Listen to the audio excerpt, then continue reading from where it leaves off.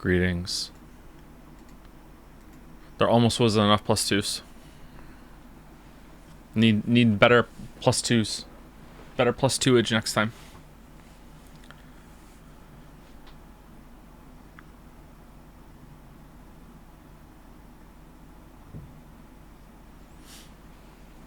Alright, I hit start stream because I felt bad that it was taking me longer than I planned, but not everything is set up at the moment. Give me a second.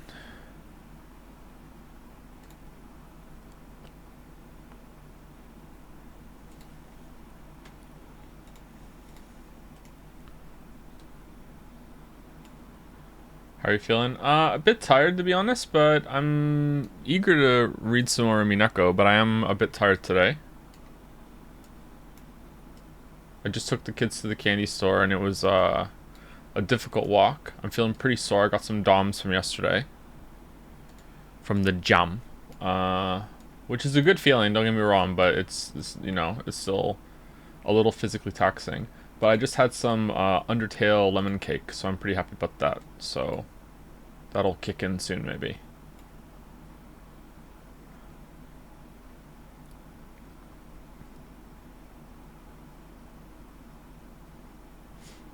Undertale lemon cake? Yeah, it was sans gluten. Yep. Okay. Umineko when they cry.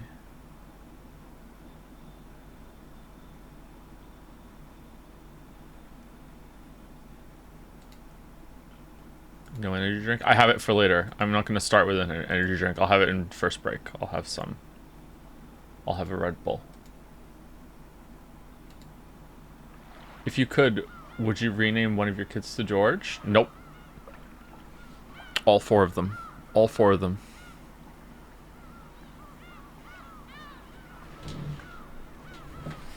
George Senior. George Senior Junior. George Junior Senior, and George Junior. There you go.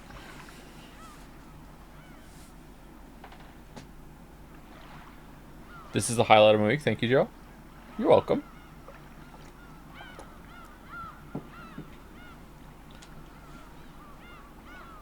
Kinzo has 4 kids. Joe has 4 kids. Coincidence. I also am fond of witches, especially of the blonde persuasion.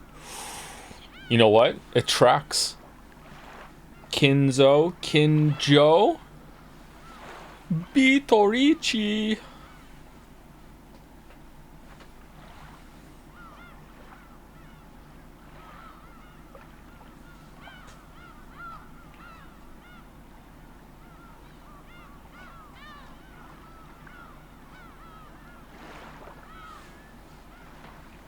Joe, is this a game so far? It is not a game so far, and I don't think it's going to become a game. Can we get a Kinjo emote? Do we really want more than one Umineko emote? Hey, is Jomzi Battler or Bitorichi? I thought it was Bitorichi, but apparently it might be Battler. It's a similar expression that both characters have had, I think. As long as it is actually Bitorichi on the Steam store page with Cackle. Maybe it's someone else. Still need a good Cackle emo. My Twift Staffer, it's there in the chat. Jom Z.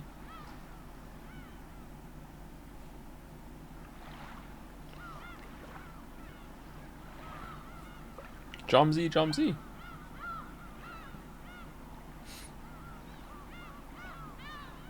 Okay, I might have to go blow my nose.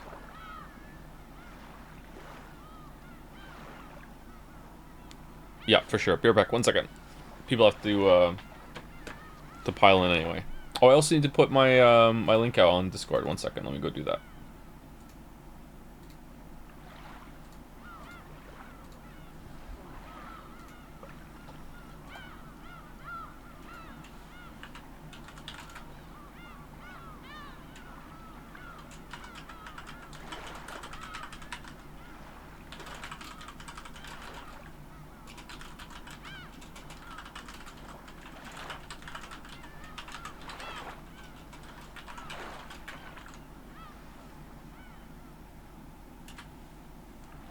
Okay.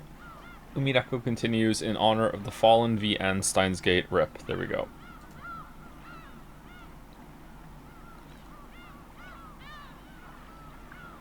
Legit overwhelmed by the new emotes. Really? We got hold on. 1, 2, 3, 4, 5 more coming on Tuesday. 1, 2, 3, 4. Yeah, 5 more coming on Tuesday. One with a variant, so technically 6. I wonder if any will have to die in order for that to any of those to be uploaded.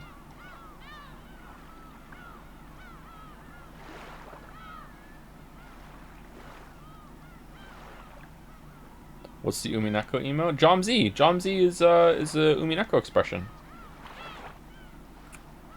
For real fans only, apparently. Wow.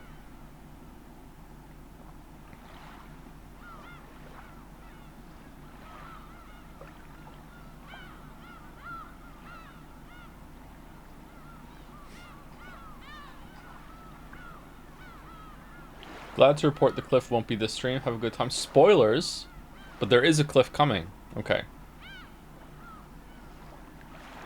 Just want to thank you for streaming Umineko. Because of your streams, I read episode 1 of the Umineko manga and liked it so much I'm probably going to switch over to the VN. Oh, my condolences. My condolences. There's a manga?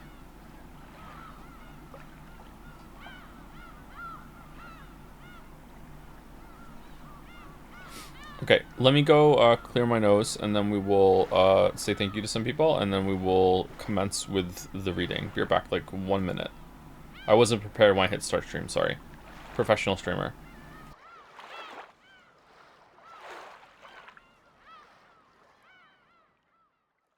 Wait, hold on. New message from Jelly just dropped. I've also got my own Saturday feature now, Joe. Oh, do you? Is it after we're done? Because we'll raid you if that's the case.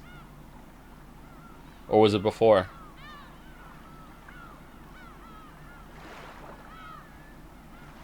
Nope, just got done with it. Jelly just raided you. Oh, there are raiders from Jelly. Okay. Satisfactory Saturdays before VN? Okay. Satisfactory Saturdays does not roll off the tongue because I just struggled to say it, but it does sound good. It has a ring to it. Alright, right back.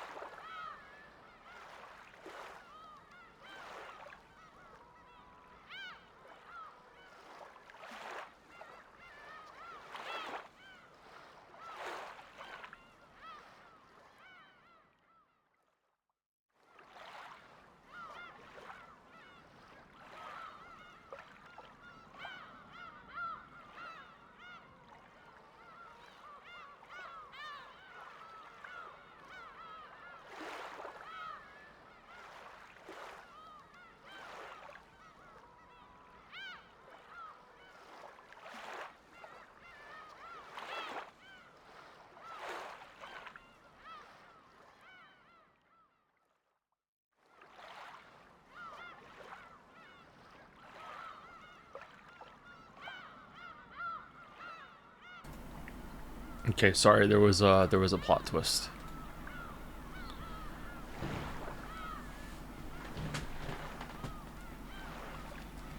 How far along are you in Factorio Space Age? I'm not playing Space Age right now. I stopped playing Space Age a couple weeks after Space Age came out. I got to I saw 3 of the new planets. I didn't get to the 4th planet.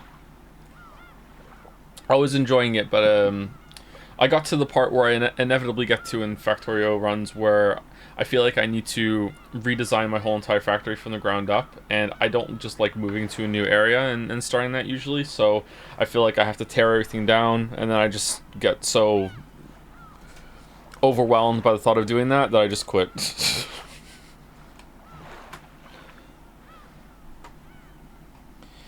Hello Joe, I'm a long-time VOD watcher only who's showing up live just because these streams have been great. Hope you enjoy the game. It has amazing moments. I think you're here on the wrong day, Chatter. Today is the VN, not the game. You want the Persona 3 Reload streams. You know, those are on Tuesday to Friday. It's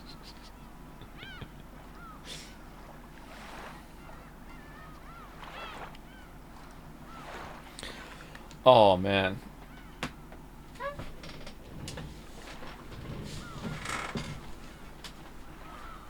It's not a game. Okay, alright. I'm almost ready to start for real. Sorry, it's just too hot in here.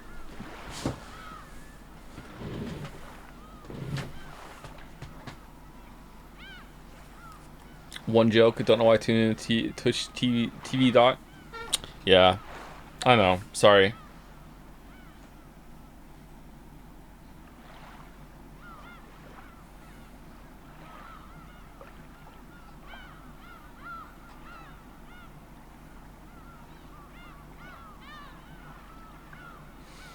Hey Joe, I've stayed up past 3 a.m. just to ask, could you elaborate on how you felt about the end of the Final Farseer books? I had mixed feelings the first time I read them, but I was more positive on a reread. The ending of those books I liked. It was pretty emotional, especially like how long I'd known those characters. I liked the final conclusion of it, but the books getting there I felt were kind of meandering and were all over the place, and maybe if I had read the live ship books I would like the references better, or the what's the other ones that she did? The Dragon Keeper ones, I don't know, I didn't read those either, so maybe there was like parts of it that were lost on me. But the whole chase sequence with B, and B in general, I didn't really like that character, so yeah, I don't know. I would like to reread them again. I've read the Farseer trilogy 3 times. The first 3 books I've read 3 times. I've read the next 3 twice, and I've only read the final 3 once, so I would like to read them again one day and see.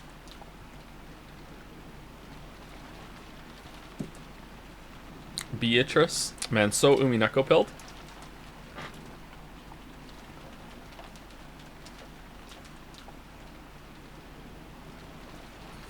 I can't really go into more detail than that without talking the spoilers and also refreshing myself with some of the plot with a Wikipedia peruse. Sorry, chatter.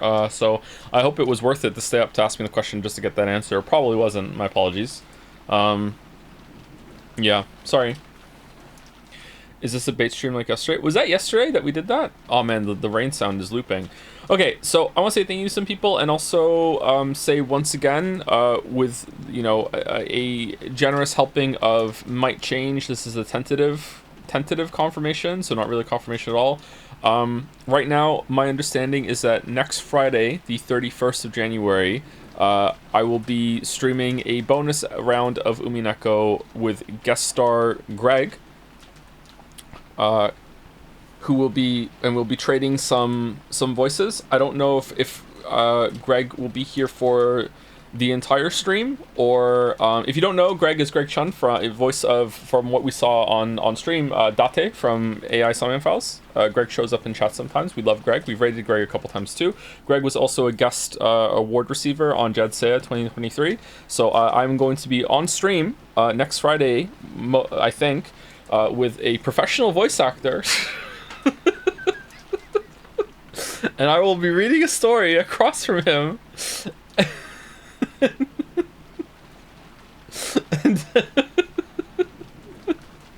So if you want to come see me embarrass myself, yeah, that will be next Friday, I believe. If it changes, I will let you know.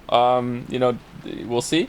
I don't know if we're going to start at the usual time or it might be a little later. We'll see. And yeah, I don't know if it's going to be how much time Greg will have for us, but I'm gonna guess we'll get through at least a couple scenes with Greg and I. Teach Greg the Yusuke voice so he can immediately be better than me at it, and then teach me how to do it better. That'd be great.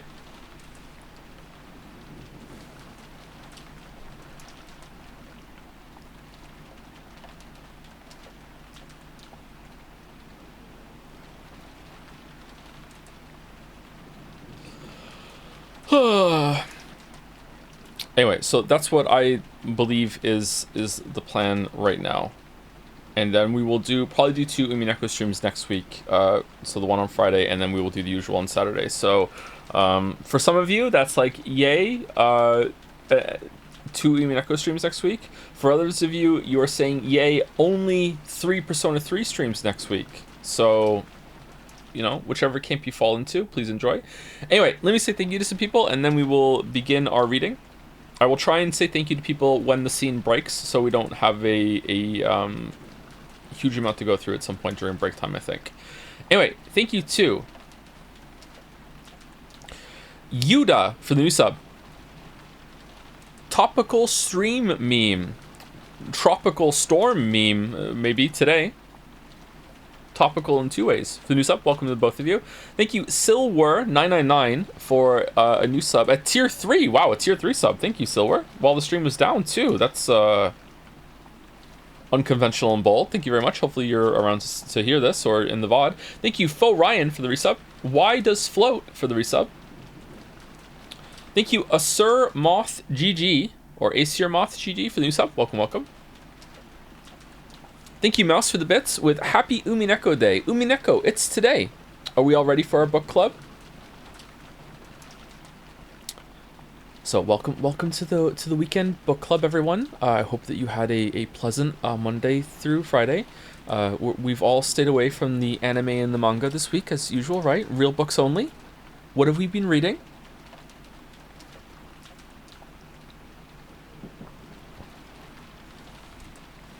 Thank you, Zorgox, for the bits. Chat, we've been far too positive about Umineko. We gotta start being more negative. Come on. Yeah, it's gonna be miserable when we hit a part of the plot that I don't like, and I stick to my guns, and then chat's like, what the fuck? Now he hates it? I thought it was gonna be good the whole time. Thank you, Aetherius, 413 for the resub. Zyre91 for the resub as well. Check out this cute Joms family. It is pretty cute, yeah. Add Jomsy to the mix. Thank you, Mushy5555 for the new sub. Welcome.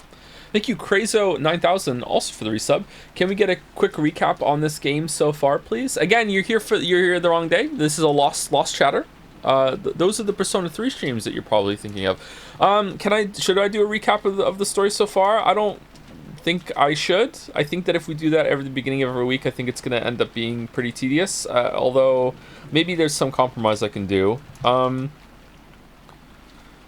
There's Ushi Romeo family on the estate's on an island. We've come back. We're Battler, a guy named Battler. We're the grandson of the head of the family, Kinzo. Kinzo got a bunch of gold, presumably from a witch, we think, like many years before. And he's about to die, and the whole family has reconvened on this island, and a storm is coming in, and it seems like they're setting up that someone is about to be killed on the island. The witch has appeared, but maybe it's not a witch, maybe it's someone pretending to be the witch, and there's all the family is vying for the inheritance and the gold that Kinzo has hidden somewhere on the island, or has been hidden on his behalf, and there's an epitaph on a painting that is like a riddle or a puzzle or something like that. I'm not really clear, and the people are looking for the gold, and one of the children has already found some of the gold and thinks that the gold is now real, and that's all I can really say right now without going into like so many details that we might as well just read it again. There you go. That was like a 3-minute recap that we got here. You're just gonna have to feel the vibes from there. Maybe I can find a better way to do a recap at the beginning of these streams from now on. Yeah. Thank you, Colonel Taco, for the resub. Watanubi for the resub. Voidy Toidy for the resub. Hizuka as well. I can't escape. Why can't you escape? Can't escape. Please also recap the Brother Wolves bit. So there were 2 wolves and they were on the run. And it turned out one of them was a super wolf. Thank you, Kirmal, for the resub. Sherpa11 for the new sub. Welcome, welcome. Thank you, Tomo Koma, for the bits. 1,000 bits. Umi Pico. I feel like this is not your first round of bits, Tomo Komat. I can't say your name. I'm sorry. Tomo Komat, maybe? Or maybe it was a sub before. Thank you, Bad Luckness Disease. Half Nagito, thank you for the resub. Thank you, Numinatus, for the resub with a message. I finally made it for our live stream. Been keeping up with the game via the VODs. Been having an absolutely amazing time. Thank you again for deciding to come back to this. Hope you have fun with a heart. Oh, thank you. I'm enjoying it very much. Last week was really good. The weekend before that, there was a lot of bad parts, but last week was almost all good. Thank you, Herberto Westu, for the resub. Loves Umineko Saturdays. Loves it. Loves it. So does chat. Are we going to have more viewership today than Persona 3 once we get started? Thank you, Zero Nanashi, for the resub with a message. Sadly, ass eaters, I guess. Thank you, Terraflop, for gifting out 5 subs. Thank you very much. Thank you, Quixotics, for the bits. Hey Joe, I won't be watching Umineko streams for a while since the last couple streams somehow convinced me that reading a VN would be a good idea. So I hope you and chat are having a good time with the streams, and I'll be eagerly anticipating the VODs once I've read through it myself. Bold. Gonna experience it twice. That reminds me of something I wanted to say actually about this read through. Please do bear with me. Most of you who have read this yourself already, may have refreshed yourself with the story since finishing it, but also overwhelmingly likely did not read it in like once a week installments. I have a 1 week break between these, so I might be a little rusty on like the gears going and remembering everything. I have a pretty good memory for stories most of the time. Not all the time, but most of the time. So, you know, if I'm like, wait, who's that again? You know, just bear with me, just be a little patient and see, okay? Like, if I have to, like, stream it twice a week, then we'll do that to keep it fresh. But I think it's alright so far. Thank you, Garbenzos, for the resub. Also to Nice Splot. Waiting for Joe's letterbox to drop. Should I do that? That's for movies, isn't it? Thank you, Floto from the Shire. Also for the resub. Con5654 for some bits. 1,000 of them. I have read 3 episodes since your last stream. What? So it's all you've done. I've been looking forward to this all week. Shout out Umi Jad's Den, and thank you, Joe, for the good times.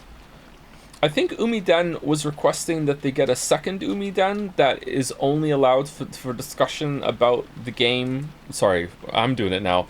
It's discussion about the story up until the stream is there, instead of just it all being the same one. I don't know if we want to do that. Maybe we should.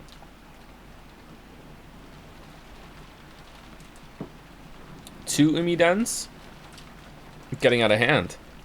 Thank you, Con5654, for 5 good subs showing up again in the feed. Thank you, Con. Thank you, Ironwrath, for gifting a sub also to Ushi Romia George. Wait, that's on the screen. And the last stretch on my list is Silver, again, gifting a sub to Dragon Noodles. You're still here, that's good. Thank you, Silver. And thank you again for earlier. Thank you, a Pepsi Addict, for gifting a sub to Ishudevan, specific.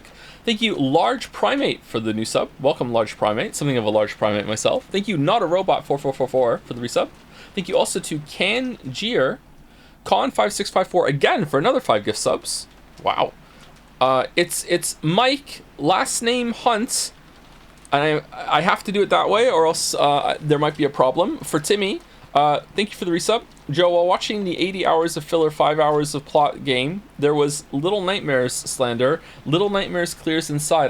Doesn't it though? Yeah, I know. Chad is not with us, unfortunately. Oh, it's 2 years too. Welcome to 2 year club. Thank you, Mike. Little Nightmares way better than Inside. It's not even close, sorry. It's not even close. Thank you, Duart423 and Monktonite for the new subs. Welcome, Monktonite. Thank you, Solid Star, for the resub. Yay! Haven't seen you in a while, Solid Star. Hope you're well. I remember you. You had a blonde anime profile pic on Jad's. Did you not? I think I remember your name. Thank you, Uber Super Sloth, for the bits. Bonus Umineko and Greg. It's like a second Christmas. Almost. And you know what that means.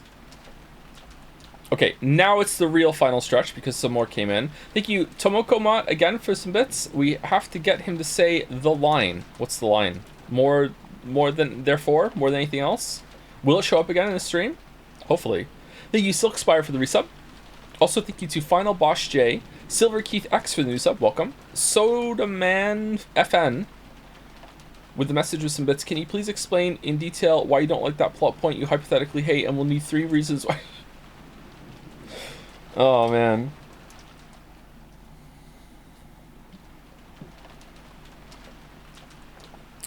I didn't realize how many essays were being written in chat yesterday while I was gone or not looking at chat.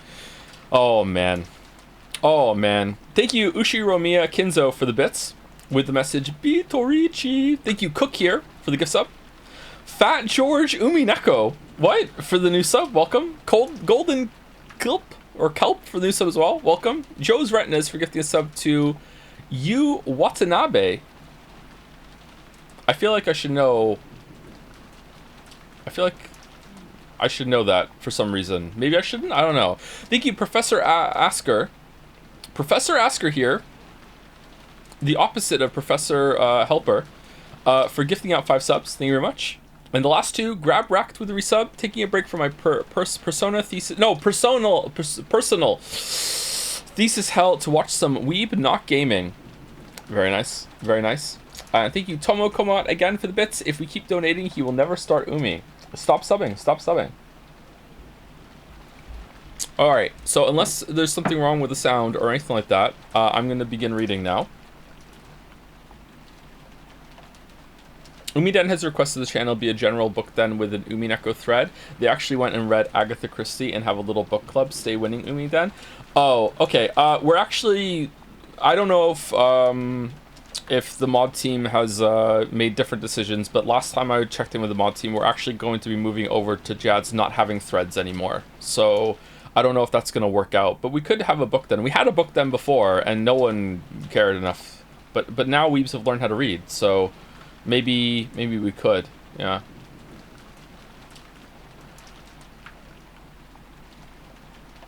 Jensen is getting killed. It'll be just a channel instead. That's what we're thinking of doing right now, but I think it was still under some deliberation. If we kill Genshin down without an alternative, we'd lose like 80% of our chatters, our population. Genshin then outnumbers us all. There are people there that don't even know who I am. Unironically, while on Jads, they'll be like, what is Jads? Okay, let us continue. Here we go. Here we go. George. So the scene before this one was Battler and Jessica went to the guest house. They made Shannon to come play cards with them or something like that, right? And then Shannon went down to the servants' room to talk with Cannon and Genji. Cannon said you shouldn't play with them because, you know, you're taking the night shift in the guest house. And then the next scene was off camera. Persona characters wonder what that's like. Off camera, Shannon went back and to the guest room, said, I can't play with you, went back to the house for some reason, and George has gone with her. Okay?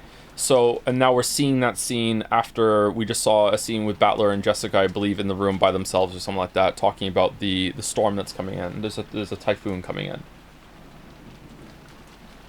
So right now,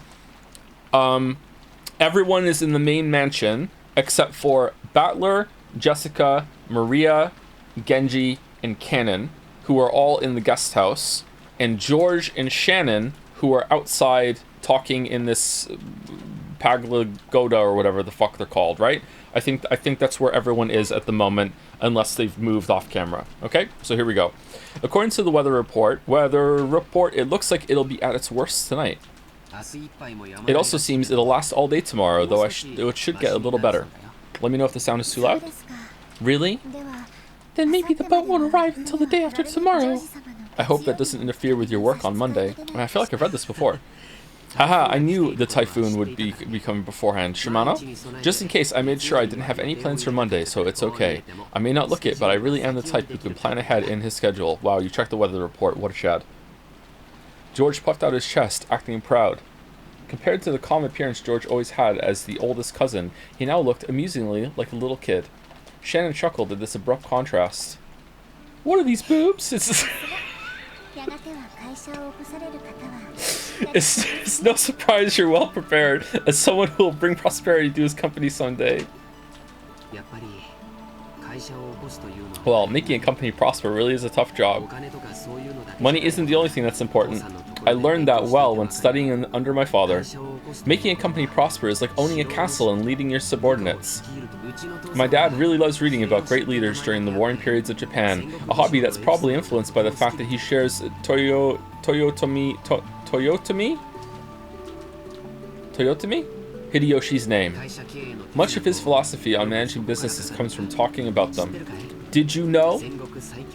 Takeda Shinjin, who was feared as the leader of the strongest cavalry corps in the warring period, started out with his troops in complete disarray and didn't have the kind of strong leadership necessary to utilize them all. Is that true? That's a little unexpected. Look at you pretending to care. Aww. In order to unite his troops, Shinjin showed his excellent leadership in many ways. For example, when a soldier succeeded well in battle, he would immediately honor them with a medal. Normally, that kind of thing was put off until after the war, and they were all awarded at once. He continued this diligently while on the field of battle, until one day he ran out of medals, and immediately showing his appreciation for his troops' military exploits motivated them in an extremely significant fashion. Also, whenever one of his troops was brought down by an illness, he would be the first to rush up to them and care for them, and so on. Doubt? Takeda Shinjin wasn't just the man who led the strongest cavalry corps in the warring period. Corps? It's corps, right? Or is it corps? Can you say corpse? It's corps, isn't it? I'm pretty sure it's corps. Is there ever a time you say corpse? Cavalry corps in the warring period.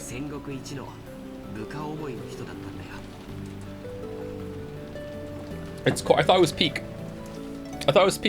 He was the person who cared the most for his troops throughout the warring period. And because he was that kind of person, all of his troops went along with him. The truth was, Shannon had already heard the story several years ago, and she was fucking tired of hearing it. But whenever a discussion of his father led to this sort of topic, George would always glow and look like he was having a great time. So Shannon just smiled without interrupting, urging him to continue, because the faster he continued, the faster it'd be over. Of course, in a capitalist world, money determines both your strength and the height of your fortifications. But you can't build up a castle or succeed in war by yourself. Such things can only be accomplished with the support of many subordinates by borrowing their strength. And after understanding this, when I look at my father's back, I realize how immature I am. When I look at my father's back? There's a lot of people looking at people's backs in this. I can clearly see how much competition he had to overcome before building up all he has now. George-sama, you truly look up to your father. I'm jealous. Sorry, that's not how I meant it. I'm sorry, that's not how I meant it either. Okay, how did you mean it? The two of them awkwardly looked at their feet. You can see your feet? Shannon had no parents. She had been brought up in an orphanage owned by Kinzo called the Fukuin House. Under the guidance of Kinzo, their honorary director, the orphanage offered members who excelled a chance for on-the-job serving experience. Okay. Should there be like an extra comment here, or am I just slow on the pacing of this sentence? It makes sense, but yeah. If their efforts met with Kinzo's approval, they'd be able to leave the orphanage and work as servants for the Ushiromiya family. This was considered to be the highest honor for those who lived in the orphanage. Servants from the Fukuin?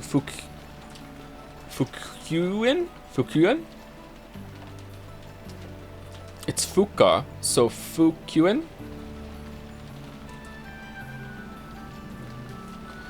All took names with the character on in them when while they served. Oh, so you're just Shan?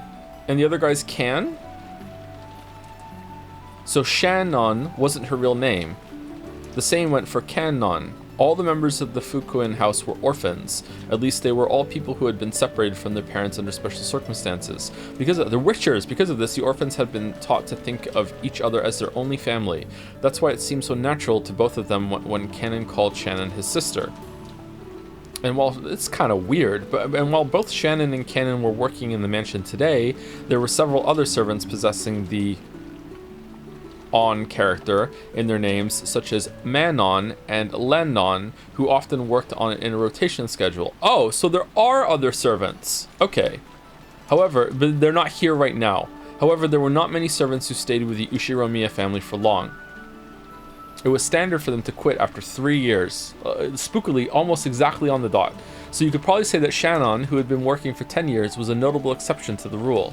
Working as a servant for the Ushiromiya family was a heavy burden to bear, but the pay wasn't bad at all.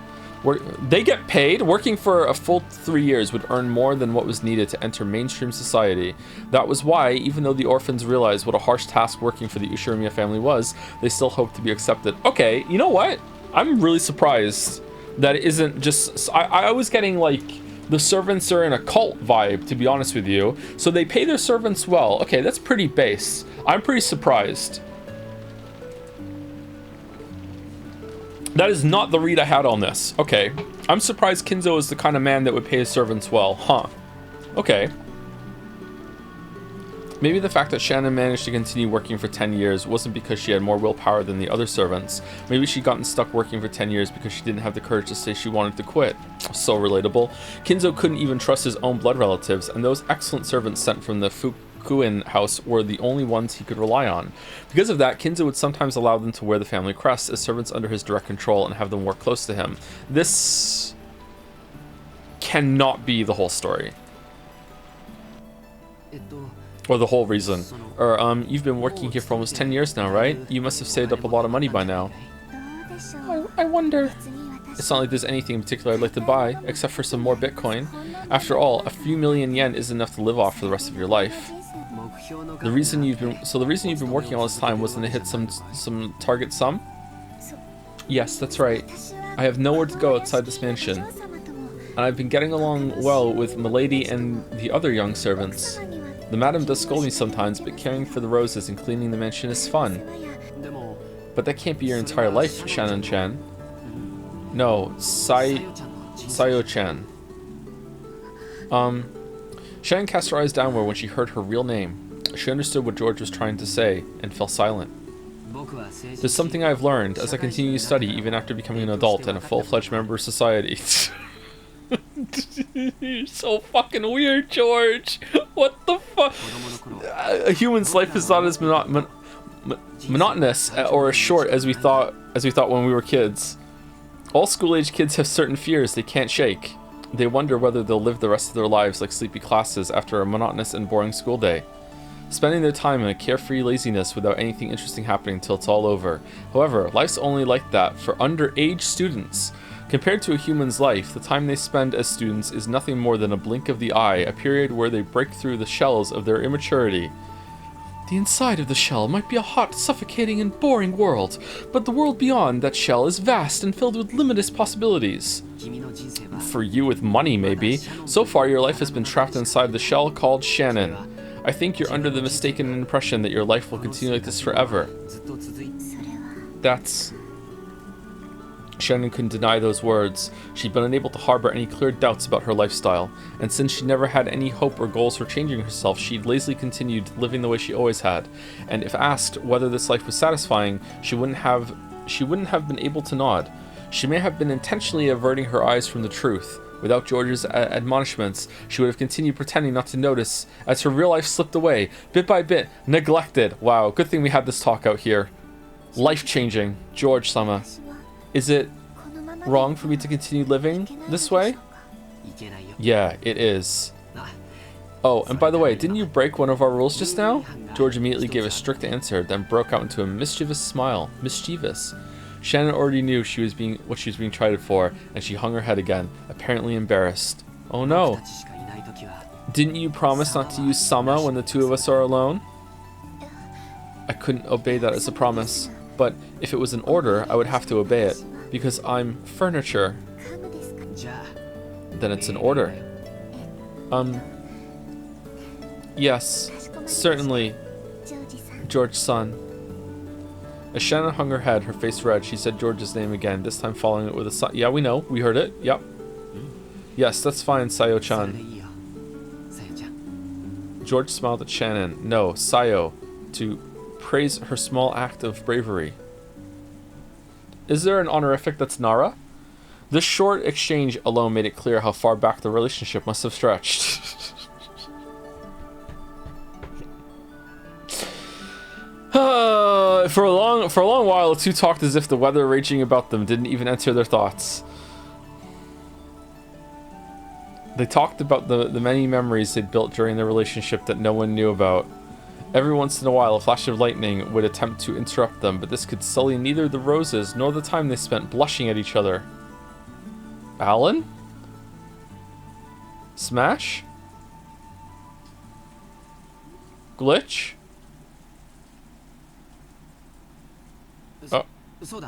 Okay. That's right. I have something I wanted to show you. What could it be? Chat, behave yourself. Chat, I swear to God. George, who had been speaking eloquently, suddenly started to stutter. Watching him, Shannon seemed to guess something. George timidly searched through his pocket. It's in your pocket? Something got caught in the depths of his pocket, and just like the stuttering George, it took a little while to get it out. It was a very small box covered in a deep blue velvet. That peculiar shape was enough to tell anyone what was resting inside.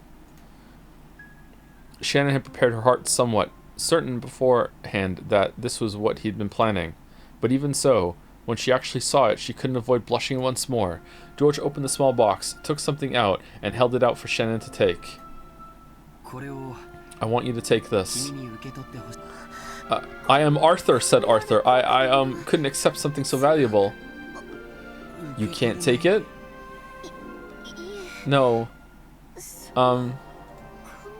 I'm unworthy of such a thing. Sayo, this isn't a request. It's an order. Take this ring and become engaged to me, okay? I order you. If it's an order, I cannot disobey. Yeah, that's right. Well done. Whoa, what the...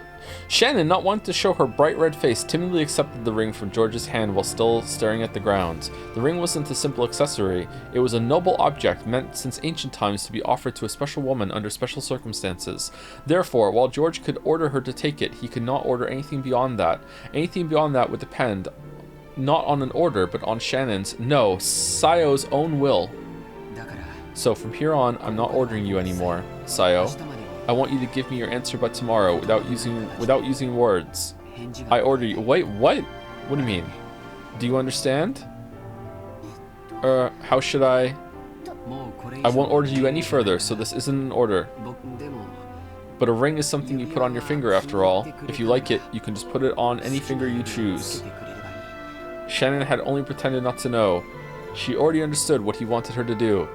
But she was standing at a huge crossroads of her life. Look how late it's gotten. Let's call it a day. George turned away from Shannon, acting just a bit bluntly. I could probably order you to wear it on your left hand. You might be timid and dependent enough to actually obey that kind of an order, but I want at least this last step to be done by your own will, Sayo. George, what the fuck? Understand? Yes. So, that's my order. I want you to think about it well tonight and show me your answer tomorrow. Shannon nodded back. Today was the culmination of their many days spent together. This moment certainly hadn't come as a surprise to Shannon. How is Battler the most fucking normal person here? What the fuck?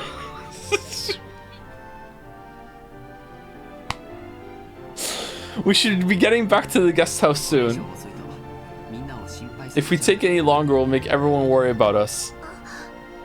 Oh, I'm sorry. I just remembered something I had to do in the mansion, so I have to go kill someone. I have to go back to the mansion at a time like this. Is that true? George stared into Shannon's face as he laughed mischievously. Okay, pick another word. I hope she doesn't put the ring on and then get in trouble for like stealing the ring, and then she's like, no, you don't understand. George gave it to me, and it's like the motherfucker. George wouldn't give that to anyone. Like, oh man. He definitely saw through Shannon's lie. However, when he saw how she felt, he could sort of understand that she might be so embarrassed that she'd want to be alone. I don't think she's lying. So because George realized the meaning behind Shannon's lie, he accepted it as an order.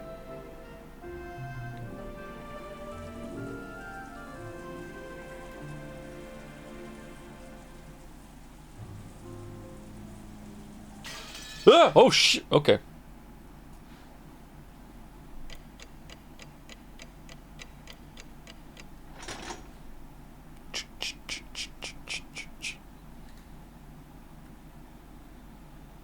Read pin? What pin? Oh, hey, chat. Sorry, I'm not reading chat much at all when I'm reading the story. There are no pins.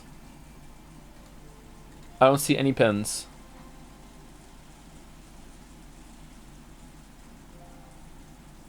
Pin is gone, you're good? Okay. It's not a pin. Thank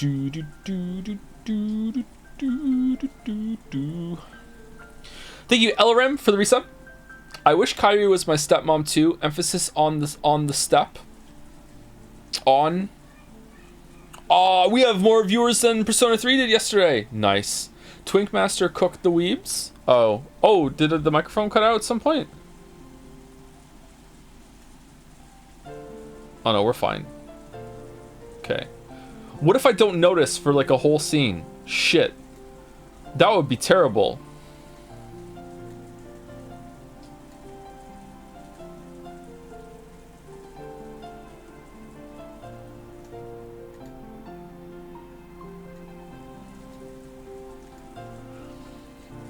We can read, and I'll be reading out loud still. No one can hear me, and it'll be probably slower than someone reading. Anyway, thank you, LRM, for the resub. Thank you, Patch Face Beats, for the bits. Rosa Umineko, nice. Thank you, Tomo Kamat, again, for the bits. A worthy sacrifice? What's this all about? Thank you, Wee Wee Kun, for the new sub. Welcome. Thank you, Mediocrities 86 for the resub. Thanks for pointing me toward playing Edith Finch and inspiring me to try FromSoft games. Rough times for the mediocre. Edith Finch and FromSoft together is quite the combo. Good luck with that. Hope it went well. Thank you, Ujaviz, for the new sub. Welcome. Thank you, Message Effect from Zero and Nanashi. In 2021, we witnessed a miracle when the AI Somnium Marble yeeted itself across the track, carried by the hand of Votos herself to secure its spot as a future game. 4 years later, Joe is going to read Peak with the VA of the main character. Who knew this world had such wonderful fruits? Thank you, Bowis, for the resub. Hey, Joe, what color is your aura? Green, I think. I think green. Is that a good color? Can you sell Shannon on Gumtree, you think? Because she's furniture? Wow. Wow, thank you, Tomo. Thank you, Enrico Ferro, for the new sub. Welcome. Thank you, Twisted Scarlet 60, for the resub as well. Tomo, again, with some bits. Take her to Tataris. And the last stretch right now is Tilt EV, Andrea Rico 28, Sensual Healer, and Ision Gray for some new subs and some resubs. Thank you very much. Welcome, if you're new. And also, Iron Raph for gifting a sub to Shannon Chan. Shannon Chanon? Do we like Shannon Chat? I think we probably do. I know Kasoro does. Anyway, let's continue. Shannon entered the entrance hall to the mansion with a tottering gait. A mixture of snow exhalation?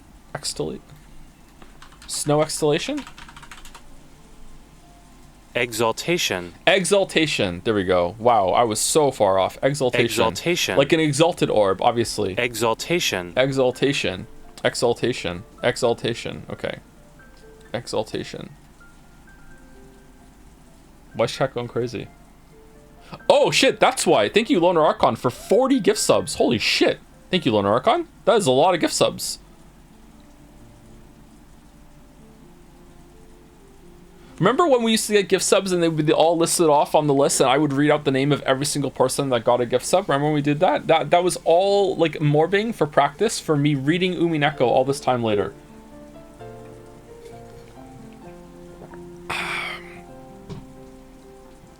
The whole streaming career has been building to this. Thank you, Loner Archon. That's very generous of you. Thank you so much. Okay. Exaltation. And uncertainty gave her a feeling that she couldn't easily describe. It swelled up in her chest until she felt like it was about to burst. We're gonna try though.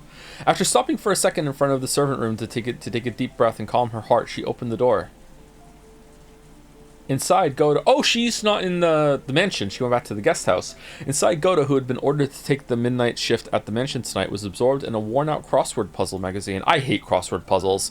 He looked up for an instant to see if one of the family had come, but when he realized it was a fellow servant, he returned to his puzzle as if nothing had happened. Genji-sama told me to come help you. Oh, hold on. Okay, so they reused the art of this room in the guest house and in the mansion? Or was the previous scene also in the mansion and I misunderstood?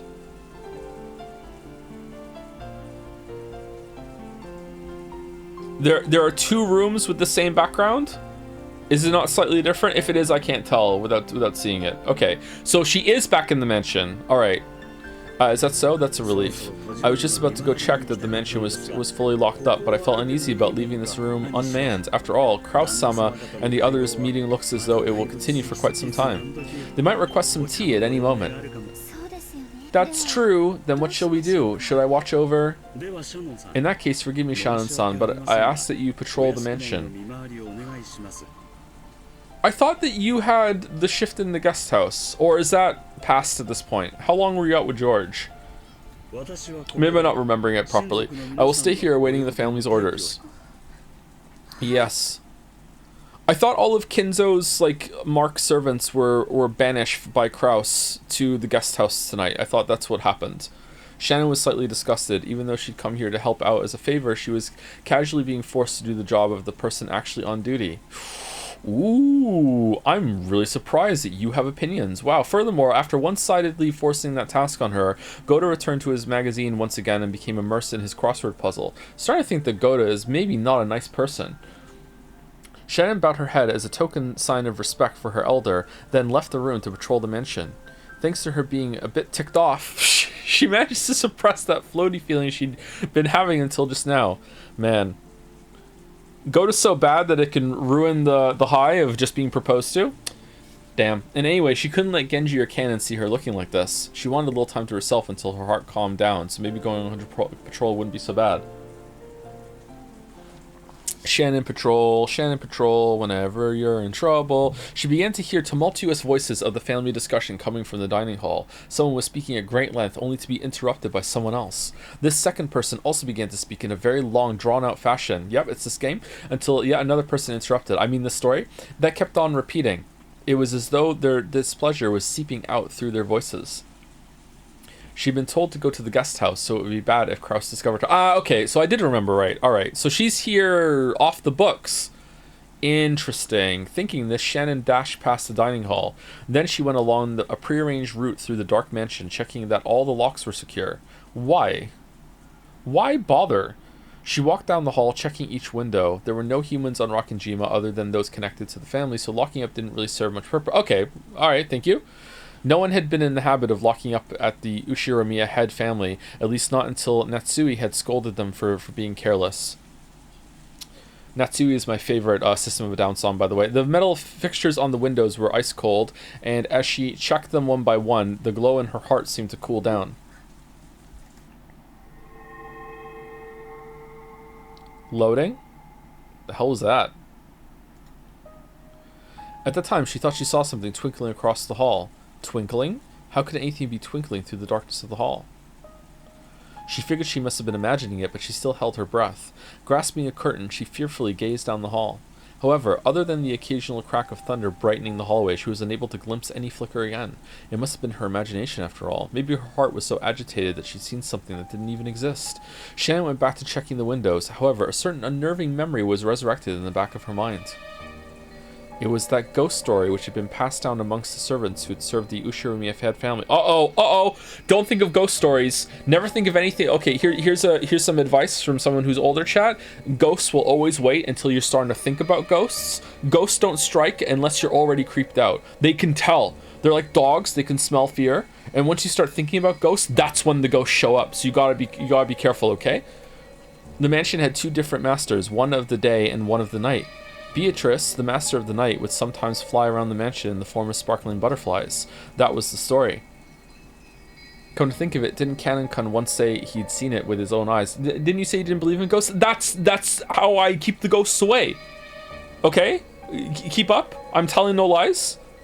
How can I be scared of something that doesn't exist? Though he got sulky when I said he must have imagined it and refused to believe him. Could it possibly be true? The roar of the thunder gave no answer.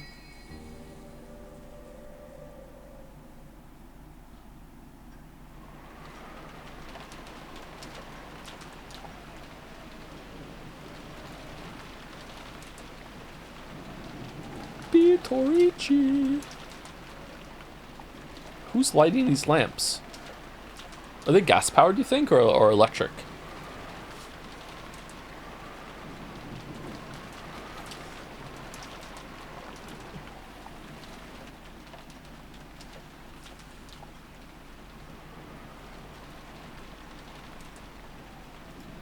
Oh man, moody. 07th mod is probably making this a lot better.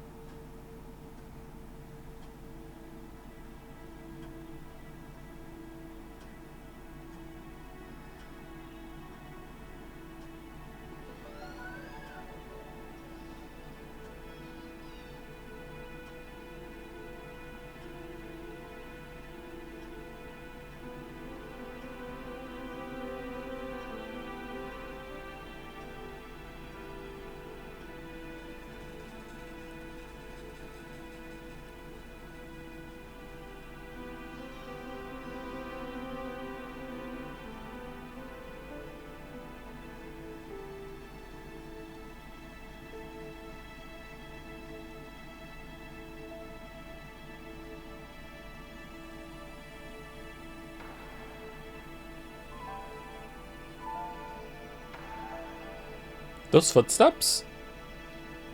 2400. All the pieces are in place. Okay, I couldn't finish reading the achievement. All right.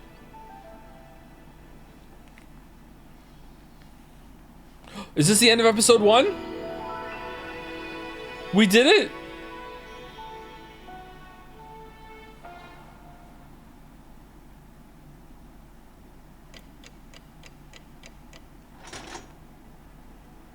Okay. 6 hours later.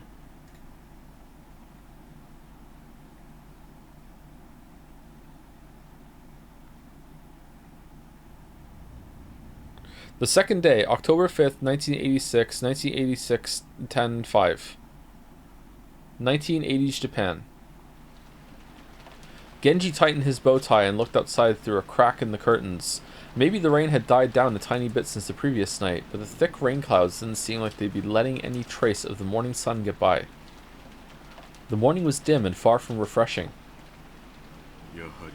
It seems it will last all day after all. Sorry for keeping you waiting, Genji-sama. Kanon finished checking his appearance and exited the washroom.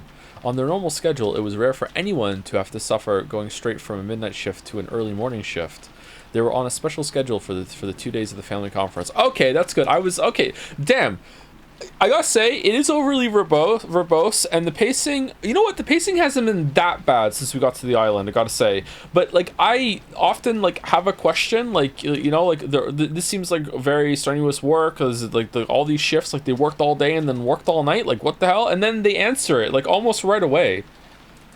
The person who wrote this, or I don't know if it was in the edit afterwards, really seemed to hone in on when something needed like just a quick line of justification or explanation that the reader might be like wondering. Not that it's super important or anything, but it's just kind of annoying to have all these little thoughts in the back of your head that are like, hold on, is that normal? Like, what's that like? And just a little line here, like, hey, you know, here's it also adds to the character of the place. Like, having this answered, I know that Kinzo actually isn't that bad of a boss at this point. Maybe he's not. Maybe he's still mean in other other ways, and the furniture line is really fucked up.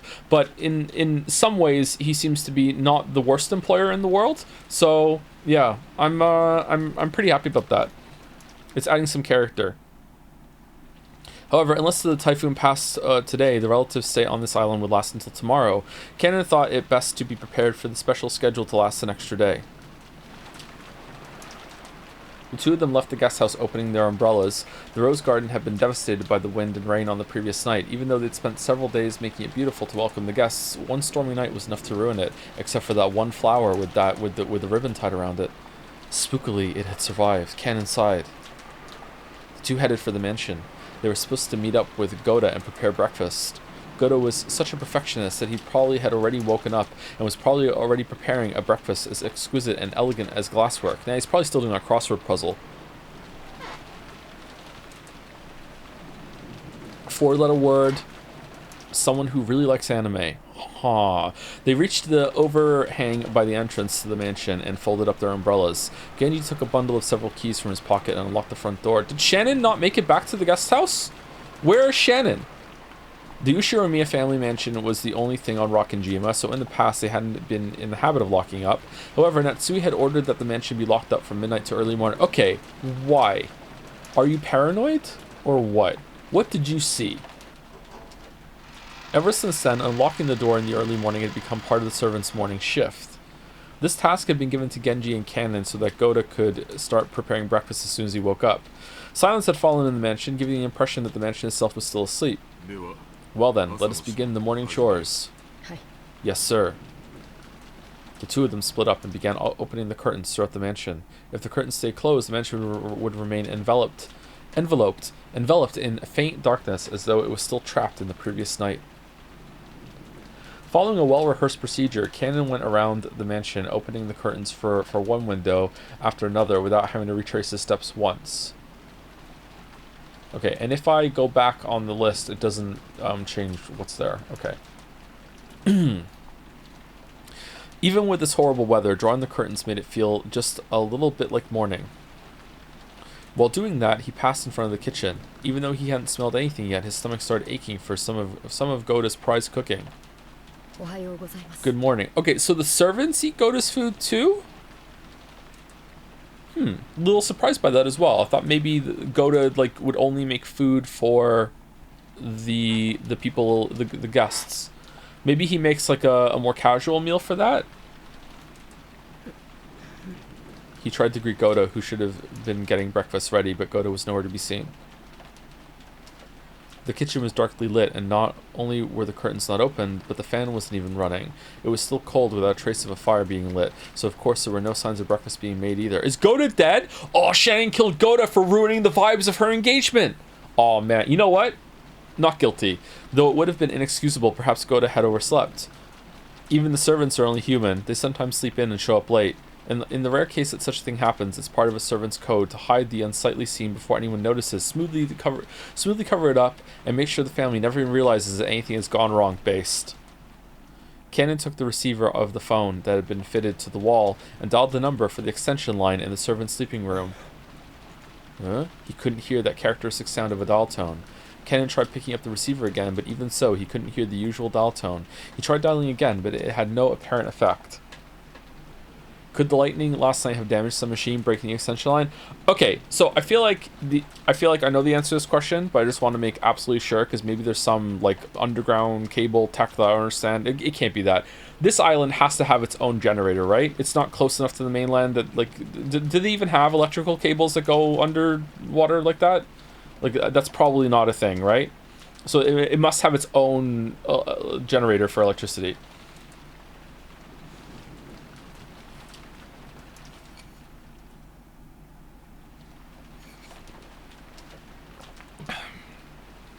They do, but it's probably generated. Do they really have... Is it for just islands close to the coast? I know there are gigantic cables that connect the internet, right, across the Atlantic, but... And they must have some power going through them, but did they have powered cables for islands that are close to the coast? Maybe they do. Okay, I know nothing about this, huh? Could lightning... Probably not in the 80s. I mean, the 80s was 200 years ago. Yeah, you're right.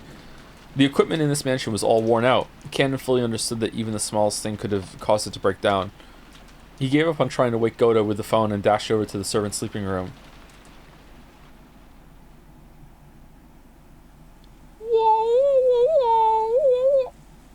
How long has it been since I stopped sleeping and started lazily staring up at the ceiling? That vague sense of awakening was part of Natsui's usual morning experience. She always slept lightly and couldn't sleep at all without medicine. Oh, we're Natsui now! To Natsui, sleep was definitely not a happy thing. When she looked outside, she saw that it was still pouring. If she hadn't sensed a tiny amount of light, she might have mistakenly thought it was still the previous night. She herself was one of the hosts, so she mustn't wake up later than her guests. Urging herself on, she raised up her body, which still hadn't completely recovered from yesterday's weariness. No one would torment her as long as she remained inside this room, and her headache wouldn't get any worse here. This room was the only place she could find peace, so when she left, it meant returning to the world where her husband's siblings kept trying to stab each other in the back. In that case, wouldn't it be better to just stay locked up in this room forever? That ridiculous notion brought a bitter smile to Natsui's face. She was starting to sound like Kinzo. Ooh. Though she often complained about Kinzo staying locked up in his own room and refusing to attend to everyone else, the truth was that she longed to do the same. She pines for the Kinzo room. Natsui gave her head a small shake, and her fantasy was replaced by the reawakening of her usual headache.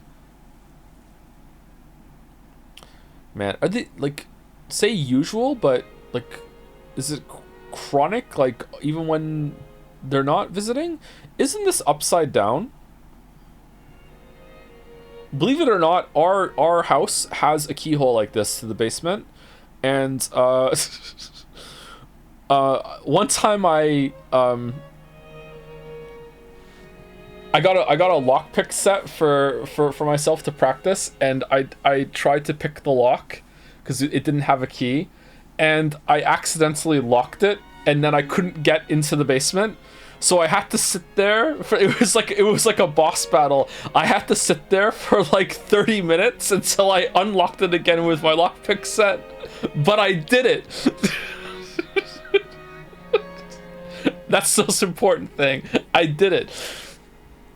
I think this is upside down, isn't it? Don't the keys usually go with like the teeth in the bottom and you turn? Or maybe there's certain other ones that go teeth up like that. When she reached for the doorknob, trying to leave the room, her hand touched the scorpion charm that she had hung from it before going to sleep the previous night. It was Maria's charm, which Natsui had received from Jessica.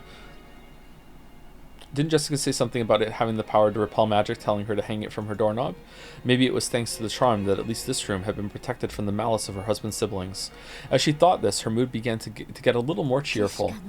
I wonder if I have Jessica to thank for the little bit of peaceful sleep I managed to receive. Then Natsuya remembered. That's right, last night I promised Jessica that I'd give her a charm of my own in exchange for this one, didn't I? Natsui opened a drawer on her dresser and took out an antique accessory case that she had treasured when she was a child. Inside, there were many small objects that Natsui had thought were valuable at the time. From amidst those, why is that hard for me to say today? She pulled out a red pouch. Inside was a small round mirror about 10 centimeters across. It looked quite old, but the design on the back of the mirror was very ornate, and it felt like something with historical value. At the very least, it seemed much more authentic than the other charm, which looked like a plastic scorpion keychain. Are we, like, comparing them? Is it a contest? She had heard that this was a spiritual mirror for warding off evil spirits, and she had been given it especially by her grandmother when her grandfather's mementos had been disturbed. It had been believed since long ago that a strange power resided in this mirror. Perhaps people thought it could reflect calamity and malice in the same way it reflected light. Natsui returned the mirror to its pouch. It would probably be a fitting object to hand over to Jessica. Just as she was placing it in her pocket, the sound of someone knocking on the door suddenly echoed throughout the room. Yes? Good morning, madam. It is Genji, said Genji. My apologies for waking you so early. I'm coming now. What is it? No servant had ever come to her this early in the morning, nor had they come to wake her in person. Perhaps something bad had happened. Maybe some fatal oversight had been made while preparing breakfast, something that would shame the household in front of their guests. Natsui took a deep breath in anticipation for whatever trouble she was about to hear of. When she opened the door, Genji once again gave a morning greeting while bowing deeply. Natsui tentatively responded. Goda got Norded. Good morning. Did something happen? My apologies. It would. It would seem that the telephones have broken down to lightning last night. The extension telephone isn't working, so please forgive my coming to see you directly. The extension telephone isn't working? That will be troublesome. Will it be possible to fix? I'm afraid we don't know the location of the damage. Later on, I would like to call in an expert and have him repair it. Does that mean we'll be unable to have it repaired until after the typhoon passes? Then it will remain broken down for that duration of our guests' stay. Will that hamper our efforts to care for our guests? We will do all we can to ensure there are no problems. Very well. I'm counting on you to make sure we have no blunders. Natsui let out a small sigh of relief. She had been prepared for the worst, but damage to the telephones wasn't the kind of troubles she was worried about. Then again, even this would probably be enough to spark sarcasm from Eva. Natsui gave her head a light shake. Ava's sitting there, poking at Gouda's food. You know, Gouda's really good and all, but I'm a little tired of this fancy food. I wish I could, have some Dominoes like Kinzo, If I could call for some, look over at Natsui. God damn it, the migraine's coming back. Are the preparations for breakfast proceeding well? As to that, we haven't been able to find Gouda. The arrangements for breakfast have yet to be carried. Oh no! Your worst nightmare is coming true. See, don't we think she looks like Sailor Jupiter a little bit?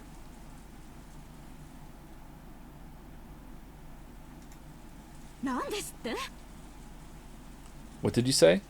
Natsui was indignant. To her, this was a much bigger problem than the telephones not working.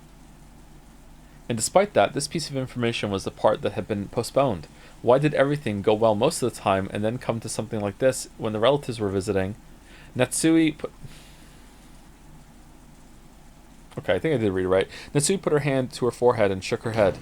Well, I suppose he slept in. At any rate, just see to it that someone hurries up and prepares breakfast. I don't care who.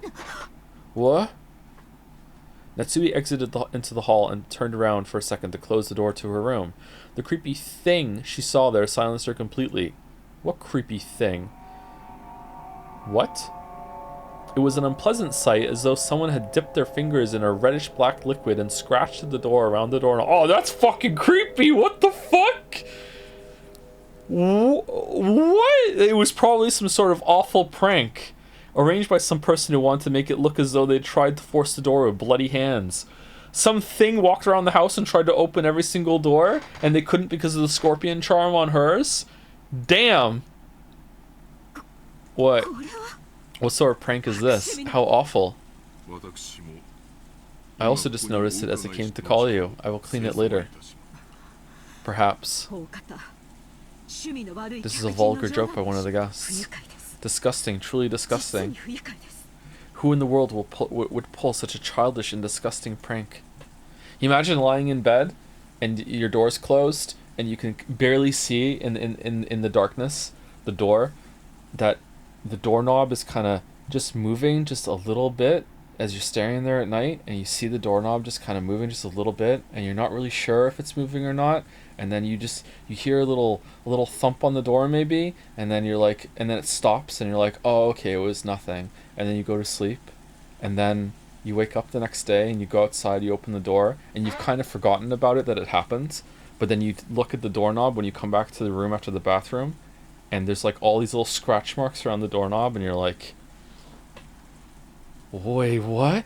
Natsui had a pretty good idea, but of course there was no proof. So even if she pushed the issue, it would just seem as though she was making a fuss about nothing. In fact, it would surely be better to act as though she hadn't even realized that such a prank had been played on her. Natsui gave the order to have it cleaned and headed off to the parlor with a squeak of her heels. What about the rest of the doors? Do they all have it? Or just hers?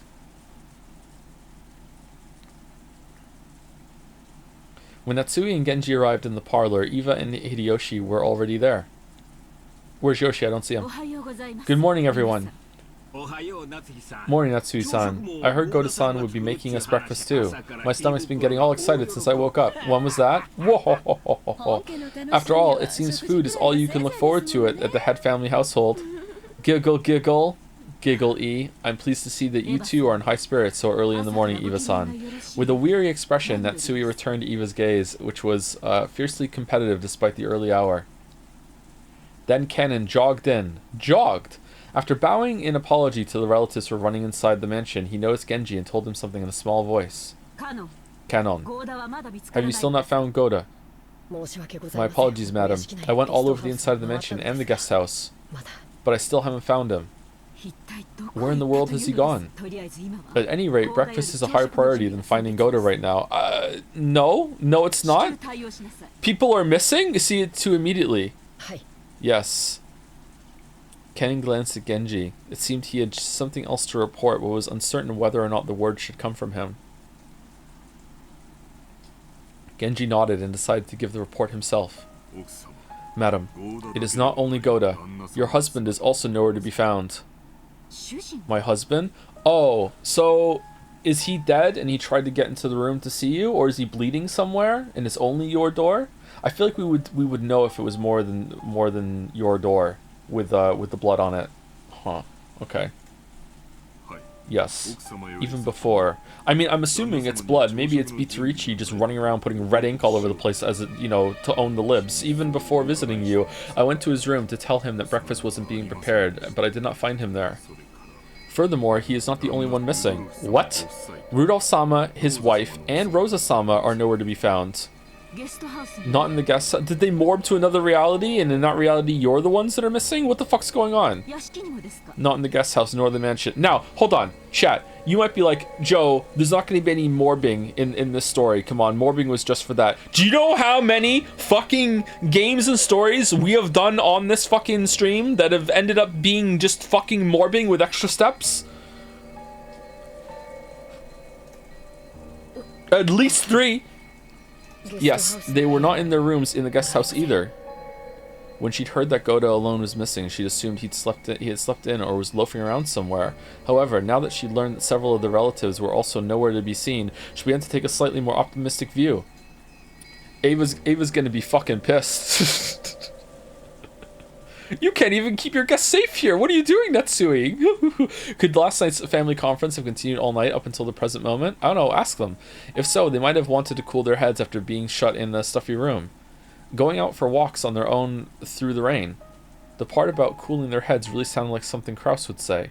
Goda had probably been summoned to accompany them and aid them in some way. Goda was not a man who lost track of time. He had to understand that preparations for breakfast would be hindered if he did not return. Yeah, that's a logical thought, actually. However, maybe the family conference had continued until this very moment. Where's Kairi?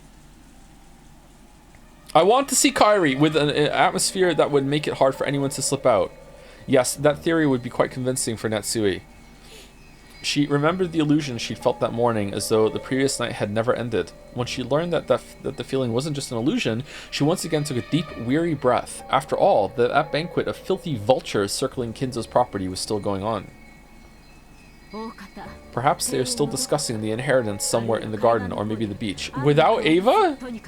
At any rate, if we don't call Goda back, we'll never be able to begin preparations for breakfast. So, what are you saying?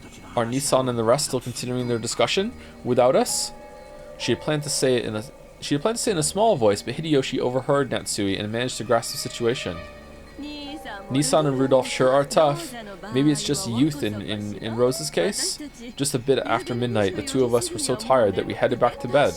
Though I do remember that Nissan and the rest were still having a heated discussion at that point. Men certainly are unpleasant when they get all fired up. Natsui snorted, her face still blank. Cannon, search outside. If you find Goda, tell him to return immediately and begin preparing breakfast. Certainly. Natsui Nissan, we don't know for sure that they're outside, do we? Couldn't they also be inside Father's study?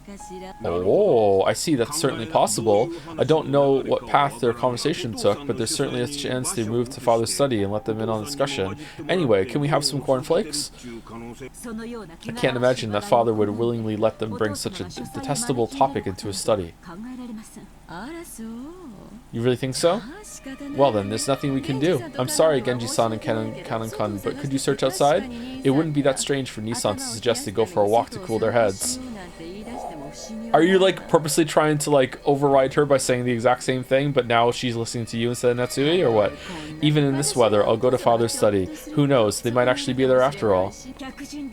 Eva-san, I couldn't ask a guest like you to exert herself so. I will go. I can also wish him a good morning while I'm at it. Oh, then I'll leave it in your hands, though I somehow doubt he'll return your greeting. Natsui-Nisan, have you always been on such good terms with father? I don't know whether you could call it that, but I am sure that I have gained his trust as the wife of the successor to the Ushiromiya family. Then I'm sure he'll at least answer you, right? I'd like to at least have breakfast with father. Do you think you could convince him to come down and join us? Cornflakes, it seems that he thoroughly despises the rest of us, but I'm sure he'll listen to you if he trusts you that much. After speaking so boldly, if you're unable to convince father and come down alone, then I doubt you'll ever be able to claim that you've earned his trust again. Okay, you know what? You didn't cook with this one. The past ones have been better than this. But, you know, you only got about 5 hours sleep. People are missing. You're taking the shot. Respect it. I respect the shaking the shot, but, you know, sometimes you miss the shots that you take. I am not confident. Yeah, that's right. She hasn't had breakfast yet. She needs her cornflakes. I'm not confident, but I will try. Natsui responded, looking discouraged. Even she's not taking it. She's like, yeah, whatever. However, knowing Kinzo's temperament, she had absolutely no confidence in her ability to bring him out. Eva was clearly mocking her. Yep, confident that Natsui wouldn't be able to get Kinzo to come down. Yep. But even so, Natsui would lose face if she gave up, saying it was impossible and letting Eva go instead. Eva's mean-spirited and unreasonable demand made Natsui clench her fist slightly. When Genji realized this, he softly spoke to her over her shoulder. We also have Fruit Loops. Oh, madam. Please take this if you would. And this is? Genji handed Natsui a sparkling gold key of ornate design. It was the key to Kinzo's study. Oh, damn. The study had an auto lock and couldn't be unlocked as long as Kinzo forbade entrance. However, since Genji was especially trusted by Kinzo, he was allowed to carry a key to that door. But if this key is used, won't you also receive the blame? You're coming too, right? When the master is sleeping deeply, simply knocking on the door will not suffice. And it would be more difficult to persuade the master to leave his room if he must talk through the door. Please use this, Genji. Until now, Natsui had thought of Genji as a cold servant who wouldn't do anything for her since he worked directly under Kinzo, but it looked like she would have to alter her understanding of him now that Kinzo was about to die and he still wanted to keep his job. She wanted to communicate her gratitude, but by then, Genji had already turned his back on her and was walking down the corridor with Cannon. But as Natsui watched them go, the words directed at her from behind were sneering. Well then, you must bring father with you, okay? After all, it's his son's precious wife who's asking. I'm sure he'll listen to you. Giggle-ee, giggle-ee, giggle-ee. We're guests, so we'll just relax here at our leisure. Quit it, Eva. You're taking this too far. Whoa! Really? Damn! Sorry, Natsui-Nisan, but we're counting on you to deal with father. Without answering, Natsui forcefully spun around on her heels and quickly left that place. Okay, you know what, though? Is that actually him saying you're being too rough? Or... because he did this a bunch in the conversation in the parlor earlier. Sometimes he's like, look, I'm the voice of reason, and because I'm the voice of reason, that means you get to go even harder. It's like I'm softening the blow a little bit. I wonder if they coordinate that or something. I don't know.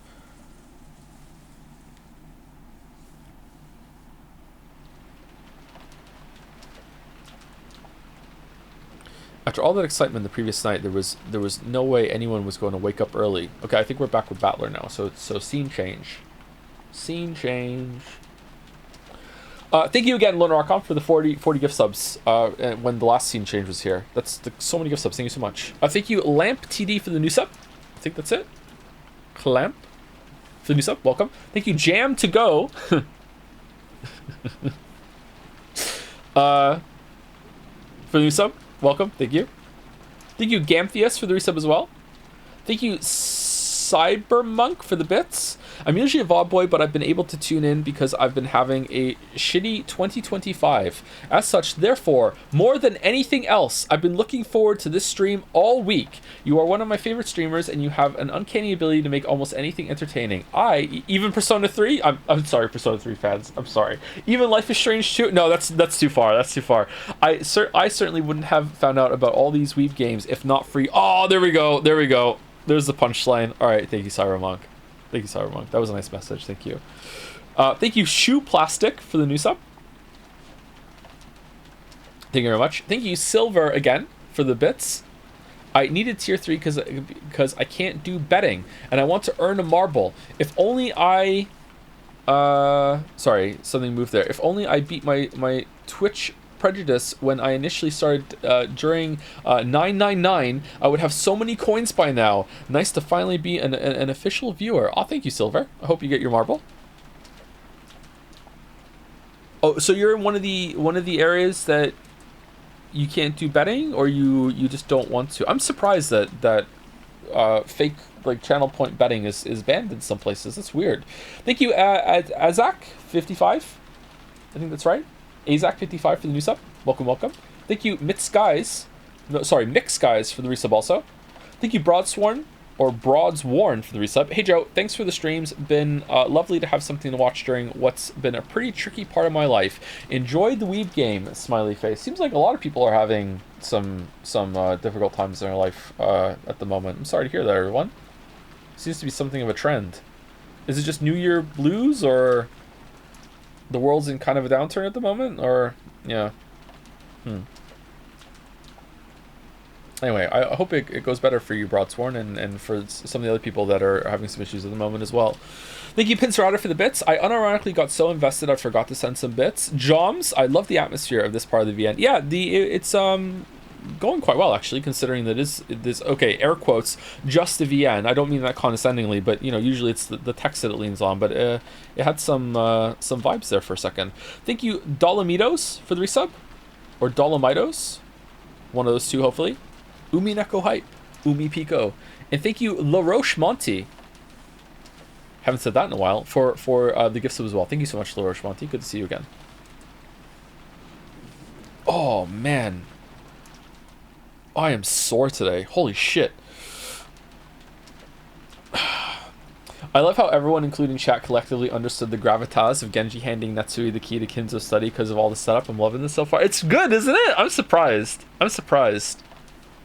I do still think that the first part could have been cut down by quite a bit, but there's been a lot of setup and then payoff so far. Like it's not like setup for fucking like 50 hours and then the payoff only comes after it, like a certain other VN that we may or may not have dropped. After all the excitement the previous night, there was no way anyone was going to wake up early. George and Nikki, Jessica, and I were snoring loudly on the beds in the cousin's room, but Maria, who had gone straight to bed without joining in, was completely awake. As she rubbed her sleepy eyes and looked around, she was met with the loud snoring of the other three cousins. For a while, Maria had to think about what had happened. After that, she realized that her mother wasn't with her, and she quickly got lonely. Ooh, Maria left the cousin's room, trying to head to the room that had been arranged for her and her mother. Paying no heed to the three who were sleeping soundly, she slammed the door shut. In response, Battler mumbled and rolled over in his sleep, but it wasn't enough to wake him up. After a while, Maria returned, once again opening the door with a lively bang. Ooh. When she had left the room, her face had been sleepy, but now that she was back, she looked irritated. After that, she climbed up on Battler's bed, which happened to be the closest, and started yelling and jumping on it like it was a trampoline. Ooh. Wake ooh up.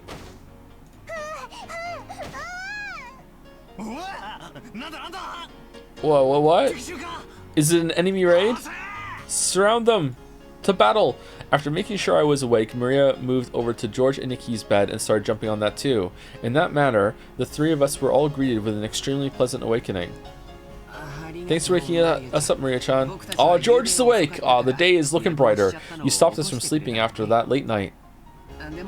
If only you could have been a bit more gentle about it. Georgie-san, you really are an adult. I respect that. It'll be 7 soon. Well, it's not really a bad time to wake up. Yawn.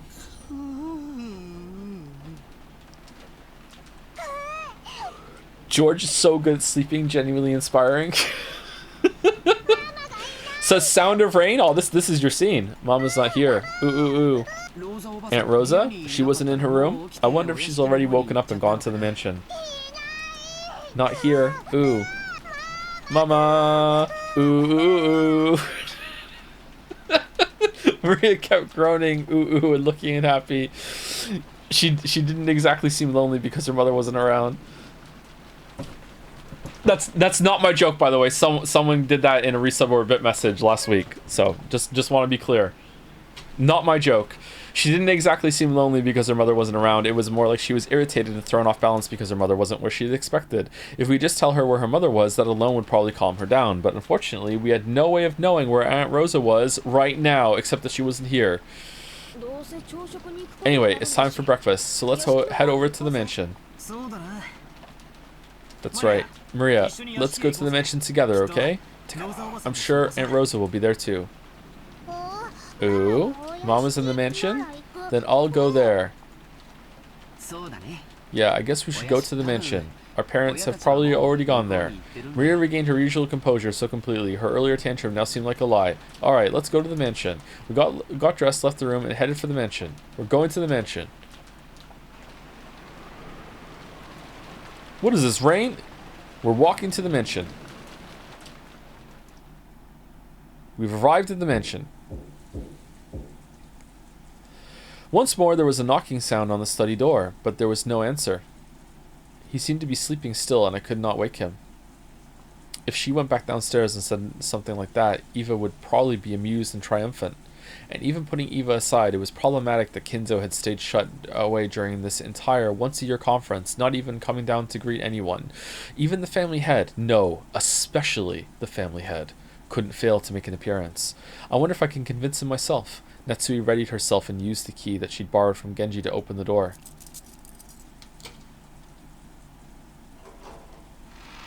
Okay, so if it's a locked room mystery, Kinzo should be dead. Even though she was prepared for the sweet stench, which seemed to eat into one's brain as it poured out the small crack in the door, she couldn't help but grimace. Is this the first time she's been in the room? I don't know if that was said or not. Thinking that he might still be sleeping, Natsui entered the room quietly. Do locked room mysteries originate with Agatha Christie, or does it even predate that? Who was the first one to do like a lock? Was Agatha Christie the one that really like made it like go kaboom though, or what? When she did, Kinzo was already awake and looking down out of the window. So you're awake. Good morning. How did you get in? Kinzo spoke with his back still facing her. His voice was not harsh, but calm, and Natsui was slightly reassured. However, though he was awake, he wouldn't have ignored all that knocking if he was in a good mood. I am really surprised he's still alive. Natsui wasn't able to relax. My sincere apologies. I asked Genji-san, and he allowed me to borrow the key to the study. Oh, Genji did? If my friend thought it was that important, then I have no choice but to listen. So, what business do you have with me? Well, breakfast will be ready soon, and I would greatly appreciate it if you would join us. I will eat here. Have it brought here like always. But father, this family conference happens only once a year. Please, at least let them see your face. Go back downstairs. Are you asking me to join in as they discuss how to chew up my inheritance after I die? How foolish. Let them speak of such matters as much as they please without me. And if that's what you call a family conference, it's hardly worth leaving my room for it. I am busy. Do not bother me. His last words carried the threat that any further questions would not be appreciated. Natsui realized that adding any further pleas would finally bring his wrath down upon her. She didn't look forward to facing Eva's sarcasm, but there was nothing more Natsui could do. Is that so?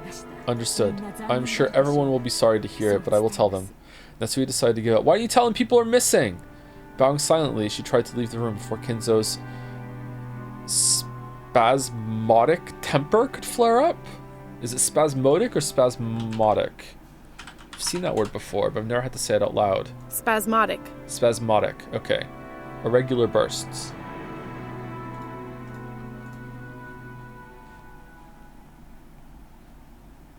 As she did, Kinzo spoke to her. His voice was so calm and gentle, it felt like it came from an entirely different person. Natsui. It has been quite some time since she married into the Ushiromiya family. Yes, it has been many years since I was first permitted to bear the name Ushiromiya. Do you sometimes long for your previous family? No. Marriage means abandoning your birth family. I am Ushiromiya Natsui. The Ushiromiya family is the only family I can come home to, the only one I am fond of. She truly wasn't exaggerating. Such was the resolve she felt whenever she applied the Ushiromiya family name to herself. And that's precisely why she was so saddened when her husband didn't treat her like an Ushiromiya, leaving her to race about in vain. if Kraus were a woman. And you his husband. No, I won't say that. You have to say it now! No! What do you mean by that? Father. Natsui was shocked. If Kinzo's words just now were what they seemed, it would have been more than enough to make up for all she'd suffered up to that point. Forget it. It's just the nonsense of an old man. Kinzo once again faced away from her. He told her to forget it, but Natsui couldn't help feeling a warmth in her heart. Father, even though I, Natsui, am not connected to you by blood, I am still your daughter. I will most assuredly see to it that your honor and glory and everything you have left behind are protected. You do not have the right to wear the one-winged eagle. However, the one-winged eagle is surely engraved in your heart. That is irrefutable proof that you are my blood relative, one who will inherit the glory of the Ushiromiya family. And yet I still let my personal servants wear it, even though I won't let you wear it. This is actually a really big compliment from him. Damn. Some will sneer that there is no eagle on your clothes, but such words are not worth lending an ear to. Only those who hold the eagle in their hearts are my true blood relatives. Hates his own family. I now consider it an honor that you were welcomed into the Ushiromiya family. Okay, so all I'm getting from this is that Kinzo really wants his breakfast. Without saying anything more, Kinzo remained with his back to Natsui. However, Natsui couldn't help but feel something warm well up inside her that she hadn't felt since long ago when she had been just a child. Natsui bowed silently to his back and left the room.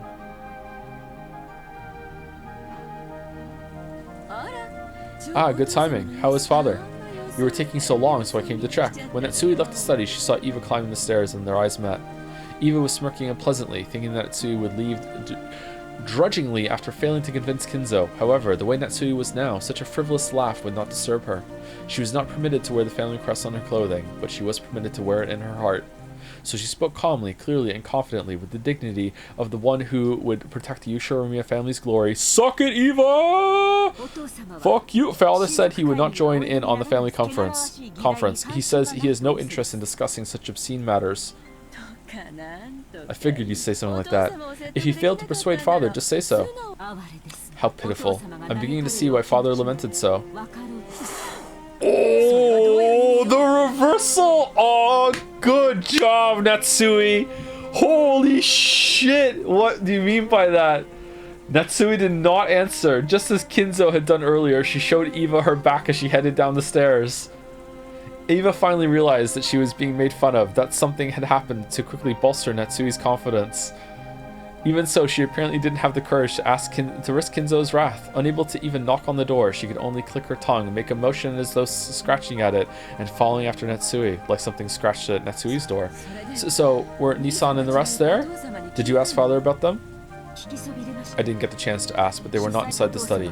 Father would never let them into his room and to discuss such a lowly topic, so it is unlikely he knows where they went.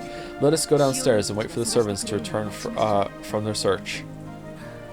Breakfast may be late, but how would you like some tea, Eva-san? That would be fine. Eva couldn't hide her confusion at the complete difference in Natsui's attitude. She was acting so boldly, and while Eva hated to admit it, she even had a sense of dignity about her. Unable to find fault with anything, Eva could only follow Natsui back to the parlor. Good for you, Natsui! When the two of them returned to the parlor, Hideyoshi had been joined by the 4 children and Nanjo. Oh, Nanjo's still here! Yeah, Genji, who had been talking with Hideyoshi, reported the current situation when he noticed that Natsui had returned. You still have not found my husband and the rest? Yes, my apologies. Also, Kumasawa has started preparing breakfast. She said that she will need just a little longer. The clock read a little past 8. 8 should have been the time to start breakfast. Normally, going over that time limit would be a disgrace to the host. Cannon is now searching outside. Also, no one has seen Shannon either. Oh, even Shannon's missing? Truly, just how many people did my husband bring with him on his little walk? Live chandelier reaction, just how many people had gone missing by now? Now that the number was this large, it was starting to feel truly unpleasant, as though the people here were the only ones being left out of something interesting. At least that seemed to reflect the feelings of her children, and Maria in particular. She was indignant, her stomach grumbling, almost as though her mother and the others had left her alone to go off and eat something delicious without her. The other children were flipping through the channels on the television, trying to find a program that might interest Maria and cheer her up again. I'm surprised the TV's working. Nanjo was sitting on the sofa, gazing blissfully at the children while reading a book. It must have been a book about chess. The sound of footsteps came rushing towards them with a pitter-patter. Pitter-patter. There was only one set, so they realized before who it belonged to that it was probably Cannon, not Kraus and the rest. Kraus? Madam, excuse me. Judging by your appearance, you still haven't been able to find them. My apologies. I still haven't. That will be enough. You've worked hard. She didn't know where they were, but they had to be somewhere on the island. They hadn't had a thing to eat since the previous night, so their stomachs must be growling about now. Okay, this did not go where I thought it was going to go. Some of them missing? Like, what the fuck? They'd probably come plodding back of their own accord before long. By now, Natsui was thoroughly exasperated and started to feel that there was no reason for them to go out of their way in search. Where could they be? It's like raining outside. I will go to the kitchen to prepare some tea for all the guests. Thanks to both of you for all your hard work so early in the morning. Natsui left the parlor, acting as though the release in tension had caused a new surge in her headache. Kennen tried to call her back, but Natsui left swiftly. What is it? Was there something else? Footsteps? Yes. Footprints? I was unable to find her husband or anyone else, but... Well... Kennen sounded evasive. It looked as though he didn't know where they were, but had spotted something that might be connected to their disappearance. Even Hideyoshi noticed this exchange of words and came over. They probably picked up on something strange in Kennen's behavior. What's going on, Ken-kun? Did you find Kraus-Nissan and everyone else? Actually, the Rose Garden storehouse looked strange. What do you mean? It looked strange. It was, how should I explain it? Kennen hesitated once more. His tone wasn't at all what you'd expect from his usually fearless... From this usually fearless boy. Fearless? Seeing this, Eva and Hideyoshi looked at each other dubiously. What do you mean? Are you saying Nissan and the others were inside the storehouse? No, the storehouse is gone. I'm going to inspect the inside now. It's a castle now. I just now came back to get the key, but... I don't really get it, but it sounds like we're just gonna... We just gotta look around inside it. Where's the key to that storehouse? It's in the servant room. Let us check inside the storehouse at once. How big is the storehouse? Kennen dashed off to the servant room and returned with the key. Genji left the parlor, saying that he would go check, but then Eva and Hideyoshi followed after him. What was this something strange about the storehouse that had caused the usual fearless Kennen to hesitate? It was still pouring outside, but perhaps their curiosity over this something that Kennen couldn't talk about won out. Well, they're really building up this storehouse bit. Holy shit. While the children made a big fuss watching television, Kennen and the rest dashed over to the entrance. Including Nanjo?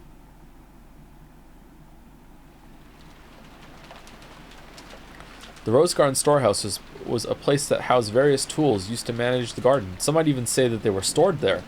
It was definitely not a pretty building. Because of its appearance, it had been built so that it was hidden in a corner of the Rose Garden.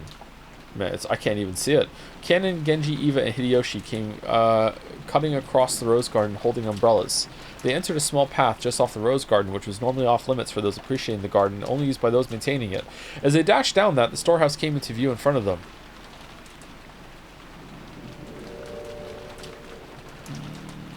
Okay, it's a garage kind of thing.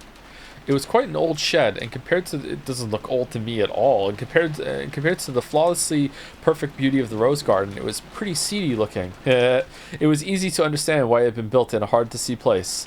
Eva and Hideyoshi arrived at the storehouse long after Kennen and Genji. Ha. You two sure are fast. I thought my heart was going to explode.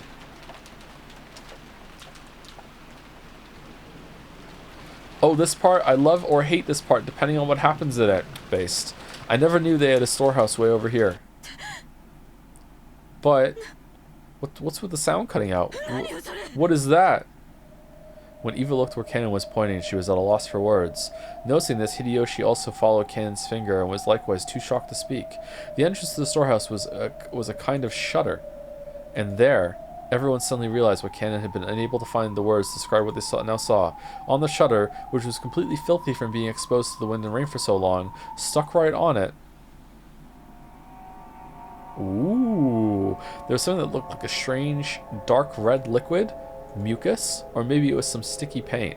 An indescribably eerie shape was drawn on the shutter with some kind of ghastly substance. The rain had caused it to drip down like fresh blood leaking from an open wound.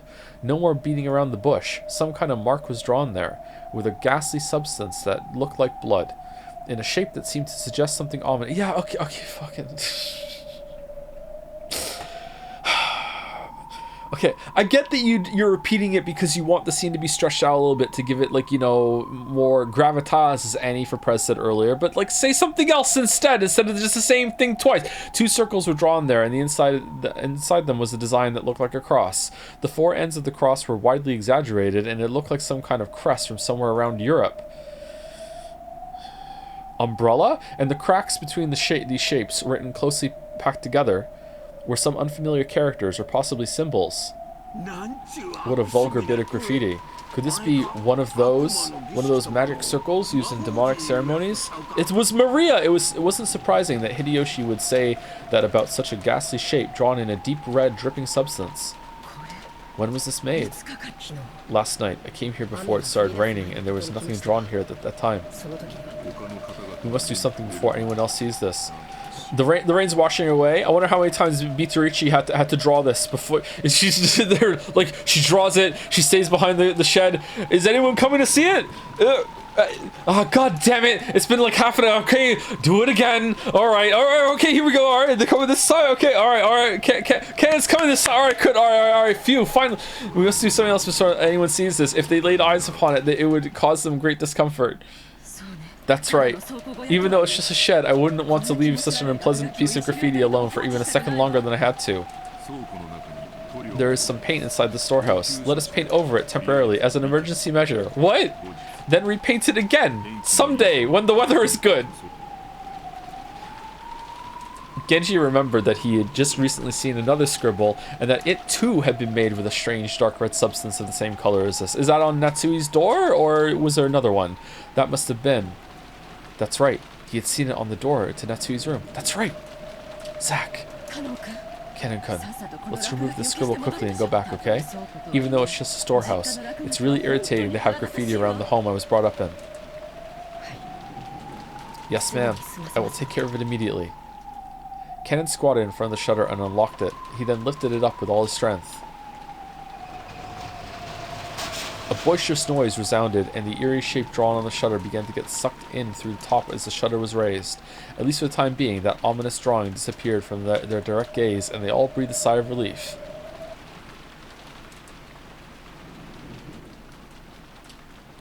Thanks to a kid program they came across, Maria was feeling much better.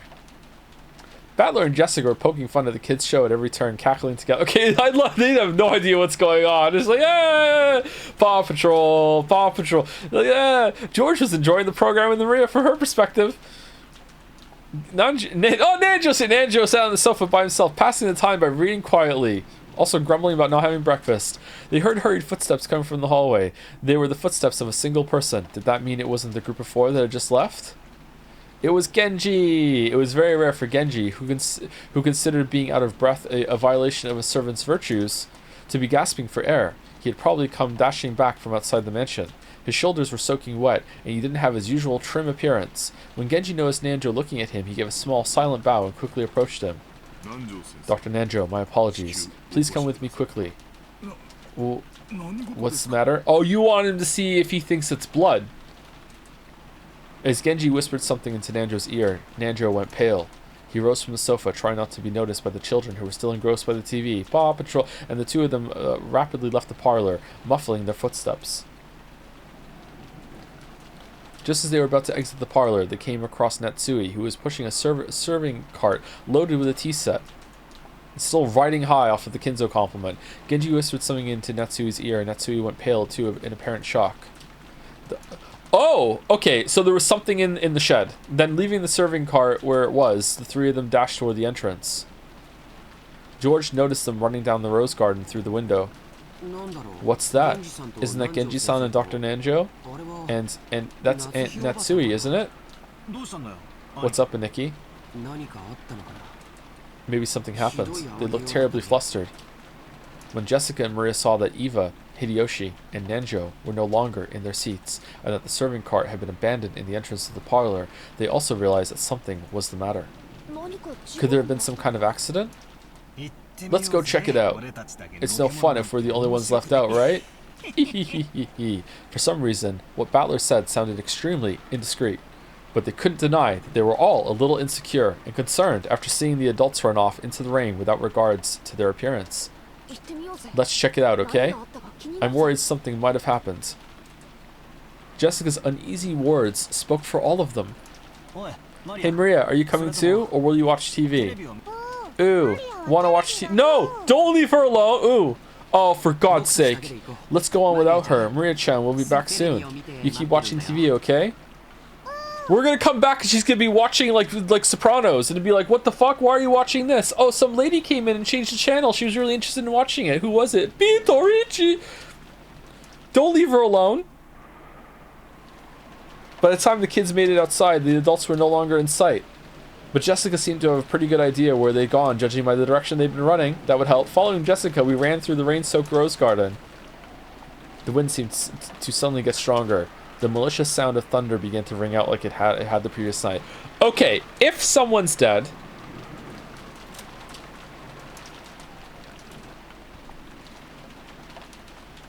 if someone's dead in the shed, for the sake of the characters that I find the most interesting, I really hope that it's not Shannon.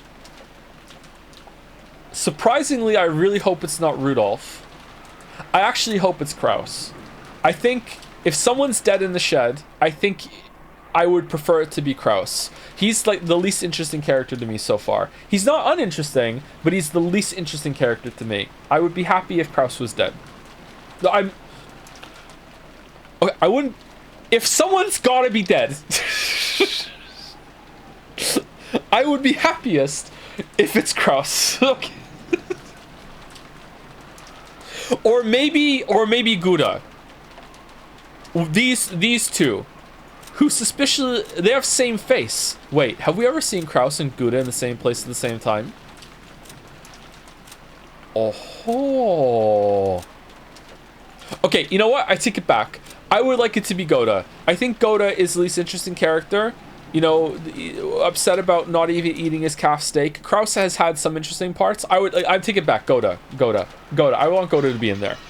The wind seemed to... So the vicious sound of thunder began to ring out like it had the previous night. It felt like an eerie something had surrounded the island and was trying to stop us from moving forward. Is the typhoon getting stronger?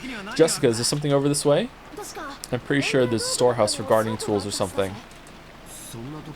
What in the world could be going on in a place like that? Just as Jessica had said, they began to see a storehouse in front of them. They could also see the adults there. The shutter to the storehouse was open, and several adults looked as though they were searching for something. For some reason, only Natsui was outside the storehouse. Without even holding an umbrella, she looked like she was hanging her head, and her back was facing them, as usual. Maybe there's just no paint to paint over the fucking symbol. There was Genji, Nanjo, and Natsui, who had just left the mansion. The ones who had left earlier, Ken and Eva and Hideyoshi, were also there, making for a small crowd of people, but there was absolutely no bustle of activity. When Natsui realized that the children were approaching, a terrible expression rose to her face, and she ran at them with her arms spread wide. You mustn't come any closer! Go back to the mansion! But despite that, no. Because of that, the kids saw the scene Natsui was trying to keep them away from. Inside the storehouse, with its shutter wide open, a faint fluorescent light shone down, and right there was... Yeah! Jessica's piercing shriek ran out, but that was just because Jessica's scream was the loudest. The same thing spilled out of Battler and George's mouths as well. Eva spread her arms just like Natsui, roaring at the kids with a bone-chilling expression on her face, and also turned to Natsui and said, "You couldn't have held your arms out wider? Tee-hee-hee, you really can't handle this household. George, take everyone and return to the mansion. Quickly." Yeah, George, right now. How dare you bring him here? And when Natsui spread her arms, I thought she was trying to prevent us from advancing any further. But that wasn't why Eva was spreading her arms right now. She was trying to stop us kids from seeing that terrible scene. It was her mother's heart trying to protect the eyes and hearts of us children by blocking our view of that terrible scene by at least the width of one of her arms.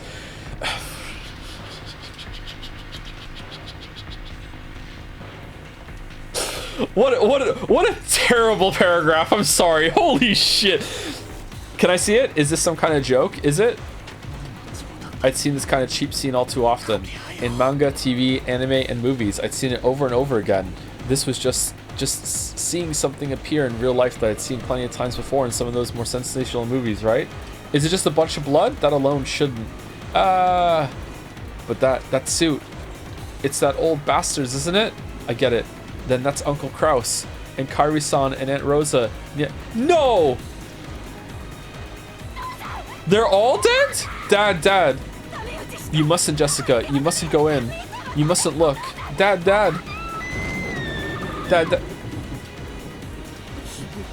Rigor mortis is set in across almost the entire body, most likely. 6 hours or more have passed. Okay, body. Okay, so it's one body. It seems like Uncle Kraus, and then he's like riffing off of that, being like, "Where are the others?" and thinking they're dead, or is there more than one body? As far as I can tell by looking at the damaged area, there's a high probability that they were damaged after the. No, I must watch what I say. I'm a general practitioner. Examining corpses is outside of my area. Shut up and do it! You're all we have! So does that mean just killing them wasn't enough, so they went on to do something like this? The devil... This here's the work of the devil. Aunt Natsui caught Jessica in her arms and Aunt Eva caught George and Nikki. So I was the only one who could approach the entrance to the storehouse. If only there'd been someone there to catch me too. I wouldn't have needed to have this horrible evil scene burn into my eyes. No, that's not it.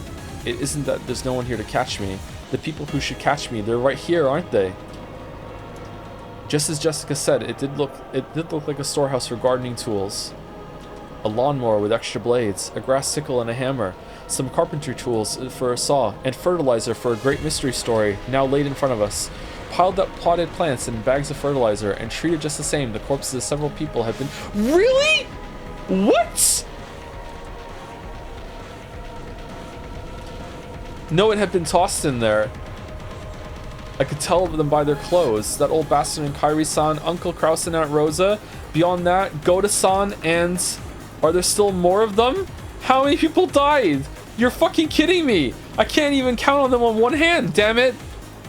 I didn't know whether it had been one of these gardening tools, which, if used for something other than their intended purpose, could definitely be wielded with a naked brutality, or whether some horrible tool had been brought in here specifically for this. Anyway, each one of the bodies jammed in here had been given an atrocious makeup. It wasn't makeup, it was more like their faces had been plowed. Their faces were smashed, forced into expressions that normally people couldn't make even after death. I couldn't tell where the eyes or noses were, but I could find their mouths because they were gaping wide, their gums exposed. Holy shit! Is that the red faces that we saw in the opening? But their front teeth were missing, and even the cheeks that should have covered all this were all torn up and laid bare. That trendy makeup you always spent so much time on, even though you're a man, isn't doing a thing now. Yeah. Dad, I always thought you were going to hell. Okay, it's not them then. It's a holy shit! What the fuck? What are we doing?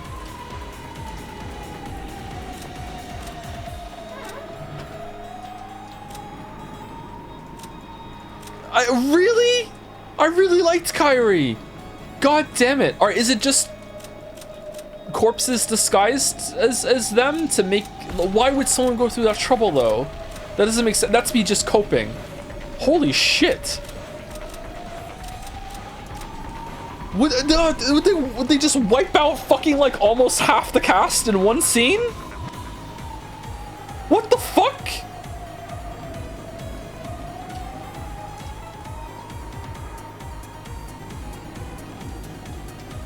His corpse was found inside the Rose Garden storehouse. The direct cause of death is unknown, but it seems the side of his head was smashed after his death.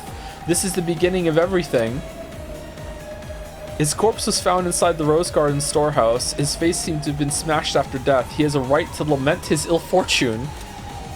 Her corpse was found inside the Rose Garden storehouse. Her face seems to have been smashed after her death. She was chosen by the Demon's Roulette. That's all there is to it.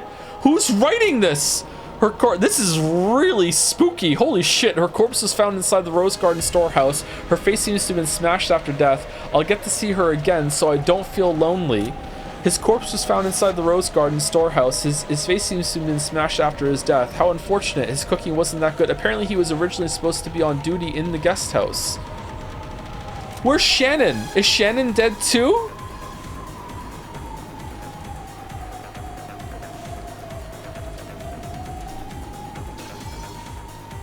I always thought you were going to hell, but still, not like this, right? You weren't such a son of a bitch that you should have to suffer so brutally.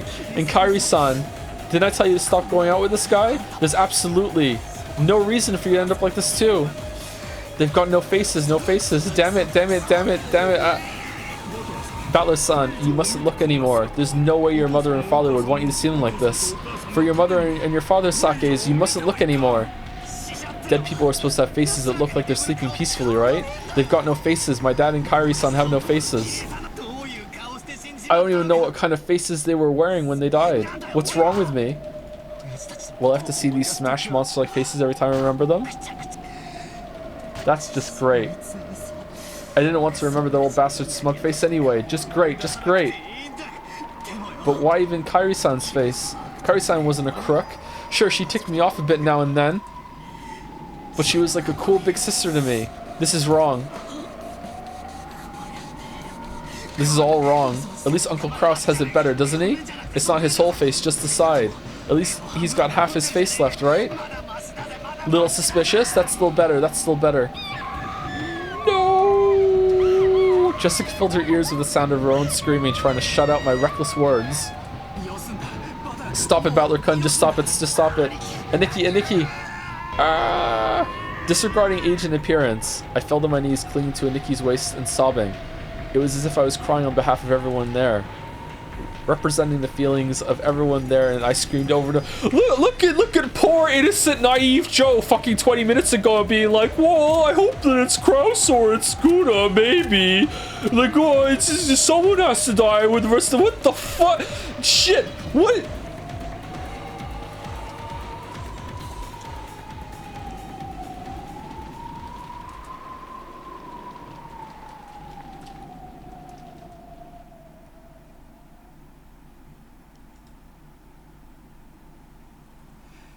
Father. Okay, that seems like a mid-scene break, and I feel like there's going to be a little bit more, and we're due for break. So, you know, George is on the screen to make us all be calm while we're here.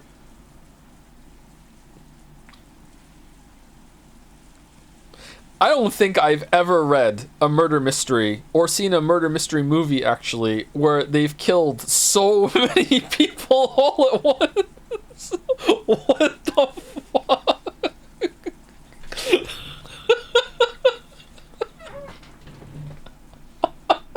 Holy shit! Did they come back later? Maybe with some of the witches' magic. I'm on full copium right now. Is it not them? Is it only Kraus? Where would they get other bodies from? What the fuck? Anyway, time for break. Is there anyone to say thank you to before I go? I think I said thank you to LaRoche Monty. Thank you, Open Target 24 for the new sub. Welcome. Thank you, Jackie Ohio for the bits. Maria has Upathy syndrome. Nice. Thank you, Mawaru P for the new sub. Welcome. Thank you, Captain Minette for the resub. Gotta catch a flight. Can't wait for the attendant to read out every person's seat position as we slowly board. Twice. Thank you, Real Quaid for the resub. I am ashamed to resubscribe during Umineko, and yet Jom's dancing. Why are you ashamed to resubscribe during peak? What are you talking about? Thank you, John Struck, for the raid. That was 12 minutes ago, if you're still here. Thank you, Mitri, for gifting out 50 subs? 50 subs? 10 for every person that just died in the story. Holy shit. Thank you, Mitri. That's so many. Holy fuck. Thank you so much. Thank you. Thank you to Arentios for 6 gift subs as well. Thank you, Arantios. Thank you, Astrologus Magi for the new sub. Are you a nurse at a school? Thank you very much. Thank you, Oxenu, for the new sub as well. And Tribulaire, also for the new sub. Welcome to you three. Welcome, welcome. Umineko tourists. Welcome, welcome. Anyway, I'm going to be gone for like 5 minutes. I'm going to go get a drink, and I'm going to walk around, and I'm going to pee. If you've been sitting the whole time, I highly suggest you do the same thing.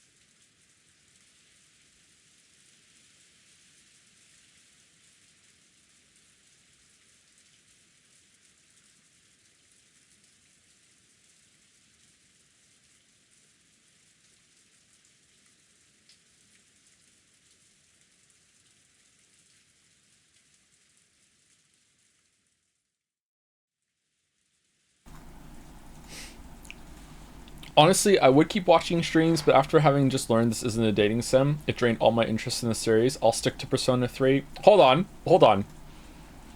The witch hasn't showed up on the screen just yet, alright? Depending on how hot she is, the main character might overlook, you know what, you did kill a bunch of my family members, but you are pretty hot.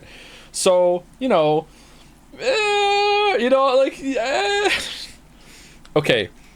I had a thought while I was gone that we better fucking read these before fucking the scene breaks and 5 more other ones are wiped off and we can't read them anymore.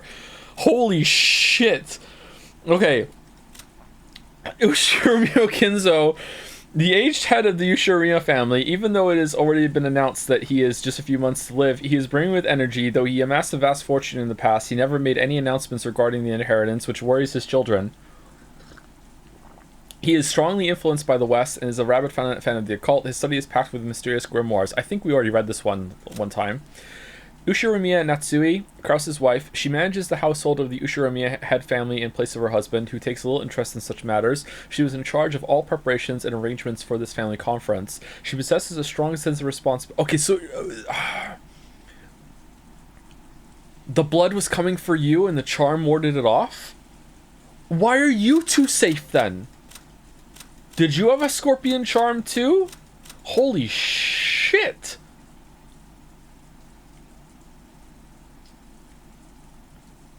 She was in charge of all preparations and arrangements for this family conference. She possesses a strong sense of responsibility and a great deal of pride. However, neither her husband nor his siblings understand her very well, so her position is far from enviable. That's a weird sentence. Like, in terms of construction, it's fine. Don't understand her very well?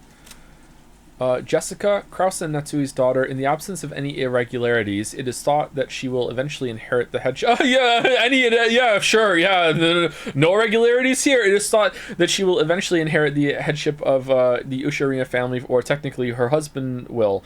However, she seems to have no interest in all of this. She was born with weak bronchi and is sometimes assailed by sudden asthma attacks. Nanjo, Kinzo's attending physician and longtime friends. He once ran a hospital on Jima, but he turned it over to his son and now enjoys his old age in peace. Now that Kinzo's constant suspicion has reached extraordinary heights, Nanjo is one of the very few people. I feel like we read this before. Thanks to Nanjo's big-hearted nature, he has been able to continue his friendship with Kinzo despite the latter's tendency to fly into a rage at the slightest provocation. Kinzo's second child. She is hostile toward her brother Kraus and opposes him whenever she can. From issues dealing with the family fortune to the question of who will succeed the family headship. Normally she would have lost her place in the Ushiromia family register upon her marriage, but she managed to forcibly overcome this by having her husband take her family name.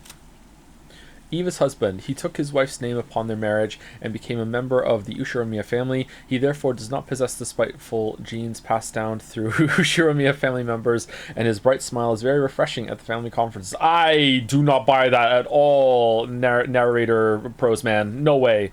This dude's bad to the bone. I am not buying it whatsoever. He started his business from scratch and now works as the president of a medium-sized restaurant chain. This chain seems to be growing and performing extremely well. Eva and Hideyoshi's son, an affable young man liked by everyone in the family. He is currently studying as an assistant for his father's company, and it seems he dreams of making it on his own one day. As the oldest of the 4 cousins, he acts as their leader and arbitrator. This is so fucking spooky, man. I really like this.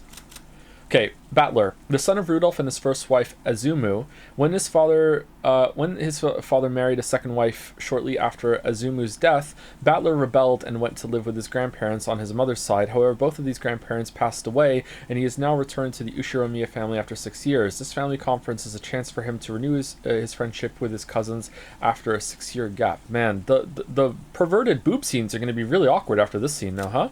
Servant Genji, the leader of the servants who work for the Ushiromia family. He has served Kinzo longer than any other and is the person most trusted by that old man. Since he serves Kinzo directly, Krause and Natsui think of him as being a spy for Kinzo. Her father's identity is... Oh, sorry. Maria, Rose's daughter. Her father's identity is unknown. What? She can't shake off the habit of speaking like a young child, which often earns her a scold. Was it like from a one-night stand or something? Or... Unknown to us or unknown to everyone? What? Was it mentioned earlier?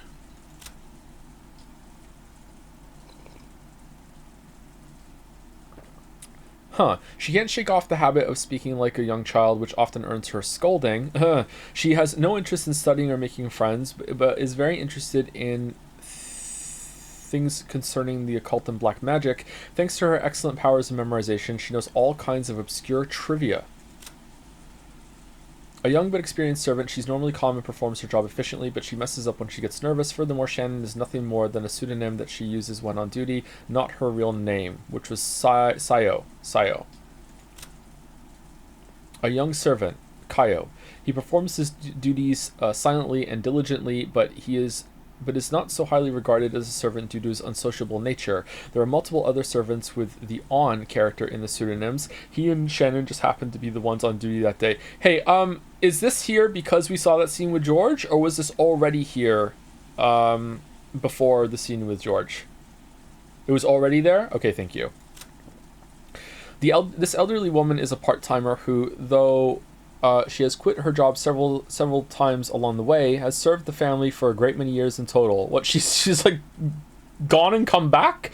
She is crafty and more than competent when it comes to performing her duties, but because of her chattiness and love of rumors, she is not highly regarded as a servant. And tips we have, the letters here. Welcome to Rokken Jima.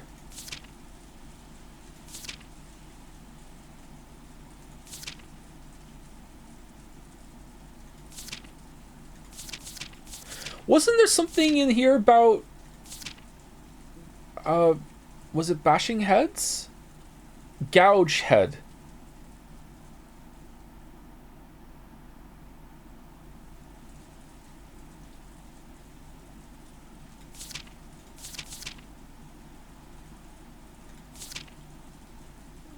Oh, no, it's 6, not 5. Oh no. Is there one here we haven't found yet? It's 6, not 5. Father, the ones lying over there are Uncle Kraus, Uncle Rudolph, Aunt Kyrie, and Aunt Rosa and Goda-san. 1, 2, 3, 4, 5. These motherfuckers were once alive. Just those 5, right? No, there are 6 people. There's one more person over here. The body Hideyoshi was looking down on now happened to be hid. Oh, holy shit! Good thing we fucking read it then, huh? Happened to be hidden among the shadows in that mountain range of objects. In a blind spot to George, who stood by the entrance. So George couldn't tell whose body it was. So George cursed himself. He cursed the fact that his worst guesses always turned out to be right. So, the one lying at your feet is Shannon, isn't it? Yes, it's Shannon. Is she wearing the ring? George felt completely silent. He shook slightly, his lower lip trembling. Normally, he would have wanted to run to his beloved's body, screaming and crying. However, before actually rushing forward, he worked to keep his composure and asked his father, "Is Shannon the same as Uncle Kraus and the others?" Hideyoshi. Oh, what? Foresight! Holy fuck! Okay, that is the first time George has actually legit impressed me, whereas the other ones are question mark. He's asking because he doesn't want to see Shannon's face fucked up. He doesn't want that memory. Like Battler just went on about how he wishes he could not remember them that way. George doesn't want to see Shannon's face fucked up. He wants to remember her how she looked. Wow! Hideyoshi deeply understood the meaning of those words. So he couldn't give George an immediate answer. Or rather, he felt that silence was the only sincere and loving response he could give George right now. When George asked if Shannon was the same, he meant to ask whether her corpse was in the same condition as the others or not. Since Hideyoshi hadn't denied it, it meant her corpse was in the same brutal state. Can I look at Shannon? No, you can't. Why not? After all, I won't be able to see Shannon's face again, right? So why won't you let me see her face? What her face looked like at the end?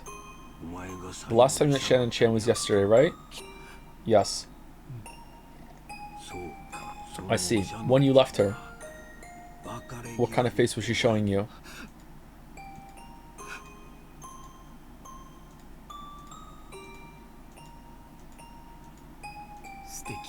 It was a wonderful smile.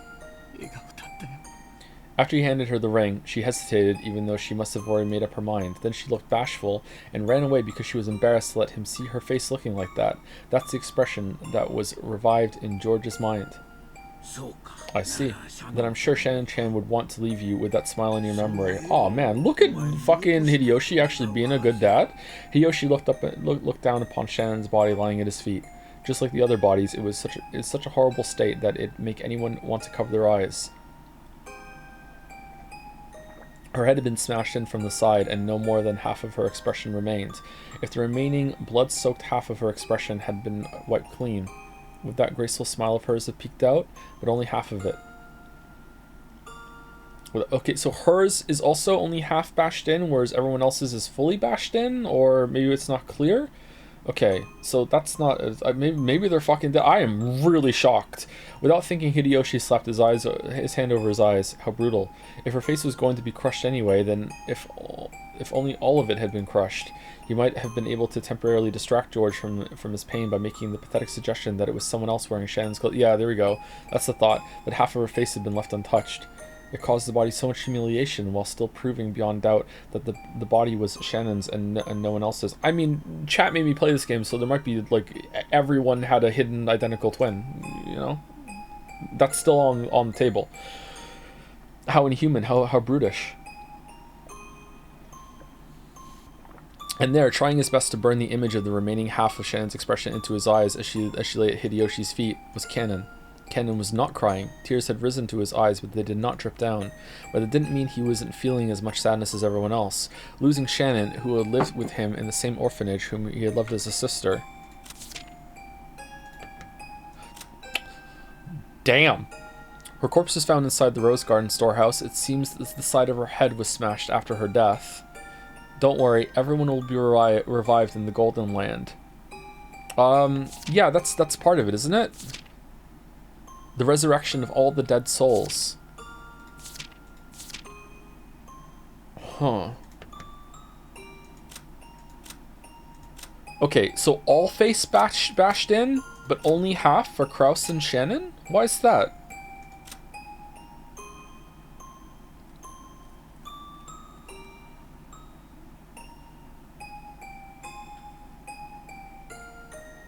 Guilty in some way? Guilty of being a bad cook, guilty of abusing Maria, guilty of being the old bastard, guilty of being too good of a character. Losing Shannon, who had lived with him in the same orphanage, whom he had loved as a sister. Must have been just the same as losing a blood relative. George, I'm sure Shannon-chan is saying thank you. She must be glad you didn't end up seeing her in such a pitiful state, I'm sure. She's thanking you for holding strong and showing restraint. I understand. I understand, Father, I understand. George leaned against the outside wall of the storehouse, crouching down limply. Father, I have a request. What is it? I want you to look for me. Is there... Man, my brain is starting to do stupid things, like, starting to see, like, oh, this is why the opening was so long and drawn out, so you had time to spend all these characters right away before they were all off, and, like, it lull you in this false sense of security that everything is just gonna be, like, not this fucked up trip. Like, what the fuck? It's, like, no. There's no justifying the first stream, okay? Like, the first 5 hours of this still need lots of changes. You can't justify all of it, but I get the intent, and I appreciate the intent, but it's still, like, no. Remind me right now when my resolve is at an all-time high, okay? That if I start saying, you know what, the beginning, it actually, in hindsight, is actually really tell me to shut the fuck up and remember, yeah, it's true for like overall scenes, but they still could be edited down, like, individually, okay? Remind me. I want you to look for me. Is there a ring on Shannon's finger? A ring? Let me see. Oh, this one gets its own background? Hideyoshi crouched down. As he did, Cannon silently pointed to one of Shannon's hands. Yeah, there is. It's a diamond ring, with a valuable diamond. Must have been pretty expensive. And which hand? And which finger is it on? The ring finger of her left hand. I see. So Shannon-chan was engaged? George, don't tell me you. Eva. That doesn't matter now. A man made a lifelong promise to Shannon-chan. A man promised her happiness for life. Who that man was isn't the issue here. Being told by a man is a woman's dream, isn't it? I don't know when she received this ring. I also don't know who gave it to her. However, even so, Shannon-chan took this ring, then she accepted it and put it on her left ring finger. I'm sure the man who gave it to her was also happy. To most people there, Hideyoshi was simply disturbed by this extraordinary situation and was blurting out nonsense. However, someone who knew of George and Shannon's true relationship would understand the full meaning of those words. Yeah, we know. I see. Thank you, Father. George stood up. The traces of tears still streaked his face, but his expression had returned to its usual calm one. Let's go. Battler-kun, Jessica-chan. If we stay here any longer, we'll get in the way of the adults. Sniff. You're right. Jessica sniffled once, showing her face to her mother, who had been holding her the whole time to let her know she was okay now. Then she faced George again, and okay, so there are 6 people. I like that this is here. Oh, there's more. I like that this is here, that we can just go back to it. On the first twilight, offer the 6 chosen by the key as sacrifices. Okay, so this is 6 people, and it was the first night that we were here? How...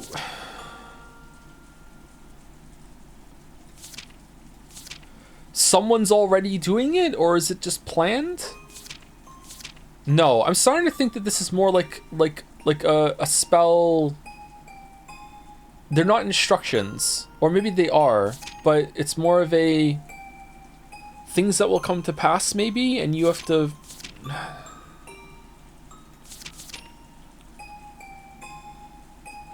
On the second twilight, those who remain shall tear apart the 2 who are close.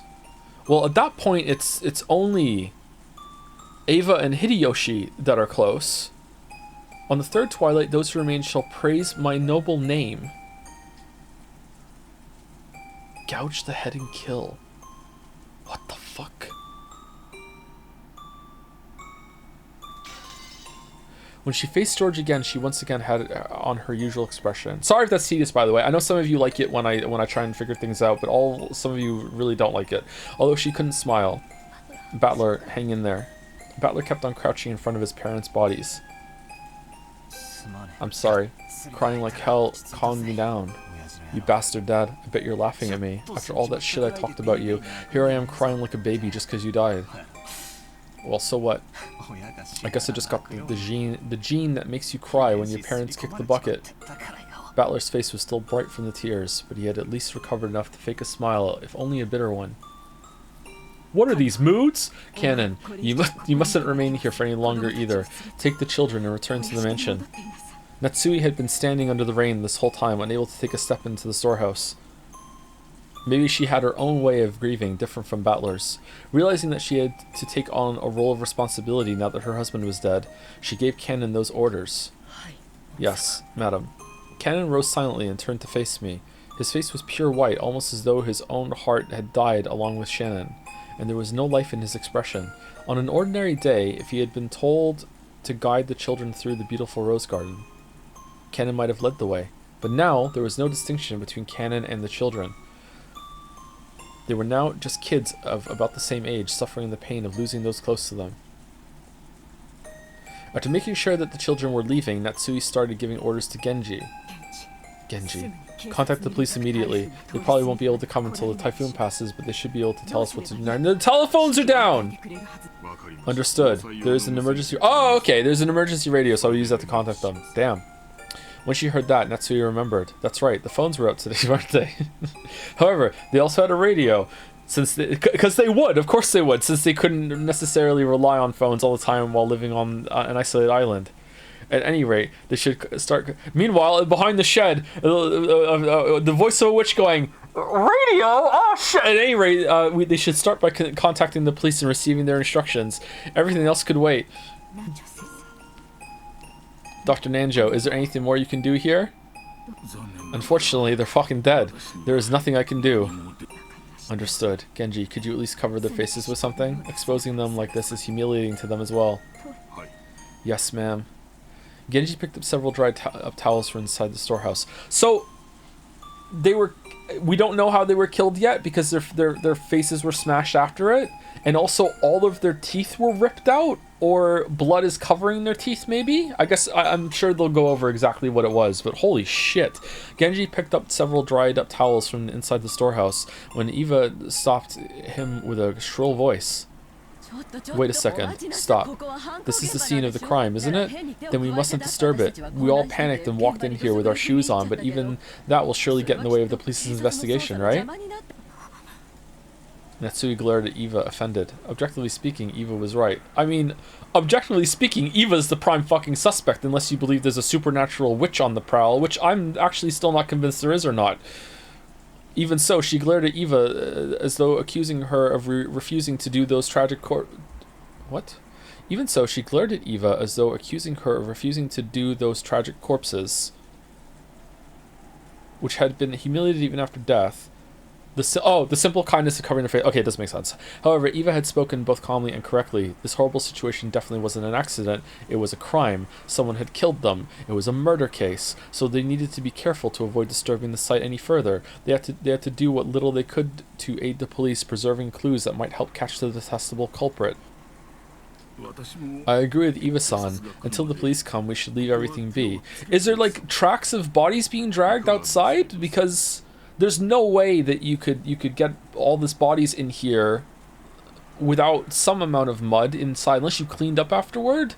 How did someone get all of them into the shed and then kill them, if that's the case? What do you say, madam?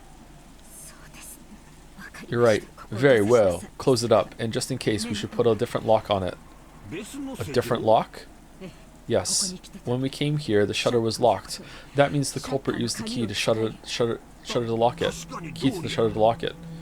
That makes sense. So does that mean the key that opens the shutter will have the culprit's fingerprints on it? I'm sure it'll be worth submitting to the police as evidence. But Canon... Oh! Chat. Do you know what could smash faces like that? Fucking shot put balls. Cannon usually has it, and he used it to unlock the shed just now. It'll probably have Cannon's fingerprints on it. Also, that key was handed to Genji-san just now, and he took it with his bare hands. It doesn't look like it'll be very useful as evidence. That was careless of me. My apologies. Genji-san, are there any other keys to the storehouse? No, only this one. Then it was Cannon! So the culprit walked out of the servant room with that key, and then was nice enough to return the key to where they found it? Oh, we're going full Danganronpa! Oh shit, Hideyoshi's theory sounded plausible, but it was actually very strange if you thought about it. Why would they go to all the trouble of returning a key they stole? No, if you think about it even more deeply, there are some points that are even more bizarre. Well, you return the key so you don't have the key, like, found on you later, and then it's like, oh, it was you. Or you just throw the key into the forest, but then you can't open the shed, so someone wanted them to be found. When a criminal hides a body, they're usually trying to delay the point at which it will be found so they can use that time to escape. The 6 weren't necessarily killed here, but it was reasonable to assume that they were killed somewhere on this island, carried to the storehouse, and hidden to delay the discovery of the crime. And who's the only person we've seen use a wheelbarrow so far? Cannon. And yet, the eerie magic circle scribbled on the storehouse shutter had eloquently indicated the location of the hidden corpses. Sure, it didn't explicitly mention the corpses, but 6 people had gone missing. In that situation, someone had made such an obvious piece of graffiti and even returned the key to the shutter, almost as though they wanted the corpses here to be discovered. Anyway, we can't... Okay, my guess right now is that you were meant to be the 6th one, and when your door had the scorpion charm on it, for some reason I think that's actually had worked, and the blood fingers on the doorknob, when they couldn't get into your room, they killed Shannon instead. That's what I think happened here. Anyway, we can't put all our faith in a lock that the culprit has opened once before. If we want to protect this place from the culprit's hands, I think we should put a new lock on it. I think that is a good plan. I agree. Genji fished around inside the storehouse and unsealed a brand new padlock that had been inside a small box. What should I do with the key? I will take it. I will take responsibility and hand it over to the police. The fucking padlocks are... I could pick a padlock. And also my basement door. You could easily... what we do it? Natsui took the key to the padlock from Genji's hands. After that, they all exited and lowered the shutter. I'm the lock-picking witch. So the corpses were once again sealed behind that shutter, which was still covered with that creepy magic circle. Genji crouched down in front of the shutter to fasten the new padlock. Shutters often have a place in front where you can attach your own lock in addition to the main lock of the shutter. This was one of those types. In the midst of the roar and thunder and the pouring rain, the storehouse stood there ominously. With its closed shutter still covered in a blood-like creepy substance, it swallowed up the bodies of the 6. To Natsui, putting the new lock on wasn't merely to preserve the scene for the police. She might have felt she wanted to shut that mouth for all eternity, to prevent that eerie beast from swallowing up any more victims.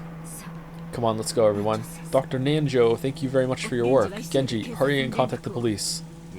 I will do so as soon as I return. The adults left the storehouse. We're gonna go tell Kinzo what's going on? The ghastly magic circle drawn on the shutter kept the 6 bodies in its throat, looming eerily as the lightning occasionally lit it up. Cackly, cackly. Ah, good timing. Oh, okay. Not much of a skip forward.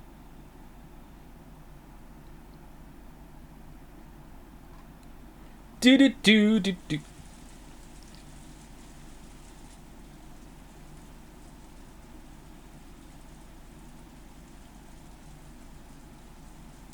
Thank you to Jan Dern for the new sub. Welcome, welcome. Thank you, Letter Kenny Lesbian, for the resub. Thank you, Leon Shade. Leon, for the new sub. Welcome, Leon. You are already famous around here. Thank you, Time Captain, for the new sub as well. Thank you, Sponge Spy, for the resub. Thank you, Con5654, for the 5 gift subs. Even more gift subs from Con. Thank you very much. Thank you, Anonymous Gifter, for gifting a sub to Merrick. Wasn't I supposed to give you like a VIP perma sub, Merrick, at some point? Do those even still exist? Oh man, I should have done that. I was supposed to do that years ago, wasn't I? God damn. Thank you, Pinzerata, for the bits. After noticing that the tips changed whenever anybody died, I understood why chat was so adamant that you read them on stream during the first Umi stream. Were they adamant? I kind of remember that a little bit, maybe, or I saw at least one comment saying that when I did the asthma joke. Thank you, Vindy Vondo, for the new sub. Welcome, welcome, Vindy Vondo. Thank you, That Great Peanut, for the bits. Is dating a man who is brokenhearted from divorce technically DILF-healing? I don't know. Ask Irene. She's the expert. Thank you, Komat, for the bits. It's broken furniture now. Aww. What? Irene was the one that did the intrusive thought and said in DILF healing, didn't they? Or am I getting some terms mixed up? Thank you, W. Ranny, for the resub. Or just Ranny for the resub. Okay, but what about breakfast? Thank you, Ray Myra, for the resub as well. Hi, Mosan? Mousan? Thank you, Paulin916_2 for continuing their sub. Or some say even a resub. Save the not a game? Okay, I can do that. In the most annoying way possible. Oh no. Why would he do this? Why would he save like this? Well, at least he made a kind of a pattern and didn't just do it lopsided. Oh no, why would he do that? No.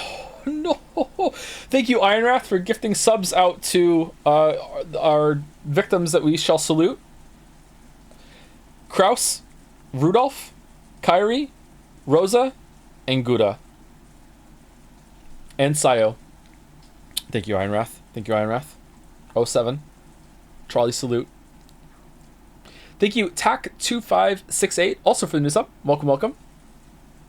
Message effect from TAC as well. I love Umineko, and this is by far the most fun Umineko Let's Play I've watched. How many have you watched? Very excited to see you read more. Wish you luck in solving the mystery. Oh, thanks, TAC. I'm really enjoying it so far. Really enjoying it.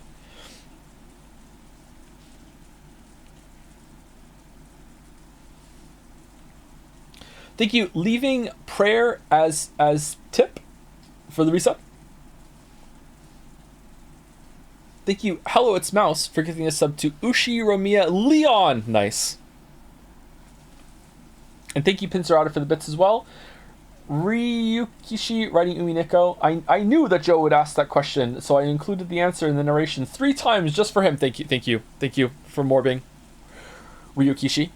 Am I saying his name right, by the way? It's Ryukishi, right? And last on my list is Uriology. That some people in chat have doctorates in.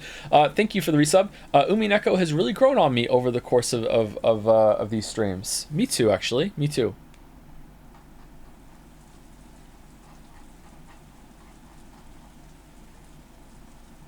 Could you summarize what happened? I missed the start of the stream.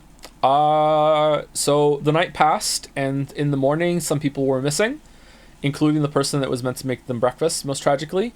Natsui's was the perspective we were riding with at the beginning of the morning, and she woke up to being told that people were missing. There was like weird red, possibly blood on her door, like someone had tried to open her door in the middle of the night and couldn't get in. And then since then, we have now discovered that the 6 people that were missing have all been killed. So 6 people are dead, and those 6 people are Kraus, Rudolph, Kyrie, Rosa, Gouda, and Shannon. I am stunned.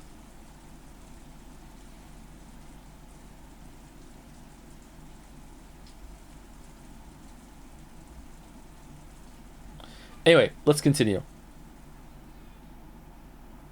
All that could be heard was the sound of the rain, the voices from the kids' TV program Maria was watching, and the engrossed Maria's cackling voice. Cackle? In other words, what greeted them as they returned dumbfounded from that horrible, bizarre scene was the voice of Maria as she rolled around laughing at the TV. Paw Patrol. Those who returned to the room didn't know how to explain to Maria that her mother was dead and were trapped by a suffocating silence. At first, Mia returned their stares with a dubious look, but when she realized they weren't trying to blame her for anything, she ignored them and again immersed herself in the TV program. The children wordlessly sat down heavily on the sofa. Their minds were probably blank from their state of shock. Everyone had already cried and mourned so much, but now they just vaguely sat there, their faces seeming to have lost all emotion. Only Cannon had returned to his usual calm expression. However, that probably didn't mean he'd been able to wipe out the shock. Nothing was reflected in his eyes as he stared into empty space.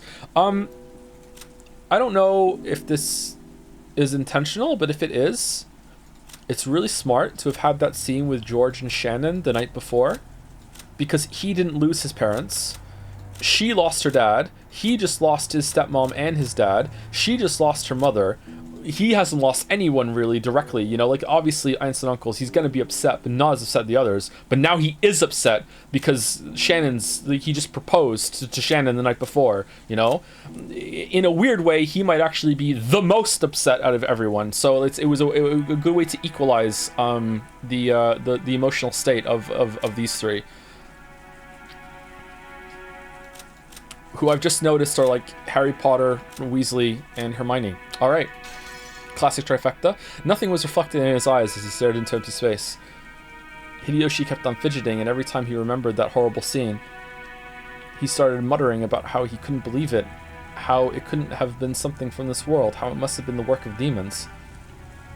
Every now and then his mutterings produced a question directed at Nanjo, but the latter kept repeating in a calm, doctor-like manner that nothing could be understood by only glancing at the scene, and that until the police arrived, they wouldn't learn anything. However, Nanjo only appeared calm next to Hideyoshi, who simply couldn't suppress his agitation and fear.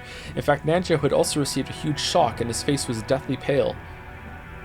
Maybe the atmosphere was why she tried to rise to the challenge and take charge. So, who wants breakfast? Natsui appeared to be unchanged from her normal attitude, and she briskly gave direction. Still riding high from the Kinzo compliment, huh? I will go see father. Genji, quickly contact the police. Certainly. I wonder if you would allow me to tag along, Natsui-Nisan. Since Kraus-Nisan is now gone, the task of aiding father has been left to me. Shut the fuck! It would be improper of me to relax here while relying entirely on you. Natsu was struck speechless by Eva's aggressive move in a situation like this. She seemed to be claiming that, with Kraus dead, the one to take responsibility shouldn't be his wife, but herself, the next highly ranked in the family. Or maybe she hadn't been happy at all when Natsui took command without reference to her in such an extreme situation.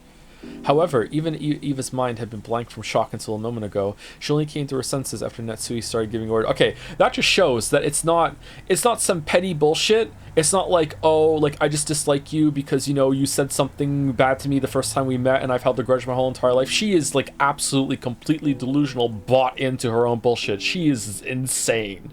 Holy shit. Doing it even now? Just do as you like. Natsui started walking without saying a word more. Eva followed behind her. As they did, Kumasawa ran into the parlor. She usually wasn't the... Where have you been? Oh. Last night with the wheelbarrow? Oh. Dump. Oh. She usually wasn't the kind of person to run around, so under normal conditions, most people would have taken her entrance as a sign that something was the matter. But because everyone was still stricken with shock, they hardly even noticed her. Madam? Madam? If you're looking for Natsui-san, she went to see father. She'll probably be back soon. What happened, Kumasawa-san? I don't mean to alarm anyone, but I burnt the toast. You see, in the dining hall, there was blood. Blood. The ears of everyone in the parlor twitched. Everyone... is someone else about to die? Everyone thought the same thing. I hope I misheard that. Any container can only hold so much, and no one here would be capable of handling yet another tragedy, so they all thought it. I hope I misheard that. What happened? Is Kinzo dead now? In the dining hall. When I went to the dining hall, set up for breakfast... Oh... The first one to start running was George. His harsh footsteps jogged Hideyoshi and Nanjo to their senses, and they chased after him. Battler and the others followed. Even Maria? They flew into the dining hall one after another, but they didn't find any change that might have caused Kumasawa to go pale. To those who had viewed that gruesome scene in the storehouse, it was a bit of an anticlimax. However, Kumasawa, who had followed them, pointed it out. There really were some traces of blood remaining on the floor. Compared to that terrible scene, it wasn't very impressive. However, if you calmly thought about it, this definitely indicated the loss of a lot of blood. There's another puddle of blood over here. What in the world? It appears that a great deal of time has passed. It's probably safe to say they were killed here last night. I think that's Shannon. It definitely looks that way. We were talking together in the dining hall until late into the night. After that, someone must have forced their way in. Dad, when did you and Mom slip out of the meeting and go to sleep? It was a little past midnight. So, we should probably assume that it happened after that. Or exactly at that point. Are you kidding me? Give me a break. Milady, please stay strong. After seeing that hell on earth in the storehouse, this is nothing. Really? Good for you. I feel like my head's gonna explode. This is the dining hall, right? Every day, this is where I eat, complain about school, complain about homework, talk to my dad about my grades. That's what this place is to me. Milady, it wouldn't be good to remain here any longer. Let's return to the parlor. I agree. Uncle Hideyoshi, I think this room will be really important to the police. Don't you think it'd be bad if we trampled all over it? Battler proposed this in a slightly firm voice as along with Cannon, he grabbed the pail and shaking Jessica's shoulders. Everything is just as Battler's son has said. There is nothing more to be gained from remaining in this room. Nanjo spoke while looking at everyone's pale faces. Even though that horrible scene in the storehouse felt like something not of this world, at least then we'd be able to leave, to cut ourselves off from that place and run away. Everyone had shared in that feeling. However, this dining hall was different. It was in the mansion, the main building on this estate, and as Jessica had said, it should have been one of the most calming places even inside the mansion. It was where all of the relatives had eaten lunch and dinner yesterday. The shock of seeing this place smeared with blood reminded us of that horrible spectacle in the storehouse, and forced us to accept that we hadn't really been able to run away from the scene of that tragedy. I agree too. The culprit might have left traces in this room. Amateurs like us shouldn't stir the place up. Let's leave quickly. Quickly. How are you still alive? But what the fuck? Hideyoshi also understood the meaning of what Battler had said and pushed everyone to hurry out of the dining hall. The way we were then, looking at that blood any longer would have been too harsh. Nobody went against his words. Everyone raced each other out of the dining hall. It was almost as though the last person in the room would be trapped in there all alone. That's a good line.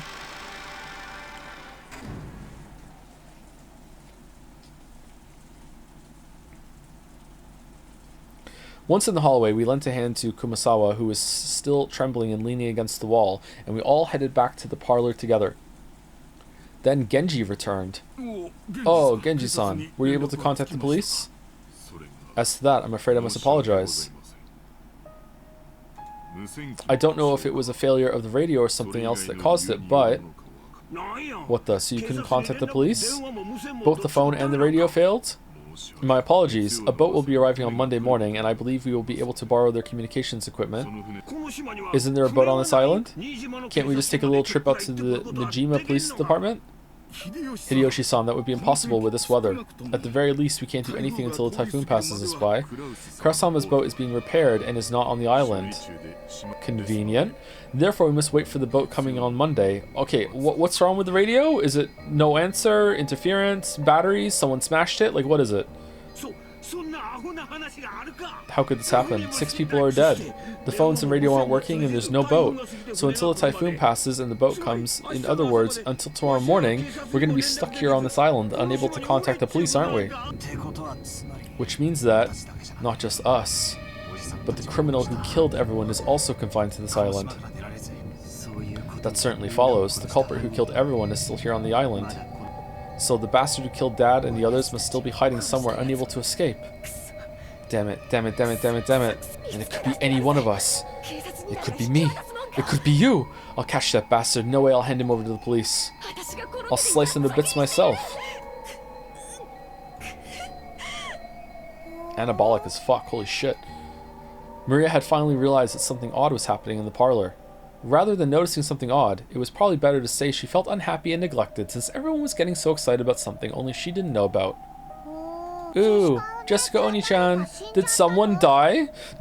What the voice she spoke was completely calm, just as though she was talking about someone who had appeared on a television drama, as though it was someone else's problem.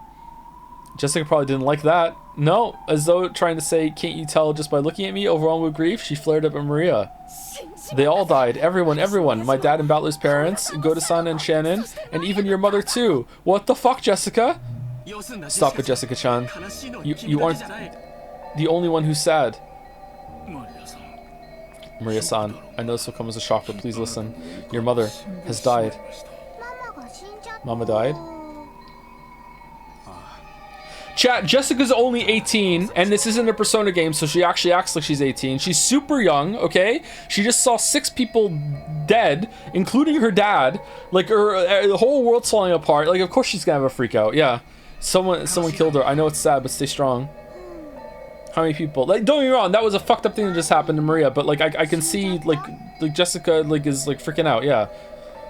Most people would be. How many people died? 6 people. Damn it. How could anyone do something that cruel? There's a limit to how cruel you can be if you're human. I don't know who it is, but the culprit isn't human. There's no way their blood is red. The culprit isn't human. It's just the shit chosen by the shit? Huh? Wait, hey Maria. Did you say something just now? Maria had just said something, but since the words were so remotely separated by the flow and context of the conversation, I couldn't understand them for a second. Sacrifices chosen by the key or by the witch or what? When I tried to ask her to repeat it again, I was shocked by the sudden sound of Aunt Natsui's loud voice coming from the entrance of the parlor. It looked like Aunt Natsui and Aunt Eva had returned from the trip to see grandfather. Okay, is he dead or missing? You can't contact them even with the radio? If we can't use it at a time like this, why do we even have an emergency radio? My apologies. It was supposed to have a maintenance inspection every year. Wait, don't you have one of those boat signaling devices that makes a flashing light? Couldn't you use that to contact the next island? In this weather, we do not have such equipment. My sincere apologies. Does the island have a lighthouse? Just then, Kumasawa arrived, pushing a serving cart loaded with breakfast. Since there was no way we'd be able to eat in the dining hall, Hideyoshi had ordered her to take it to the parlor. Why are we eating breakfast here? Blood. Ah, Natsui-san, I'll tell you later. More importantly, Eva, how is father? Judging by the fact that he is not with you, it seems he will not leave his room, even for a situation like this. Kind of fucked up. He wasn't there. The room was empty. Oh, missing! What the? Where could he have gone at a time like this? Do you mean to say the master has left his study? That is correct. I was surprised myself. I wonder when he left his room. Do any of you have an idea?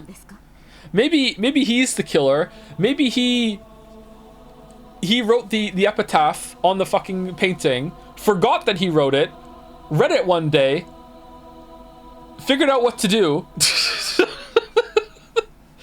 Motherfucker, I'll do it myself. That's who he looked at Kenji and Ken as she said this.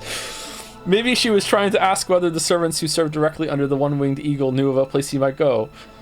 However, it was probably the other way around. Their faces made it clear that those who knew Kinzo best realized even more than the rest how impossible it was for him to leave his room. Even we have no idea. As you all know, within that study, the master had everything from a place to sleep to a bathroom. I couldn't imagine him leaving that room except for a significant reason. In that case, what? Isn't it natural to assume that one of those significant reasons came up? We still cannot be certain that's the case. Anyway, he is a fickle person, so it's possible he went for a walk by himself, unaware of the current situation. If that is the case, then we must all act in haste to tell him what has happened and ask for instructions. That's right. Although I don't want to think about it, it's possible something has happened to him, isn't it? I'd rather not even consider such a sinister possibility. What does the chandelier think? No one had seen Kinzo since the discovery of those 6 terrible corpses. On top of that, the phones were broken, the radio wouldn't reach anyone, and there was no way to contact the police. Apparently the typhoon would leave tomorrow and a boat would come. But until then, no one could rely on anyone outside the island, nor could they escape the island. The tragedy hit everyone so abruptly that they'd all lost their composure. Big Danganronpa vibes. Everyone felt a heavy silence. Everyone was impatient. Even though they needed to do something, they couldn't think of anything. So some of them held their heads in their arms while others got irritated. Right now, no one could explain what was occurring on this island, Rokken Jima.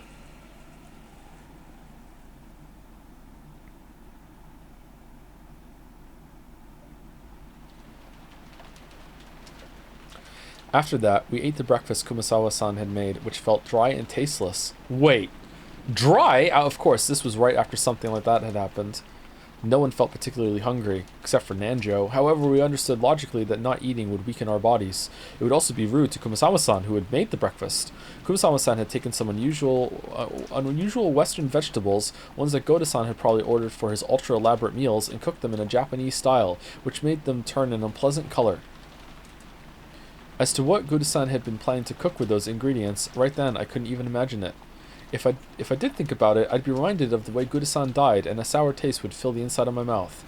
Everyone pretended to eat for the time being, but of course no one made much progress. Then we began pooling our knowledge of the current situation.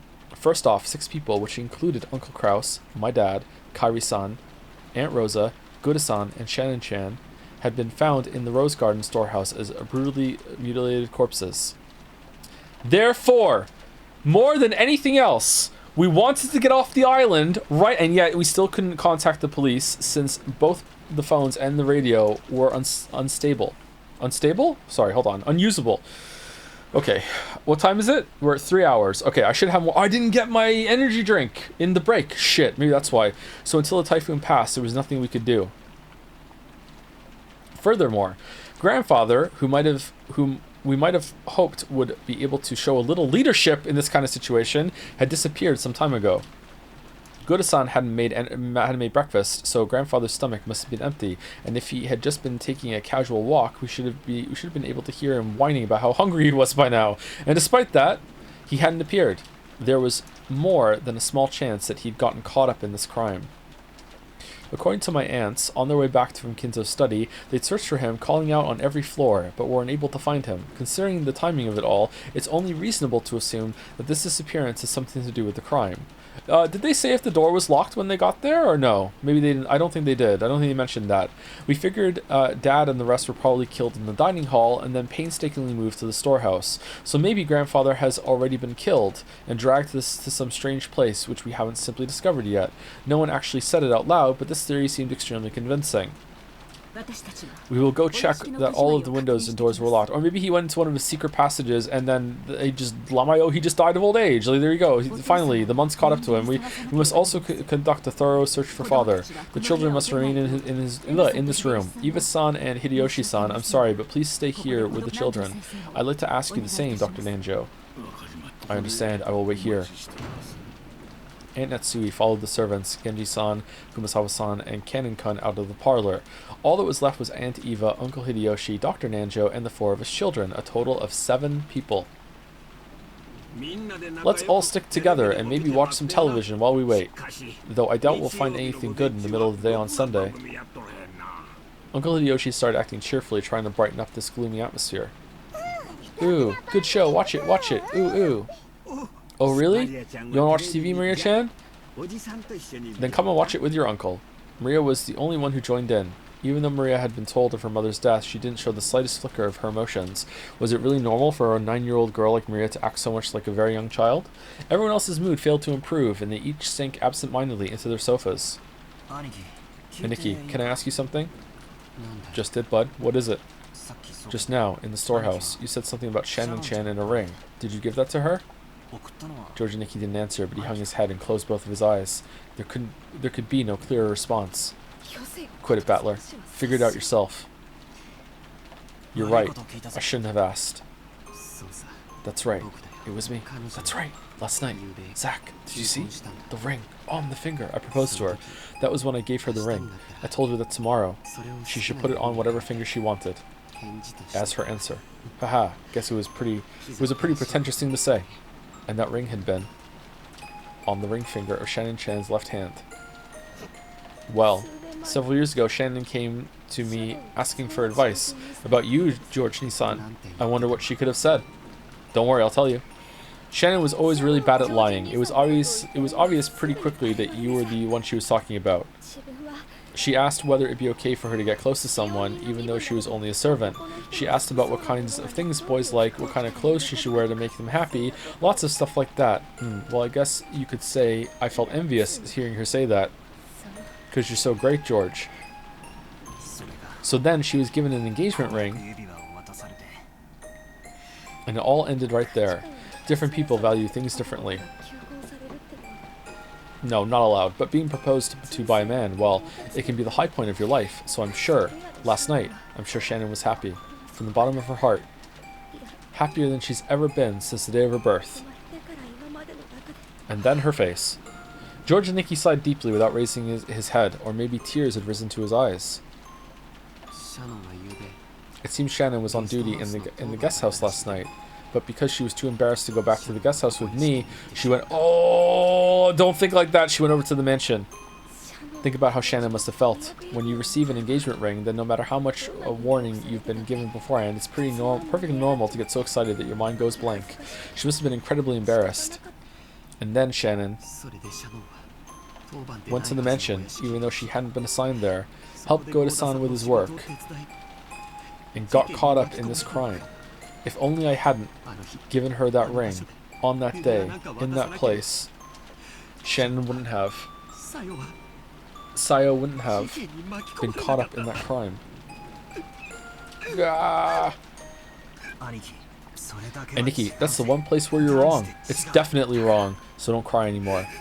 Okay.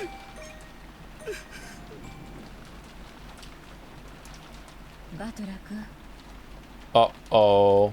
Battler-kun, let's leave him be. After Aunt Eva said that, I stopped talking to him. You're not his mom. Shut up. Misplaced words of comfort. Wait, you are actually. Misplaced words of comfort might actually do more harm than good. Jessica sat down to Aniki and put an arm around him.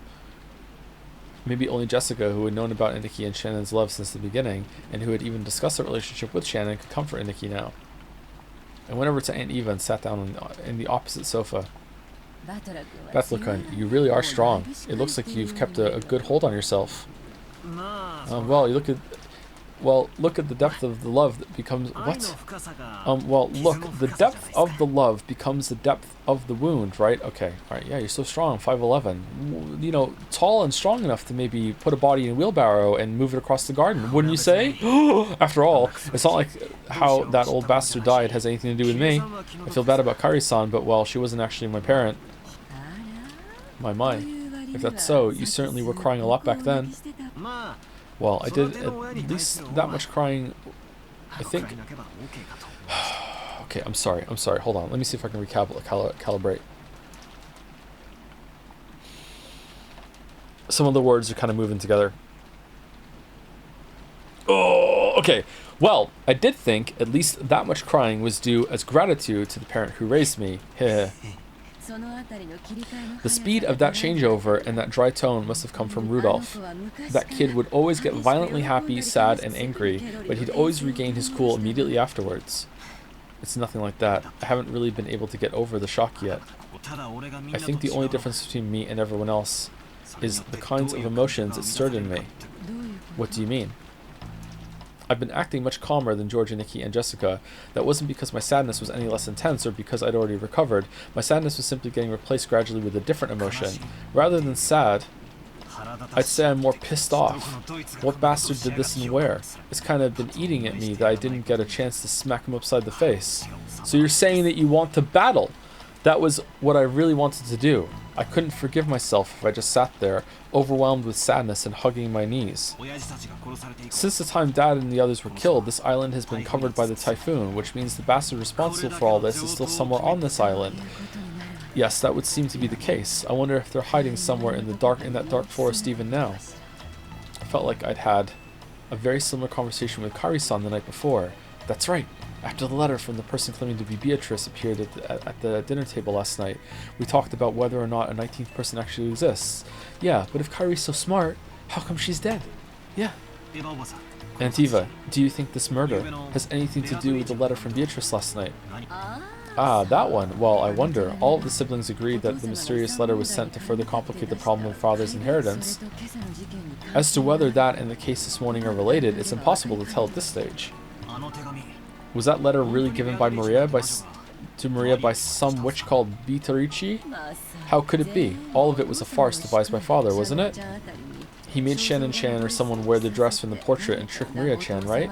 Isn't that just the kind of overly intricate prank father would pull? I don't know. Is it? That's good information to have. Has he done this before?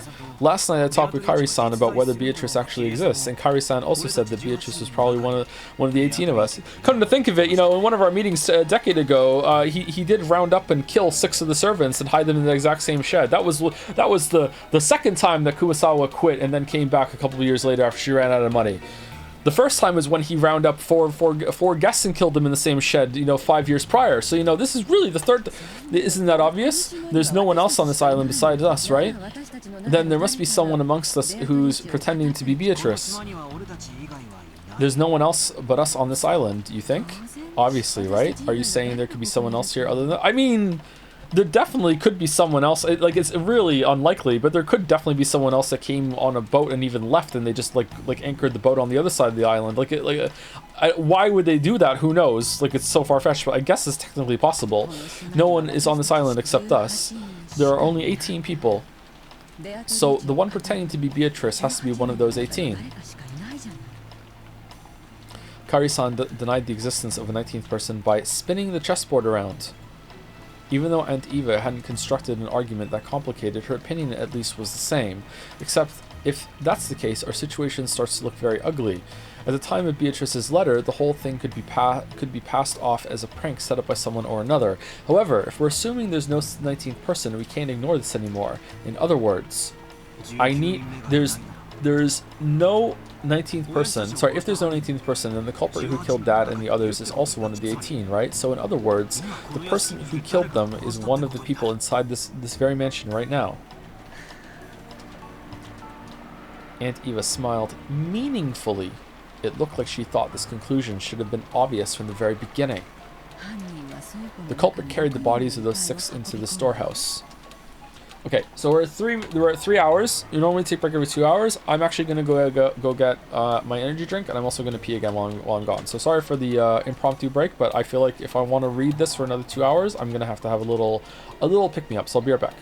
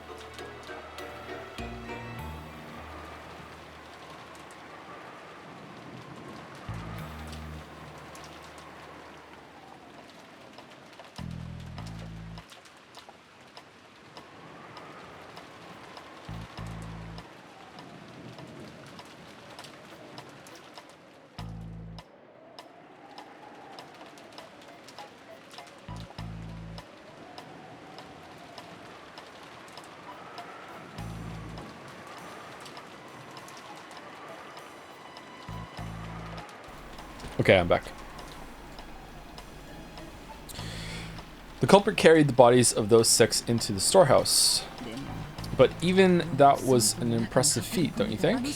That shutter is always closed and locked, right? In other words, in order to carry them into the storehouse, the culprit would need to unlock the shutter. Yep. Understand? Is it possible the shutter was left open by mistake that day? That's a good point. Natsui doesn't run a good house here. The servant said it's always kept locked. In other words, unless the culprit took the keys from the servant room, there's no way they could have opened the storehouse.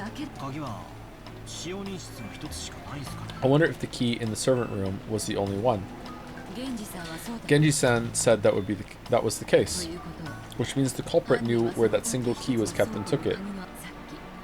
Just now, I watched when Knockin returned the key to the servant room. Though it was packed with keys, I don't think a novice would know where or what those keys went to. The culprit was miraculously able to find the storehouse key among all of those, or they took all of the keys and put them all back after getting the right one, or they just fucking picked the lock, man. Or there's a copy of the key that you don't know about. Genji could be wrong. Furthermore, even though the key didn't have a tag or anything sticking to it, they knew it was the key to the storehouse behind the rose garden, and that means they also knew where the storehouse was. I'll say it even clearer, the culprit knew the inside of the servant room well. Her argument was extremely plain and clear, and also fucking basic. If the bodies had been found thrown somewhere in the bushes of the rose garden, there wouldn't have been much to go on. However, if there was only one key to the storehouse in the servant room, and it was stored with such a large group of keys, a novice would not be able to tell them apart. This meant the culprit was someone who went into the servant room a lot and was familiar with the locations of the keys. The family members didn't normally go into the servant room, which means that one of the servants, the culprit, I'm sorry, but even I can't tell you any more than that. However, I'll tell you one thing. What's that? It's reasonable to think that the culprits are multiple in number and fairly well armed. They'd have to be, wouldn't they? They had to assault the 4 in the dining hall and kill them, drag Atola's 6 bodies all the way to the storehouse beyond the rose garden, and arrange for that disgusting makeup and the graffiti on the Okay, that's actually... yeah, shit. The servant uprising? Holy shit, Eva, what are you cooking? There's no way that a single culprit could carry out all that on their own, right?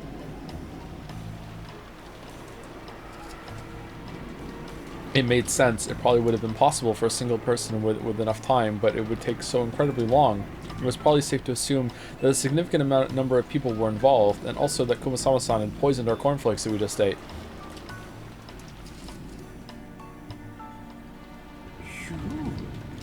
Phew, so what you're saying is that maybe all of the servants were in cahoots. Please keep it quiet, okay? It wouldn't be right to voice mere speculation like this. And if it really is true, what would you do next? They may not let us leave here alive. This is an opponent who had no trouble killing Nissan and the 3 others. Right now, the only ones I can count on to fight with me are the 3 in my family, and maybe you, which comes to a total of 4 people, right? We're no better off than they were last night. In short, it'd be easy for the culprits to massacre the rest of us.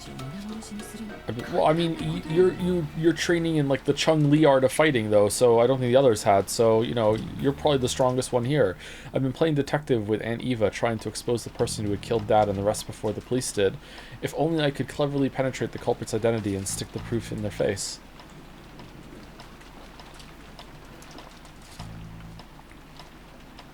I've been so sure that, just like in one of those detective movies, the culprit would then give up and surrender. However, the culprit would only surrender if there was no way for them to fight back. The culprits behind the crime on this island were far from helpless, and might even be able to massacre all of the remaining people here. And on top of that, this island was like a giant closed room, cut off from the outside world by the typhoon. Bars, so they had a full day until tomorrow to kill, scheme, and camouflage themselves. In short, it wasn't a safe atmosphere where we could get very far by playing detective. On the contrary, we were at a stage where we had to be scared stiff, since playing detective might displease the culprits and cause them to commit another mass murder. Very true, actually. Well, it's just a possibility, right?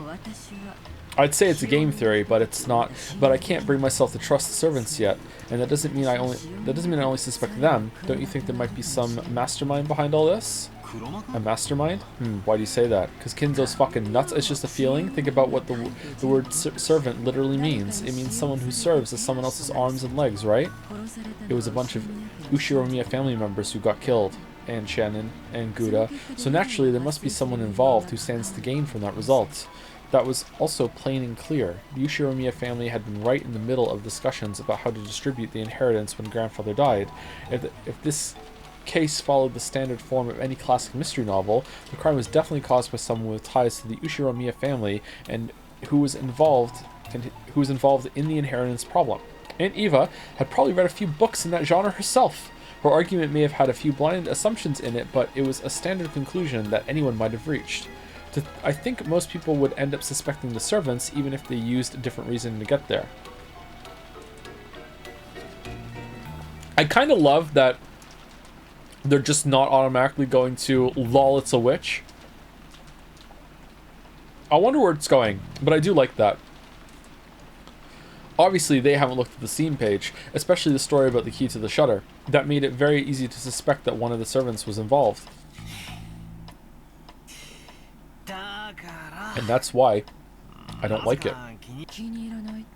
What do you mean you don't like it? Nah, just talking to myself. Hehehe. I tried to dodge your question by joking, but I couldn't erase the sense of unease welling up inside me. After all, her conclusion was such an easy one to reach. A conclusion that anyone could reach. And I just couldn't be satisfied with that. If I tried spinning the chessboard around like I learned from Kairi-san, I don't like it because it's too easy, and if I'm going to be in a murder mystery, it's going to be interesting. This was exactly why a servant couldn't possibly be the culprit. If the servants really were the culprits, they wouldn't hide the bodies in a place connected to themselves. And then also, like, draw attention to it by having one of the servants go and draw us over there, unless it's a warning. Why on earth would they use the Rose Garden shed if they were the ones in charge of the key that could unlock it? The police would probably immediately pursue whoever had been in control of the key. It was even possible that some other facts might come to light as a result. The more we think of the servants as the culprits, the less reason they had to carry the bodies into the storehouse. But what if they knew we'd think that and put the corpses in the storehouse for that very reason? No, it's completely impossible. But what if they knew that and they did it anyway? When the police come and inspect the scene of the crime, they'll probably be able to uncover many things. No matter how carefully the culprits carried out that murder, some traces will definitely be found. In other words, they had everything to lose and nothing to gain. If you think about it this way, and look at this murder game from the culprit's side, it's hard to imagine why they'd want to call attention to the corpses. Once the corpses were found, it could result in someone sending a report to the police, or it might make the remaining people more cautious, or it might make the survivors start to search for the culprit. None of these things would make life any easier for the culprit. It's just like the words of the main character's mother in a novel I read recently called Higurashi no Naku Koru ni. Every story needs to have a beginning, a middle, and an end. Eliminating that beginning is essential for the perfect crime. Right now, we don't know where grandfather is. We don't know if he's already become a victim or if he's one of the culprits. But this state of confusion must be beneficial to the killer. The culprit has absolutely nothing to gain by showing us the bodies in such an obvious way and making us all realize there's been a murder. In fact, this is the perfect place to spin the chessboard around. In other words, showing us the corpses in such a flashy way must be the culprit's goal in and of itself. Yep. So at the very least, to the culprit, the appearance of 6 corpses there meant more than the deaths themselves. In other words, the culprit wanted this murder on display. To whom? To us. This is a message. The culprit's trying to shove something in our faces. I don't know what it is. At this point in time, this vulgar mass murder isn't making me feel anything except a malice directed toward all of us. Malice towards all of us. Is it?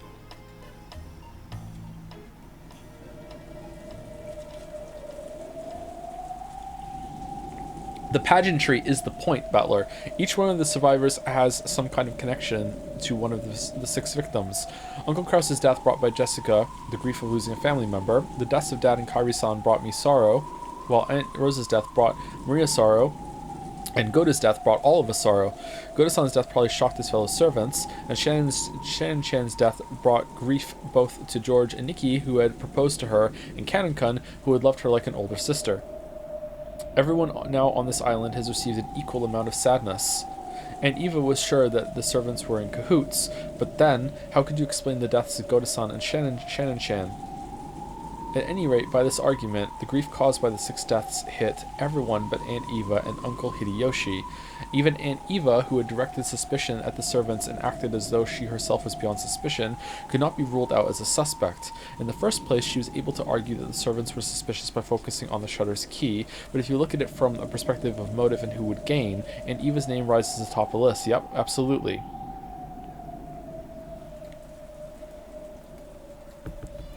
Meanwhile, I'm guessing that she's the next to die. I know what you're thinking, Battler-kun. What? Huh? Hehehe, oh no. Please don't tell anybody. About how my head's so full of obscene stuff. I'm the one who's going to gain the most from these murders. Since I'm going to be suspected anyway, I might as well get it out in the open.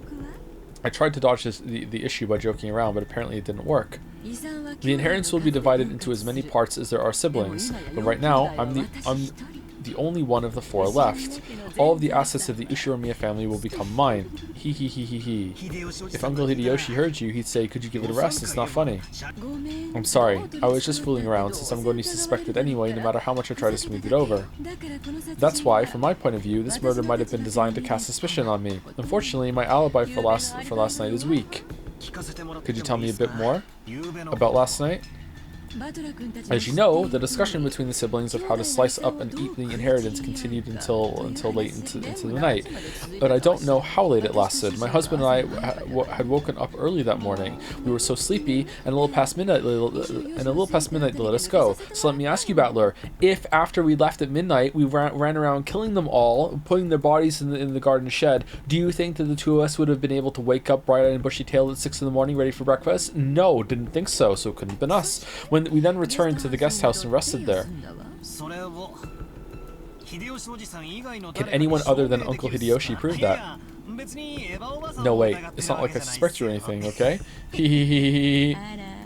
Oh, are you sure about that? Giggle-e. I don't know if it counts as proof, but when we returned to the guest house, we were greeted by Genji-san, who asked if we needed a towel. Wait, you went back to the guest house?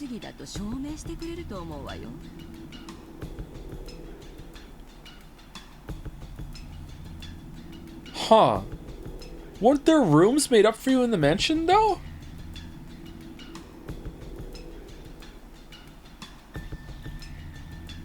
I guess you decided not to do... Okay. Was there a line I glossed over about them deciding to do that? It's fine, don't worry. I think that should be enough to prove your return to the guest house a little after midnight. Though, if my theory was correct, the servants would all be in cahoots, and that wouldn't actually make for much of an alibi. Hey, you've got a point there. Guess that means I'm playing detective with the real culprit right now, huh? Ehehehe. However, let me say this for my honor, Sake. If I was after the inheritance, I'd never commit such a bizarre set of murders.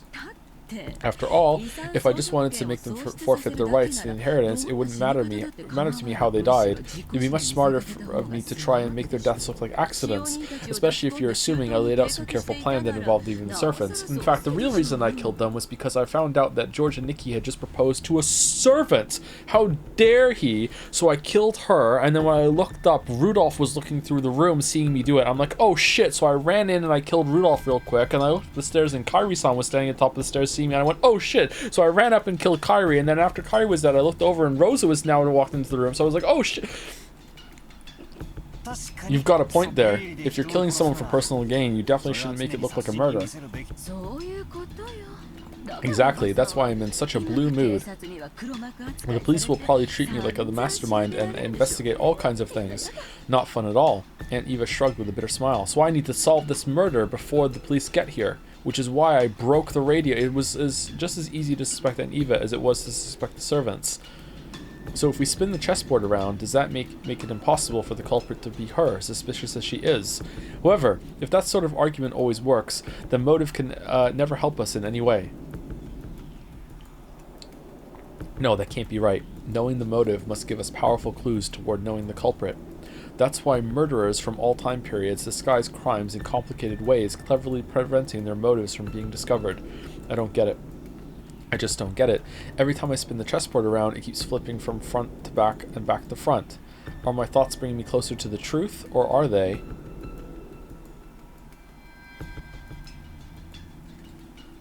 Are they what?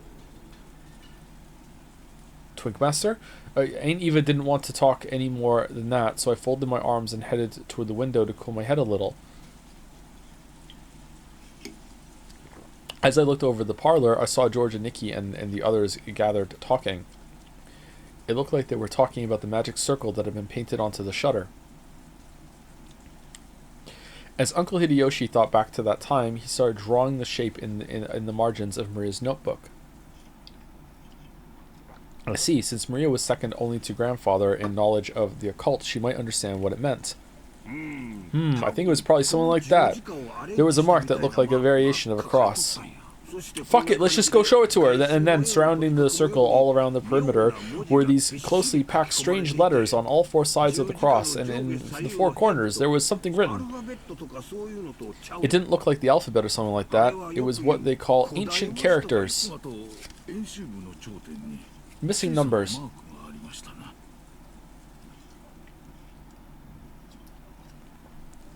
And around the top of the circumference, there was a small mark. Nanjo, even you're in on this? 5 small circles arranged in a plus sign and straight lines connecting them. All of them with +2s. Yeah, there definitely was something like that drawn there. Yep, there's no mistaking the shape. I don't understand the thin characters, but the arrangement was nearly the same. Is that in the tips? No, it's not there. Okay.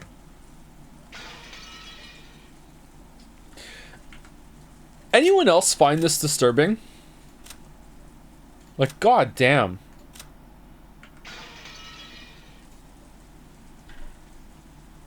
Everyone was staring down at the shape, so I stared down at it too.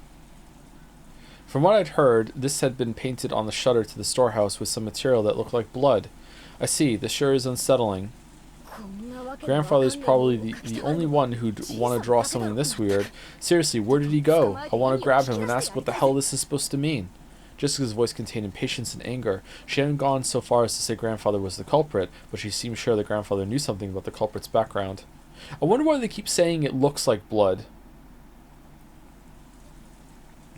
Is it not going to be blood? I just assume right now that it is blood. Maybe it is something else. I guess there's no way for them to confirm that right now. Do you think Nanjo as a doctor would be able to recognize blood like that? Possibly? Not definitively though, I guess. Of course, if you were searching, you could smell it though, right? Like, blood has a pretty distinct smell that most doctors can recognize. I wonder, like, it's in the rain though, like,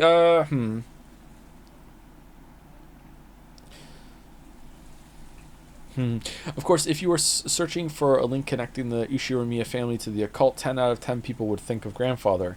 Also, to a person who knew nothing of the occult, this strange mark would have no meaning, which meant that this might have been something addressed to grandfather. That's right, and the reason the crime was shown to the survivors was so they'd find this. In that case, where had grandfather, the essential recipient of this message, disappeared off to? Does this shape ring any bells? Ooh, Maria looked at the shape with a serious face. Maybe she was enthusiastic because this was her area of expertise. However, her appearance was that of someone separated from the events at hand, as though this thing hadn't been drawn on the shutter closed around her mother's corpse. My first impression was that the design resembled a German cross. Ah, it certainly does have that kind of design. It does, actually. Does that mean it has something to do with Germany?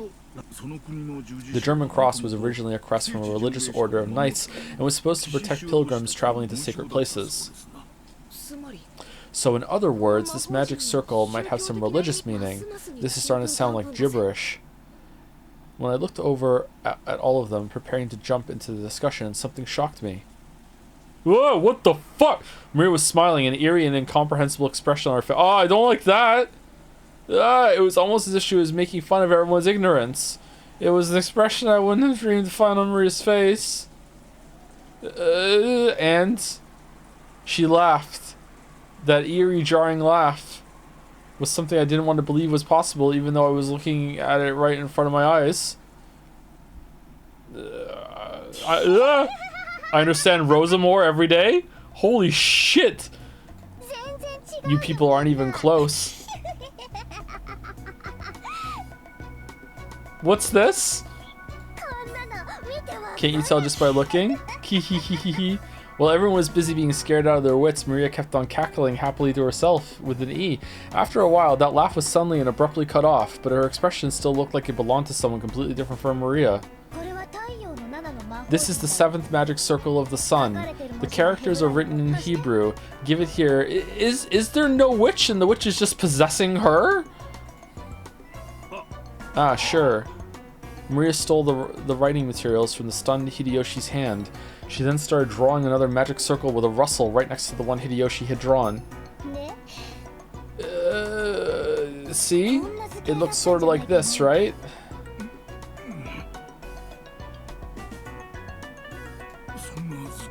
Why is she suddenly blonde? Yes, it was.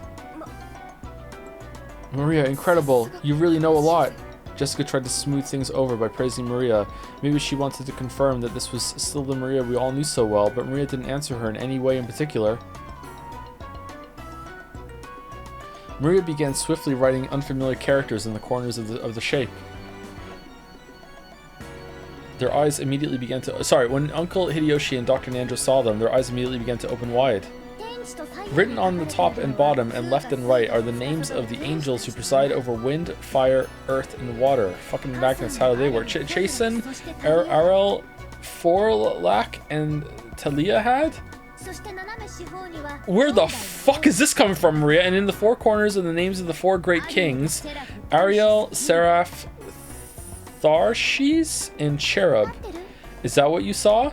Even if they hadn't been able to correctly write what they'd seen, when they were once again shown something identical, it wasn't difficult for them to realize the two were the same.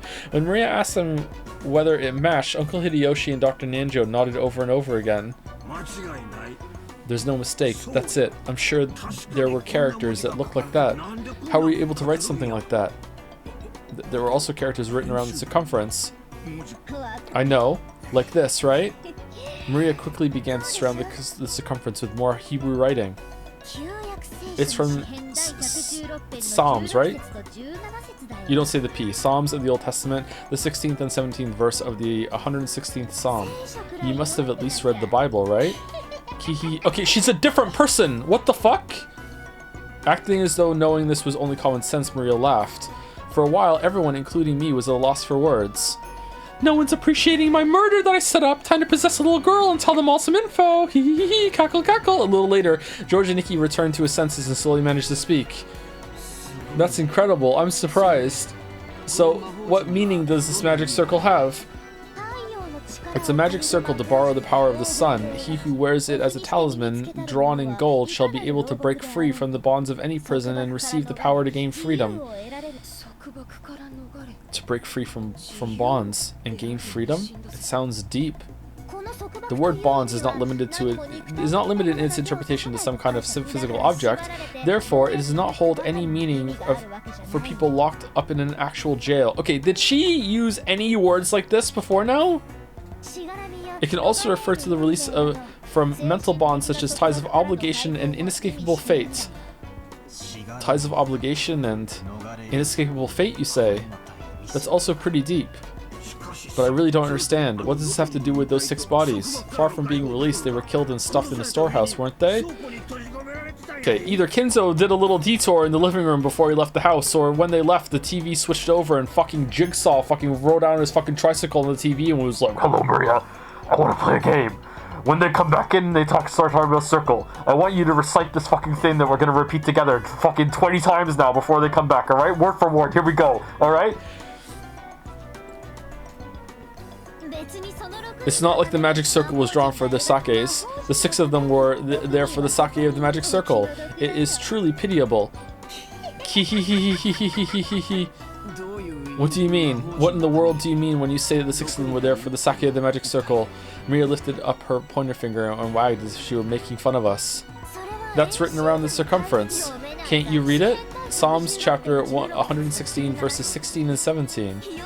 I'll read it for you. The Lord has freed me from my chains. I will offer to you the sacrifice of thanksgiving and will call on the name of the Lord. See?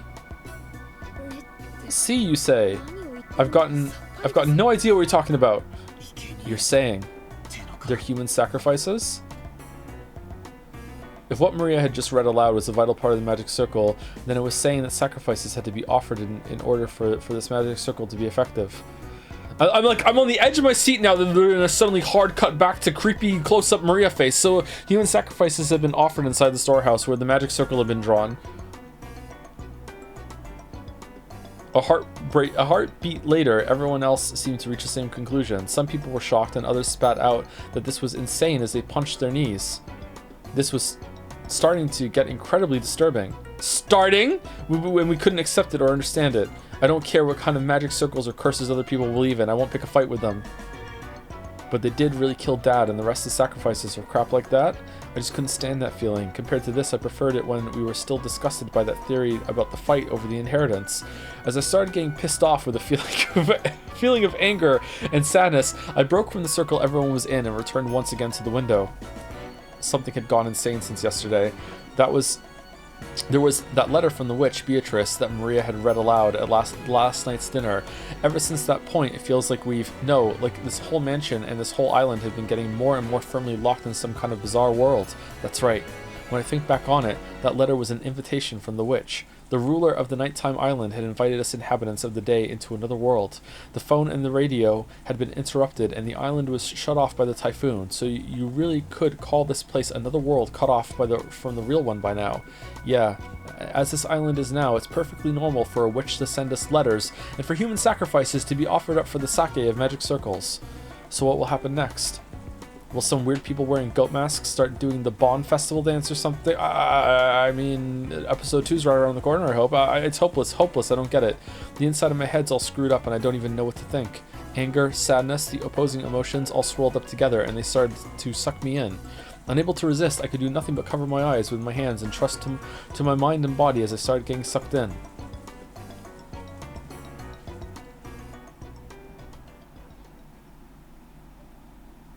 As I started losing heart, I began to recall a memory from when I was small.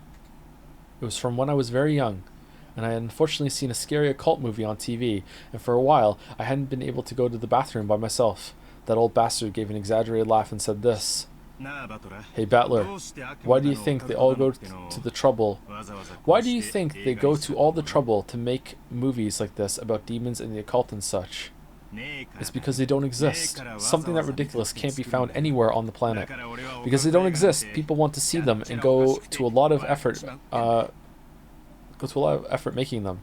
That's why those occult movies just make me laugh. If I were forced to choose, I'd say rather than demons and monsters, this year's earnings call and angry wives are 100 million times scarier. I'll go further, okay? From my point of view, getting scared is a recreational emotion, something for people who've got room to relax both in their hearts and their lifestyles. They had so much free time, they didn't know what to do with it. So in order to entertain their mind with unusual emotions, people started creating a culture with demons and the occult and stuff. Not me, I'm too busy to get scared about video games. Not a bad moment from Rudolph, okay? Seriously, why I've been acting so damn thick-headed? I was totally taken in. Don't try to mess with me. This is... fucking Mortal Kombat time? What the hell? Don't try to mess with me. This is the human world. I don't give a damn about witches, demons, magic circles, and sacrifices. The human who killed Dad and everyone else is still on this island. That's all there is to it, right? The next person who started speaking to my heart was Kairi-san. You see, in both chess and shogi, when you reach the very, very last stage of the game and get closer and closer to cornering your opponent, the number of optimal moves you could possibly make gets smaller and smaller.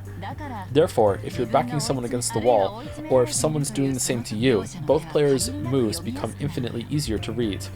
In other words, when you're completely cornered and you think you have no moves left, that is the moment when it's easiest to read your opponent. However, when a person is forced into a defensive position, they can't help but lose their ability to think clearly regularly, so they aren't able to get their minds around their opponent's moves. That's when you spin the chessboard around. Man, they love saying that. With all my strength, I slapped my face with both hands. Now, my eyes were truly open. And then Sai said, when you don't understand anything, you're completely cornered just like I am now. Isn't that the perfect time to spin the chessboard around? While on the defensive, we can't even guess at the culprit's scheme. If we spin it around and look at it that way, just what might we see? First off, at the time the culprit committed the murders, they knew the island was being cut off by the typhoon. Therefore, they watched the weather network. That was really dumb. They should have understood. They should have understood that even if they carried out the murders, they wouldn't be able to get away early the next morning. In short, the culprit had begun without securing a way to escape. That's kind of stupid. Furthermore, that bastard tossed the corpses in the storehouse. You think it was your dad? There was even kind enough to say, here they are, with that weird bit of graffiti. In other words, since we'd probably find the corpses sooner or later, they wanted to show them to us. If we'd all been dim and hadn't noticed the storage shed, the culprit's goal would not have been achieved, would it? Hee. If you think about it this way, that bastard of a culprit, since this morning they must have been watching our every move with bated breath. After all, if we hadn't been so kind as to discover what was on the storehouse, all of that hard work and preparation they did last night would have just gone poof, which is why Cannon got impatient and just showed it to us instead. What did the culprit want to make us feel by showing us the corpses in the storehouse? All 6 of the bodies had their faces noticeably destroyed. Was it a grudge? A warning? The defacement of the bodies had occurred after death, so it hadn't been the means by which the culprit had killed. It didn't mean anything to those who had been killed, but it did have meaning to those who found the bodies. The culprit wanted to make it appear that they had been killed so brutally.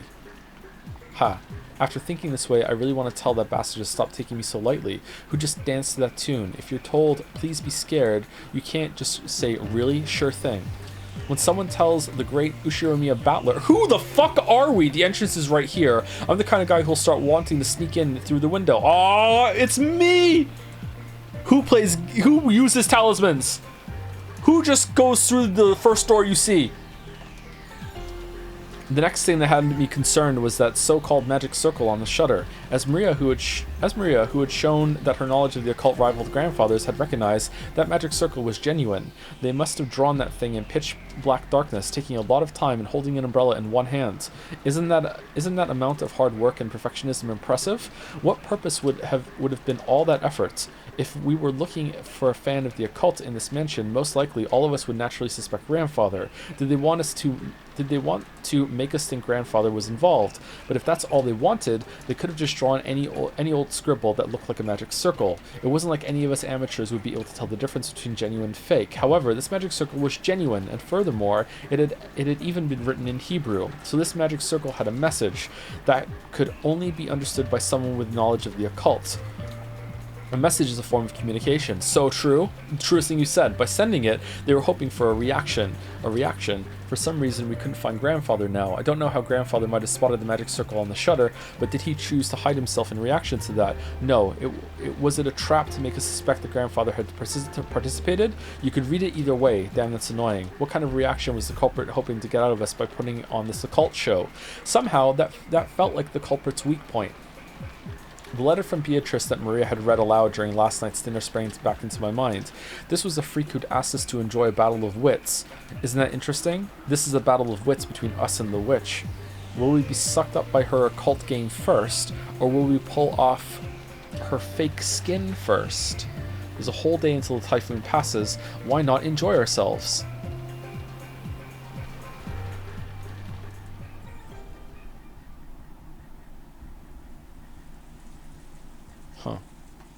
Okay. This scene's going on for a while, so just a quick thank you to A Cosmic Cabbage for the resub. Please consider streaming a worse VN. I don't think I can wait until next week. All according to Kotaku. This is the only way I can ethically stream this, is because everyone is going to buy it and read ahead of me. Thank you for the giant emotes in chat, and thank you Shadow Mirror 98 also for the resub. Thank you very much. I finally noticed that the inside of the parlor had gone quiet again. Everyone had sunk into their favorite sofas, some deep in thought. You have a favorite sofa? Some irritated, some acting depressed. Maria was once again enjoying the TV as if she'd never left it. I do not like this character at all right now. It looked like she found the commercials more fun than the boring program, and she happily yelled ooh ooh and giggled. I stared at each person's appearance in turn. If there isn't a 19th person, the culprit must be in this room.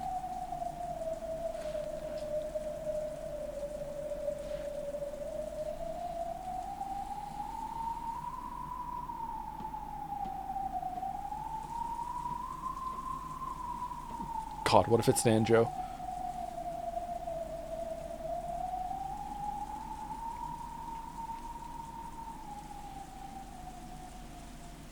Right now, Aunt Natsui's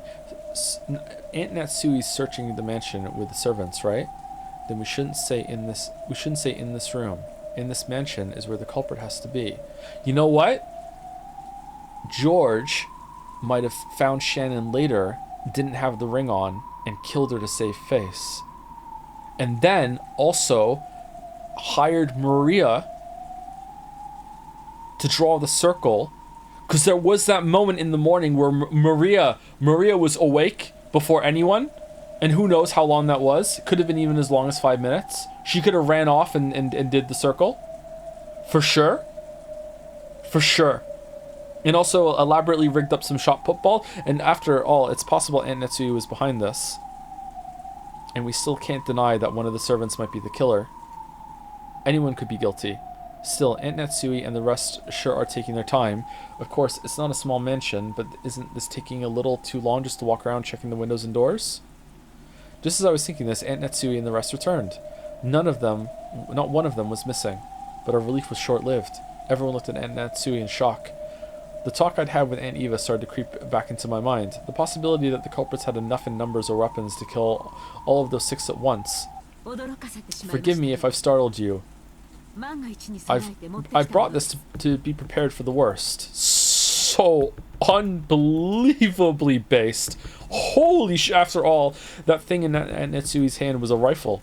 Looks like a shotgun to me. At a glance, this silhouette looked a lot like a hunting gun, but it was unusually short and kind of looked like a kid-sized weapon. However, it had a weightiness to it that made it clear it was no kid's toy. That gun is Kinzo-san's, isn't it? Did you know about it? That's right. I remembered it was in Father's old collection and I managed to find it. Whoa, awesome. Natsui-san, is that thing real? Yes, it's real. It can fire live ammunition. Long ago, Father used it to scare away wild birds. Is that why they were crying? Ah, that takes me back. Where did you find that thing? No matter how much I asked him to let me touch it, he never let me lay even one finger on it. Oh, grandfather had one of these? I didn't know that. Long ago, grandfather was really addicted to cowboy films. That generation really liked this kind of rifle. Is that a Winchester? I was just about to say, is it a Winchester? Because Hunt Showdown, but I've never seen one that short before. It takes up 2 slots instead of 3. Still pretty accurate, to be honest. I remember, it's that gun. That really takes me back. That's the one Steve McQueen fired off in Wanted, Alive or Dead. Father sure has good taste. It is an item the master ordered especially from America long ago. As you can see, it is a working gun, so please don't tell anyone about this. He was quite fond of it right after he managed to acquire it. It seems the workings that ejected the cartridges were more interesting to him than shooting it, and he played around with it back in the forest all the time. Oh, still, it's rather disturbing. Are you sure you should be dragging this out? This is to prepare for the worst. There was probably more than one offender involved. You've come to the same conclusion, or you two have been chatting. Furthermore, those horrible people killed 6 of us, including my husband. I have a responsibility to protect everyone until tomorrow in my husband's place. Okay, so we're all gonna sleep in the same room, right? We're all just gonna hunker down into the living room, right? Yep. Not gonna split up, right? As Natsui said this, she slumped down onto one of the sofas and took a deep breath. She had been trying to find grandfather as well as check the doors and windows. Since grandfather wasn't with her, she probably still didn't know where he was. I carefully checked all the doors and windows throughout the mansion, so I've heard. However, we must be prepared for anything. Everyone, I think it would be best if we all remain— Yes! Yes! Fuck yeah! Good! Yes. Oh, good point. If everyone's gathered here, then we can all feel more secure by keeping an eye on each other. What do you mean by that, Eva-san? Nothing, really. I'm just agreeing with your opinion, aren't I? There was a stormy atmosphere between the two of them. If you think about who was the most suspicious from the inheritance problem standpoint, Aunt Eva was the obvious answer. However, there was no proof that Aunt Natsui was innocent. No, if you view Bitorichi's letter as one of Grandfather's complicated pranks, and think of this crime as just an extension of that, there's more than enough reason to suspect even Grandfather. Also, Aunt Natsui thought the criminal was on the outside, but Aunt Eva thought the criminal was on the inside. In short, it was the question of whether or not a 19th person exists. That same question has been repeated endlessly since last night's dinner, with a letter from the witch who called herself Beatrice. So, was the culprit among us? Or not? And did the witch Beatrice exist? Or not? If you assume that something as stupid as a witch can't exist, you're basically saying that one of these relatives here who share a common bloodline is the culprit. If that was too unpleasant, it'd be much more comfortable to simply accept the fairy tale-like character of the witch. A witch? A witch drawing a bizarre magic circle and offering human sacrifices? If I could accept that rubbish, I'd be able to trust all the people in this room. However, damn common sense got in the way. It kept repeating that witches don't exist. In that case, the culprit must be among us. In the middle of this... Okay, so right now, I'm fixated on the idea that these 6 are the... Oh, he's gray because he's missing? Fucking hell. Is that... The 6 is this one. On the first twilight, offer the 6 chosen by the key as sacrifices. Why would, if it is Beatrice, why would Beatrice be trying to... What was the wording? Kinzo-sama did append a special clause to the contract so that you would have a chance to preserve your wealth and honor. If and only if that special clause is fulfilled, I will lose my rights to the gold and the interest for all eternity. Special clause. Beatrice retains the right to collect the gold and accumulate interest upon the termination of the contract. However, if someone is able to discover the hidden gold of this contract, Beatrice must abandon these rights for all time.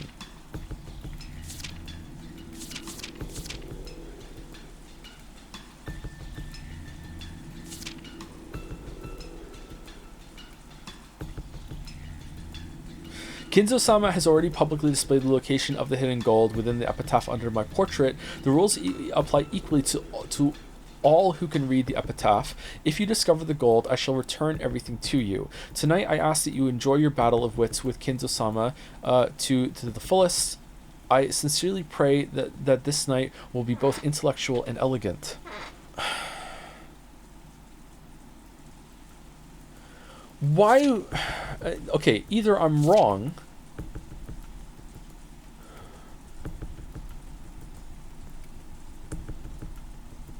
God, did he really just forget where the gold is? No, that can't be it. It can't. Is it? She's saying against Kinzo-sama.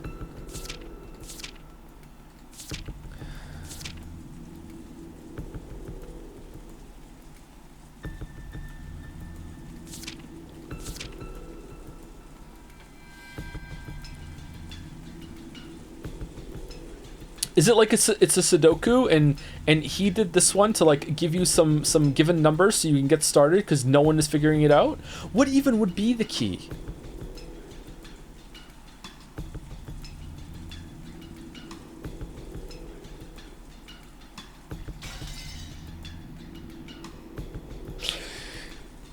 Okay, in that case, the culprit must be among us. In the middle of the seemingly endless rain, none of us could break the silence.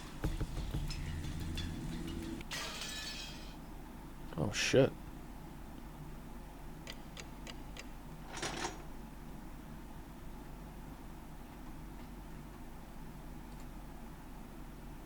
It's 1 o'clock in the afternoon, right? Not 1 o'clock in the morning.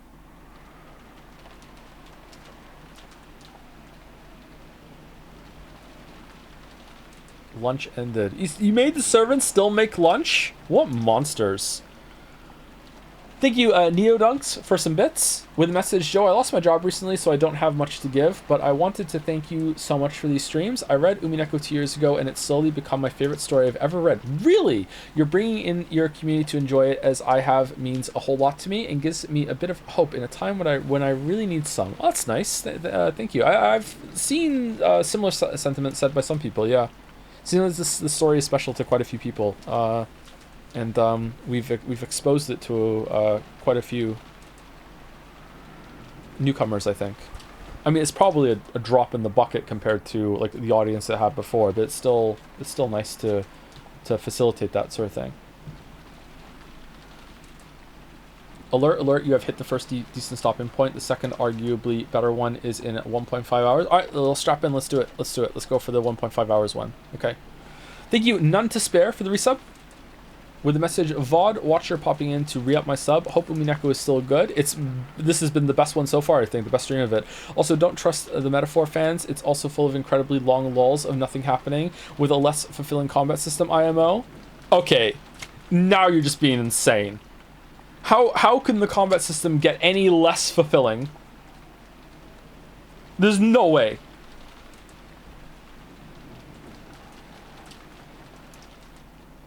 Anti-metaphor propaganda? What is going on? The Persona and Metaphor Zona people are fighting. Civil War? That chatter is evil? Thank you, None to Spare. Thank you, Kororor, for the resub. Super fun stream so far as someone with a degree in Umineko studies. Thank you, Wayward524, for the resub also. Thanks for the Rain World emo. Oh no! And thank you, Jamo211, also for the resub. Right now. Alright, let's continue. Lunch ended and the servants removed the tableware and went to the kitchen. The wind and rain neither weakened nor strengthened, and the island remained cut off from the outside world. At first, it seemed as though Netsui planned to stop anyone from taking a step outside the room, but when it came to prepare lunch, she finally realized this would be impossible. However, in order to avoid having anyone alone in the kitchen, she told the three servants to go together. Because of that, the servants were the first ones given the right to leave the stuffy parlor, which had been packed with 11 people. Since breakfast had immediately followed that terrible incident, preventing most of us from eating much, everyone tore into their lunches in silence. I will wash the dishes so you can rest, Kanon-kun, Genji-san. Do you want something to drink? I don't need anything, Kanon. I don't need anything either. I'm full, right up to here. You two must have been so busy and so early in the morning. It's no wonder you're worn out. Moving the bodies. The only noise was that of Kumasawa washing the dishes, which resounded throughout the kitchen.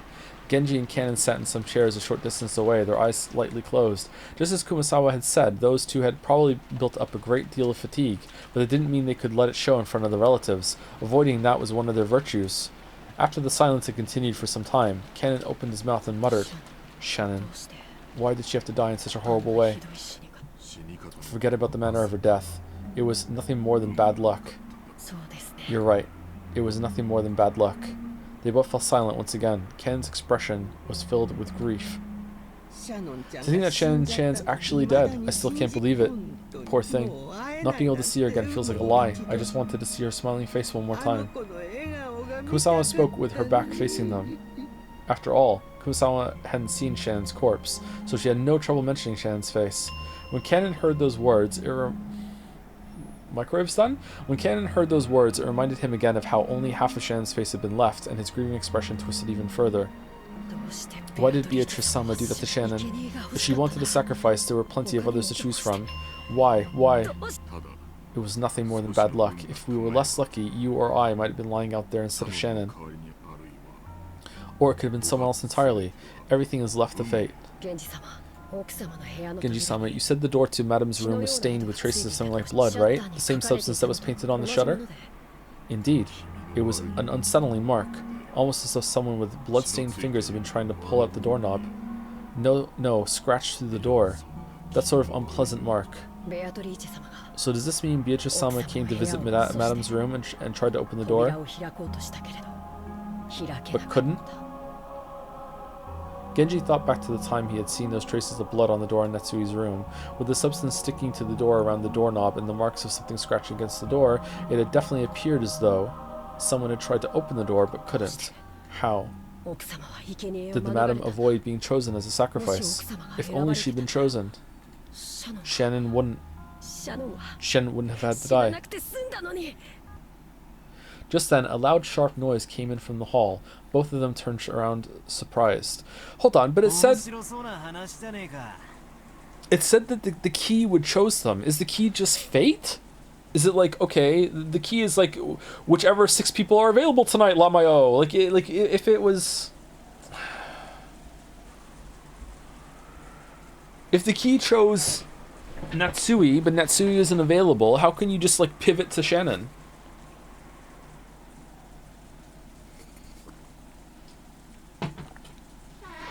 I was thinking that maybe it had to be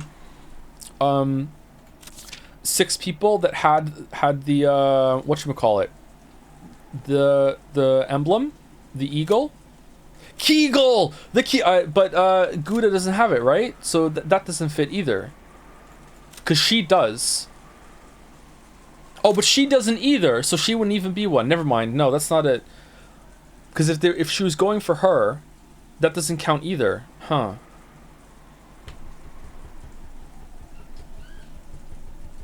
Yeah, I don't understand. I'm starting to think this isn't something you can understand. Okay.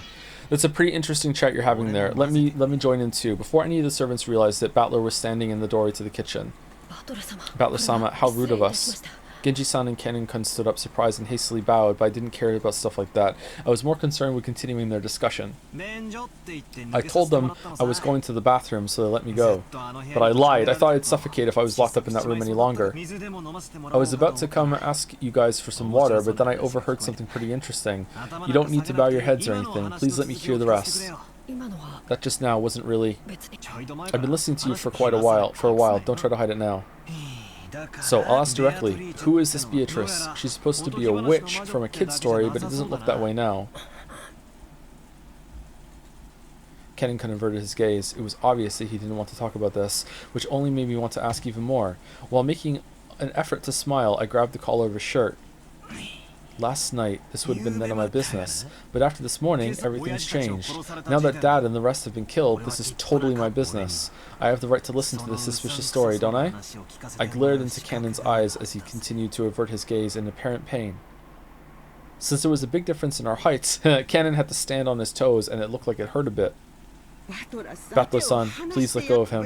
Kennen-san isn't really hiding anything. Then you won't have any problem talking about it, right? It's lonely being out of loop, you know, Lamayo. When I tried to further twist up his collar, Genji-san cut between us and spoke. In his expression were faint traces that he made up his mind to do something. Apparently, he had no intention of hiding it. I can tell you about it. Kennen only hesitated because you might have taken it badly, Battler-sama. Hesitating, huh? Not very manly of you. Whatever it is you're talking about, it's even more unpleasant having it kept a secret. Tell me about it. It's not like we have anything better to do before tomorrow comes. A slightly spooky story might be the best way to avoid getting bored. Genji-san and Kennen-kun looked at each other, then nodded as though they decided to talk. What happened to everyone just staying in the living room? Understood. Please, ask us anything. We will talk. Okay, Redditor? Right. Then I'll ask. Who in the world is Bitorichi? All I know is that she's a witch who lives in the forest of Rokken Jima. I've heard it's a story grandmother or someone invented to keep people out of the dangerous forest. Is that wrong? No, it isn't wrong. It's as you say. Beatrice is a witch who dwells in the forest of Rokken Jima. Battler-sama, I don't expect you to believe this all of a sudden, but Beatrice-sama exists. She's a real person with a real witch hat and real murderous intent, the one who gave the master a vast amount of gold and who worked by his side for many years. Huh? Oh, come on. Is grandfather paying you to repeat everything he says? I laughed like it was a joke, but neither Genji-san nor Kennen-kun laughed. Not even Kumasawa-ba-chan, who was avoiding my eyes, flustered as she started washing the dishes. So unfortunately, I was the only one laughing. Painfully, bitterly. I see. That's why Genji-san refused to mention it. If you really mean it, of course I take it badly. So you're saying that a person named Beatrice actually exists? Yes. She has been working for the master since before the mansion was built on this island. She has most likely been working for him even longer than I have. What do you know? Kira-san's theory was off. Grandfather really did have a confidant named Beatrice. Is that person on the island now? Yes. I believe that she is here. That's a vague way to say it. I guess that means you haven't seen her face today or yesterday? That is correct. It is extremely difficult to say, but... Kennen-kun once again dropped his gaze, avoiding my eyes. Come on, don't just stop there. That's like freezing an inch before the blow, right? I urged him on jokingly again. However, it looked like Kanon was still confused as to whether he should speak or not. Then Kumasawa Bachan whispered. Ho ho ho. You cannot see her face. Because Beatrice-sama has no form. She has no form. She has no great... She's a ghost? She has no... What did you say? Beatrice-sama has no body. Therefore, unless Beatrice-sama wishes it, common people like us are not able to see her form. I have heard that the portrait shows what Beatrice-sama looked like back when she had a human form. It seems he yearned for that figure so much he would often stand in front of that portrait. Oh... Beatrice-sama sometimes shows herself by changing her form into glittering butterflies. On the rare occasion that you spot them somewhere in the mansion, there is a rule that you absolutely mustn't chase after them. She just gets bored one night and just like, you know what, it's a butterfly night. Hope no one follows me because otherwise I'm going to get mad. It is whispered that you will meet with disaster if you do. In fact, there was a servant who broke that rule and quit because of a great injury. Wait a sec, are you kidding me? Are you all serious about this? Battler-sama, Beatrice-sama has already arrived. Such language may be unwise. Beatrice-sama does not like it when she is profaned. If you doubt her existence, you will surely meet with disaster. Battler-san, you probably find this topic unpleasant, but you know what? Beatrice-sama does exist. She exists. Beatrice-sama hates people who doubt that. Can't you tell, Battler-sama? And she also, at the same time, makes it really, really hard to prove her existence. Big god vibes. Hey, how about, you know, we... call them on their bullshit, you know, the servants that may have been in cahoots and did this whole thing under Kinzo's orders. No, it was the witch. Can't you tell, Battler-sama? Beatrice-sama has already arrived here. Come on, quit it. I'm weak against that stuff. Enough with the cheap threats. However, there was no trace of a joke in the eyes of the three servants. On the surface, I laughed and tried to look unconcerned, but I was quickly starting to sober up. Their eyes were also sobering up fast. Battler-san, I beg that you stop profaning Beatrice-sama. Please trust me. Kumasawa Bachan, who was usually cheerful and would always tease people, now spoke with a totally serious face. Huh? Well, if you say she exists, I don't see anything. Are you trying to say she's standing right next to me or something? Quit joking around.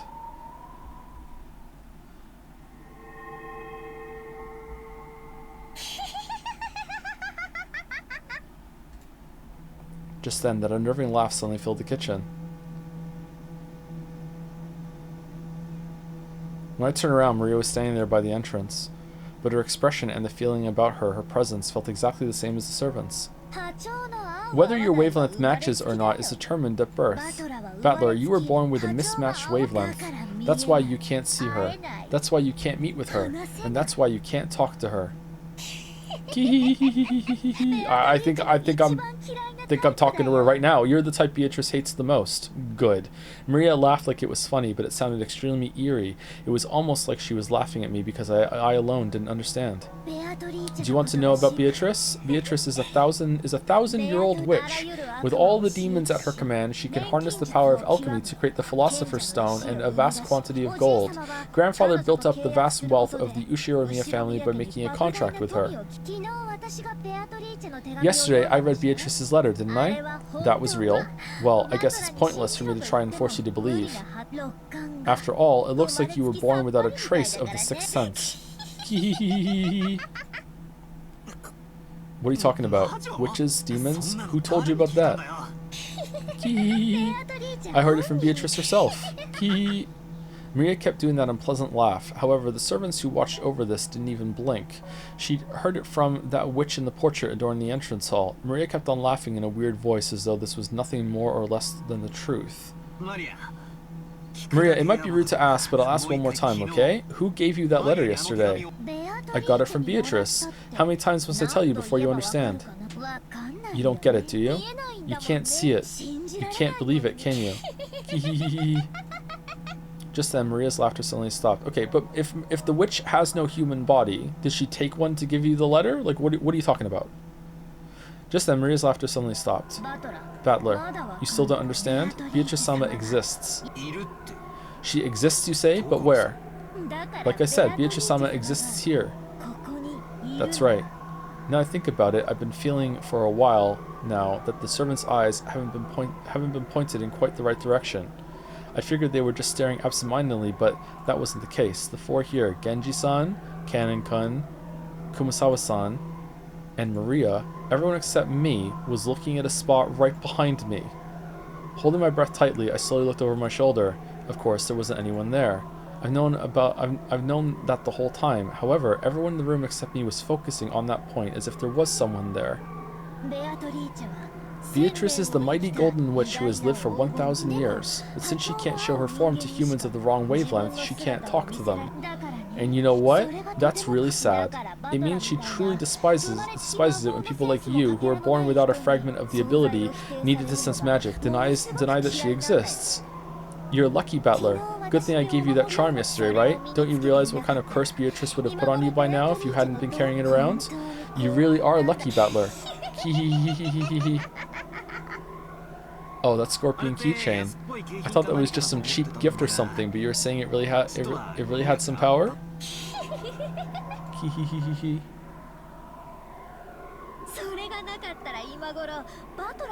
If it weren't for that, you'd be lying in that storehouse as a sacrifice with your face crushed by now. Hee, you're so lucky, Battler. I see. So if it weren't for that, I'd have been killed by now. Battler, why don't you believe in Beatrice? Even though she exists. Right now, over there, look. Hee. Hey, I'll bet you want to believe it now. Believe it, and thank me for giving you that charm. If it weren't for that, you'd be in the storehouse right now, but then maybe you would have saved someone else in exchange, right? Hee.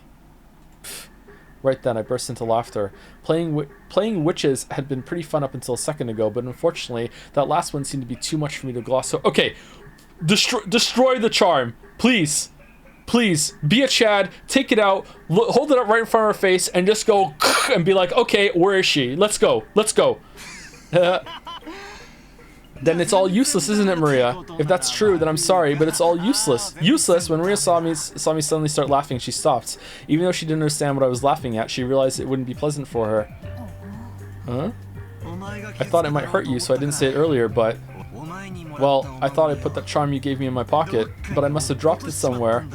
Oh, so the charm can't be the only reason I'm alive now, and even though I should have been cursed by the witch, I'm perfectly fine. Sorry, but I don't believe in things I don't see with my own eyes. Holy shit! 6 senses, wavelengths, magic sensitivity. Sorry, but I don't believe in fake stuff like that. When I hear the girls in class start talking about how good or bad their ability to sense the supernatural is, it pisses me off. I don't know how much grandfather is paying you, but if you're trying to talk me into joining some cult, believe me, you won't be able to do it that easily. Fucking Jigsaw rolled into the kitchen right before this. Alright, servants, I want to play a game. Battler is overhearing you right now, and like I'm whispering, and he's a weeb, so he can't hear me. Oh, fucking like when he comes in, everyone stare at the fucking like the piece of the room, like fucking 4 feet behind him. Let's pretend that there's a witch, okay? It's fucking hilarious. Let's do it. You guys are free to believe whatever you want. However, when it comes to things I believe, the one who decides is always me. Fucking Bastiller, man. Sorry, I can't believe in something as shady as Beatrice until I've seen her with my own eyes. I spoke forcefully and sharply. Then Maria started cackling again. With an E? Well, that's just fine, isn't it? Eventually, even people like you with totally mismatched wavelengths will be able to see Beatrice. Okay, but you said that we couldn't! Just riffing over there. Very soon she will revive. Beatrice will revive. Once that happens, she's promised to talk with me and play with me a lot. There'll be absolutely no need for you to doubt or for us to force you to believe. Okay, so Beatrice didn't kill anyone then. Who the fuck did then? Kinzo? Who would do this shit? She will appear very soon. Hee.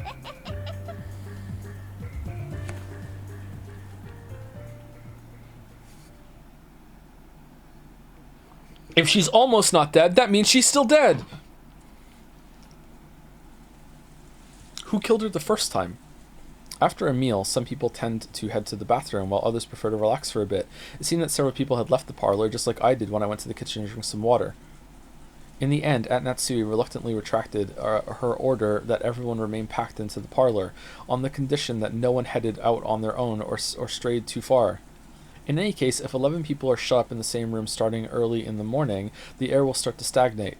Also, quite some time had passed, so everyone was starting to recover from the shock of that morning, and their sense of danger might have been weakening too.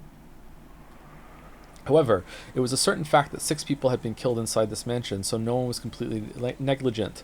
So whenever they went out into the hallway for a breath of fresh air trying to act tough, they would quickly get scared of standing there isolated and would eventually return to the parlor. I guess it's like the north wind and the sun.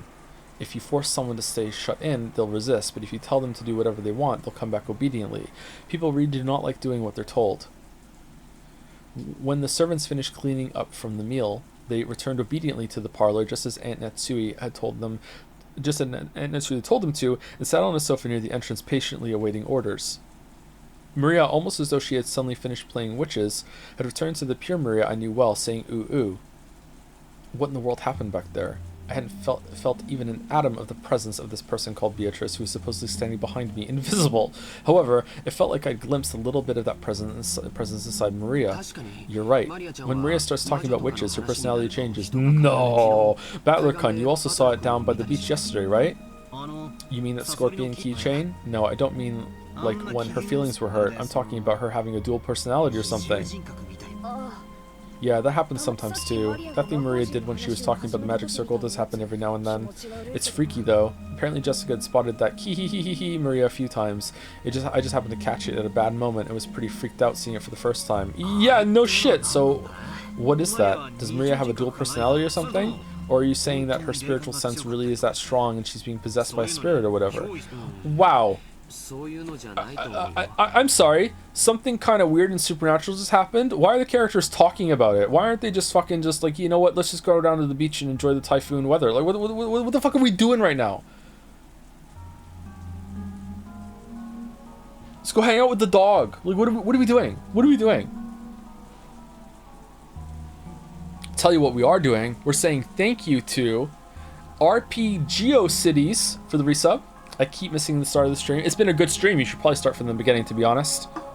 It's been pretty good. Thank you, RPG Cities. Thank you for the bits, Con5654. Thanks for locking in the extra time. I'm having a blast. I think we're only going to be about half an hour over time, so that's fine to have a good stopping point for next week.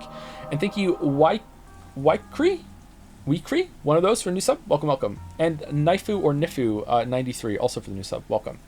How much longer do you plan to stream for? About an hour and 20 minutes, an hour 10 minutes, I think. So a little bit over 5 hours. We're at 4 hours and 20 minutes right now, so I'm going to guess we're going to go to around 5:10, 5:15, something like that. No, I don't think it's that. Haven't you ever experienced it? When you were small, didn't you ever want to be someone other than yourself? When humans are born, no one has any individuality. However, when they reach their growth period, their sense of self starts to be born. They want to be different than other people, but since everyone else in their class is learning the same things at the same rate and being forced in the same lifestyle, of course they aren't going to find anything that makes them different from everyone else around. No, people are different, like right from the start. I have raised 4 people. They're different right from the start. Once they realize that, the first thing they do is start breaking the rules in what's called their rebellious stage. Since everyone else follows the rules, they want to show off their individuality by breaking them. So even those who try to act tough, mocking everyone around them and calling them childish, can actually be viewed as cute kids searching for themselves if you look at it this way. Well, I'm lecturing about all this like I'm so smart, but I actually got it secondhand from George and Nikki. I myself was one of those embarrassing guys who thought it was cool to act like a little bastard. Well, that was when I was at the age where you try to show off for the opposite sex. So, any time after the age of 15? Okay. The main feature of the growing period lies in an impulse to break away from your life as a kid, like a chick trying to crack open the shell of their egg. Do you know what makes children and adults different? Size. Age? Or do you mean size? No, it's experience. I mean, it's also size. Adults can look down on children because children have very little life experience, and also because they're bigger. The reason they snort at everything children say is because they think kids know nothing about the real world. Yeah, I understand that. When you're a kid, you talk like you've got life all figured out somehow, trying to act like an adult. No matter what kids say, adults just snort at them and say they're too naive or that they'll understand when they get older or something. Well, it's probably true, but to a kid it's just annoying, like they're being looked down upon. I get it. It's a question of knowledge and experience. Well, I guess you're right that there's no reason to respect a person for their age if they've just wasted their lives. Therefore, during the period when they try to separate themselves from other children, they also try to take on personality traits different from those around them. And if knowledge and experience is what separates kids and adults, I get it. If they know something no one else knows, it becomes part of their identity.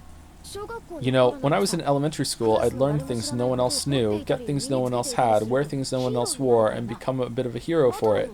I bet you've done the same thing, Battler. Yeah. There was definitely an age when I wanted to excel in some skill or another. I see. So that's because I was trying to separate myself from being a child or going through my growing period. In other words, if you put a positive spin on it, the growing period forces you to separate yourself from others, thereby pushing you to gain skills and knowledge no one else has. This is also interesting from a sociological standpoint, because people hate being like everyone else. They try to learn skills other people don't know. 6 people dead in the shed, by the way. In this way, society can acquire the broad range of skills it needs to survive. The quality of the gods' programming is truly surprising. Well, unique personality traits can also be negative, right? Like if, say, everyone in the class was studying hard, but I was the only one slacking off trying to stand out. Okay, that last bit really was true about me. It's only recently that I've been able to thank the middle school teacher who slapped me after school. But, well, I'd try to jump over things no one else could. Literally, sprint as fast as I could. Try to lap those guys with good grades when we did a marathon. I just felt like doing it. It was in my nature that if I couldn't study well, then at least I could get back at them by exercising. I see, so I really did go through a proper growing period. I guess boys really do tend to focus more on physical stuff. But you know, girls of the same age tend to focus more on mental, spiritual things. I'll bet there were groups of girls in your classes that got really interested in fortune-telling and their spiritual senses. What is this? Is this a culture thing I don't know in Japan? Yeah, there were. They'd come over asking me for my sign and my blood type, and then they'd laugh. Ah, I thought so, giggle, giggle. It really got on my nerves. No matter which class you go to, girls like fortune telling, depending whether your spirit sense is strong or weak, what your sensitivity is, and whether you can see the unseeable. That kind of thing definitely happened to me. That's because fortune telling and spiritual senses are things that aren't taught in school. To girls, who tend to be more introverted, it's a genre that's easy to build an identity. That's easy to build an identity upon, and one that holds a lot of interest for them.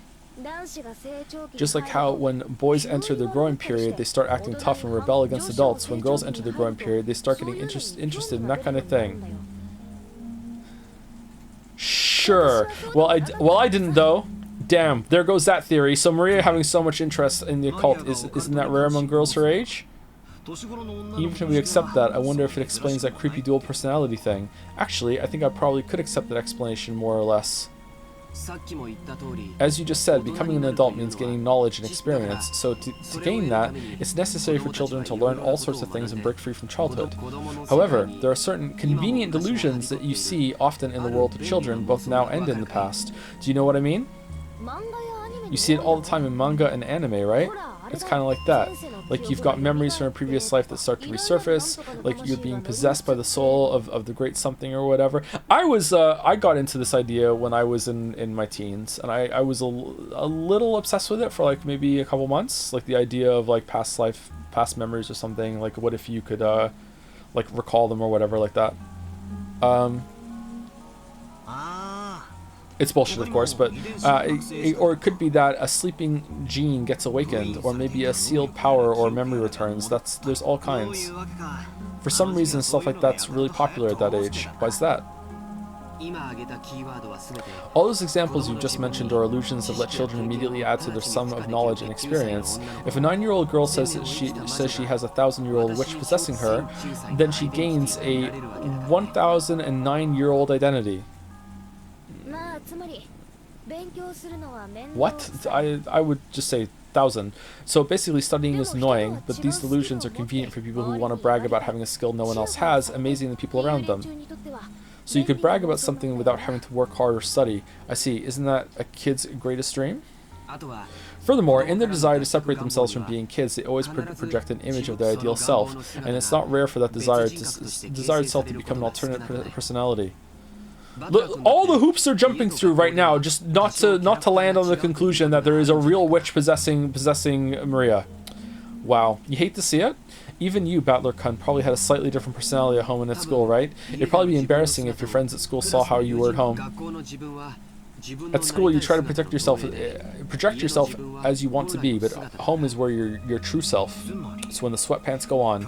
In other words, I'm changing my personality depending on the situation. Are you trying to say having multiple personalities is actually really common? A girl who's a fan of the occult might say she's being possessed or awakened. Honestly, there are some kids who change their personalities so much it's creepy. And some boys do it too, right? Guys who say they've blown their top and suddenly turn into some overplayed violent character. I'll bet they think it's pretty cool, but it's painful to watch. Let's sum this all up. So you're saying that even if a girl about Maria's age shows a creepy second personality like she did a minute ago, it isn't such a rare or unusual thing. Simply put, that's right. Identity is an important factor when building up one's sense of self. If you make fun of it, it could actually cause children to go back into their shells. Nah, I think it's pretty fucked up and weird, George. Sorry, George L. Sorry, just you taking 2 L's today. Shannon's dead, and now this. Sorry. So it's important to go along with them to some degree, although the broad-mindedness of the parent determines whether they play along in full or not. And Nikki, I can't believe your signal. What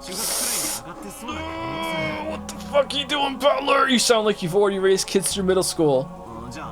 So I wonder if Aunt Rosa also knew much about Maria's dual personality. She knew about it. Just between us, Aunt Rosa really hated it. She said it was unpleasant and that Maria was becoming increasingly isolated from the rest of class. Gee, I wonder why. So anytime Maria started talking about the occult or laughing like a witch, she'd slap her. And it looks like Maria stopped talking like that way in front of her. Maybe that thing back there was just a little game from a girl facing her growing period, and she somehow got all the servants to go along with it, dude? Just a girl trying to show that she was different and independent by holding interest in witches and the occult. And since she wanted to be different from herself, young as she was switching between her normal personality and the personality of her ideal, a witch, and all of the servants just just fell in line. Like she was in charge in the kitchen, dude. At first, I'd found that very disturbing, but after being lectured by George and Nikki, it felt like this was a path everyone walked down at one time or another. I haven't told anyone when I was in kindergarten. I joined up with a little gang of kids trying to form an Earth Defense Force, saying we'd help protect the peace on Earth. My face turns red when I remember how, during what we call battle practice, we would chant EDF, EDF.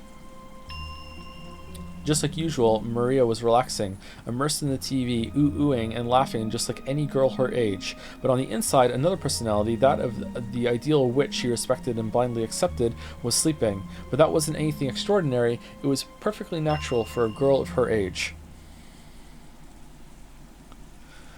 I personally think that Maria should probably be confined to a room with a locked door and locked windows until the police come in 2 days. That's what I think. Obviously looked after, like food, water, bathroom, but she should be no.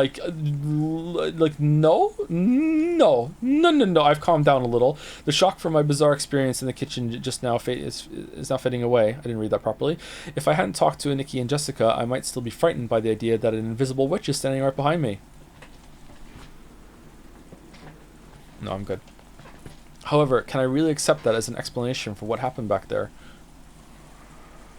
If it had just been Maria, I could have explained it as the fickle delusions of a growing girl.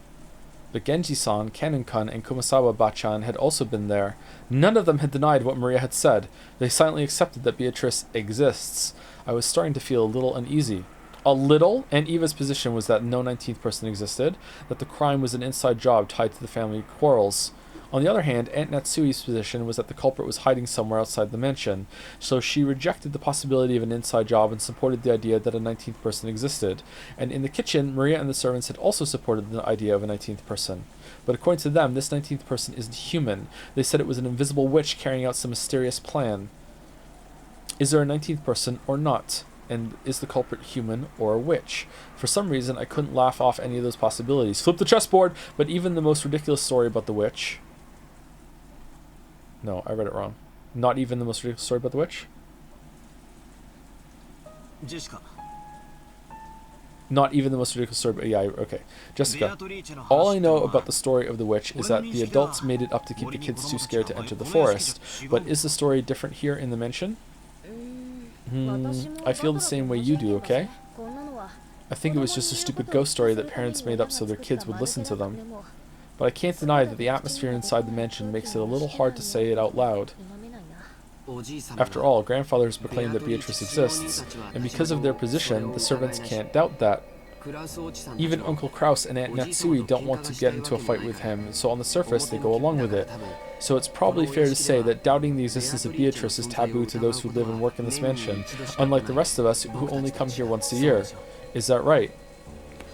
Well, I can't believe that the witch exists, sir, if you tell me. But if it was an order, then I would have to. Jessica took a deep breath in admiration. It looked like Nikki had guessed right.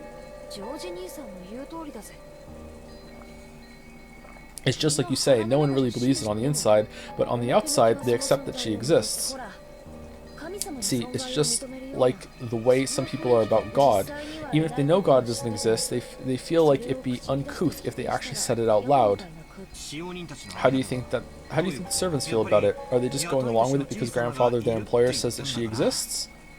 Well, I don't really know the details, but between the servants, the story about Beatrice has been treated like a sort of ghost story. Remember yesterday when Shannon was talking to us down by the beach? That story about how one night she was doing the rounds in the mansion, she saw something unsettling? She did say something like that, didn't she? Back then I thought she was just being really nice to help improve Maria's mood, but it felt like she was serious when she said it. That's right, she definitely said it. She definitely said the same kind of thing that Genji and the rest had all unanimously declared back in the kitchen. Flashback! In addition, some servants have also seen will-o'-the-wisps and glittering butterflies dancing around. Kanan-kun also saw something like that when he went patrolling one night. And recently, you often hear servants talking about strange footsteps heard inside the mansion near midnight. We've whispered together that the Beatrice-sama in the portrait sometimes makes herself invisible and walks through the mansion. It happened a while ago, but even I have heard footsteps while patrolling at night that resembles those stories. That's right, she definitely said that. Exactly the same thing I had been told just now.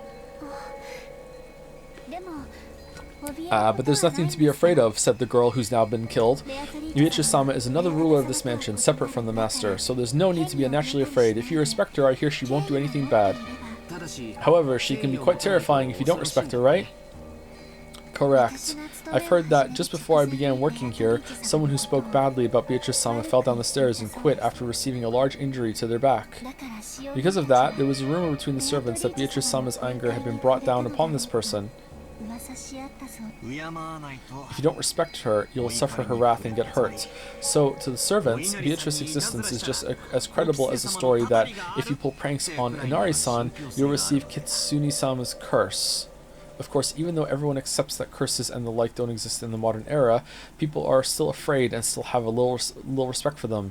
You often see it when, in a residential area, someone is building a house and they call a Shinto priest for a ceremony to honor the god of that plot of land. You might think that was just a big waste of time and money, but it is said that if the workers don't do that, a big accident will occur, so they never neglect to do it.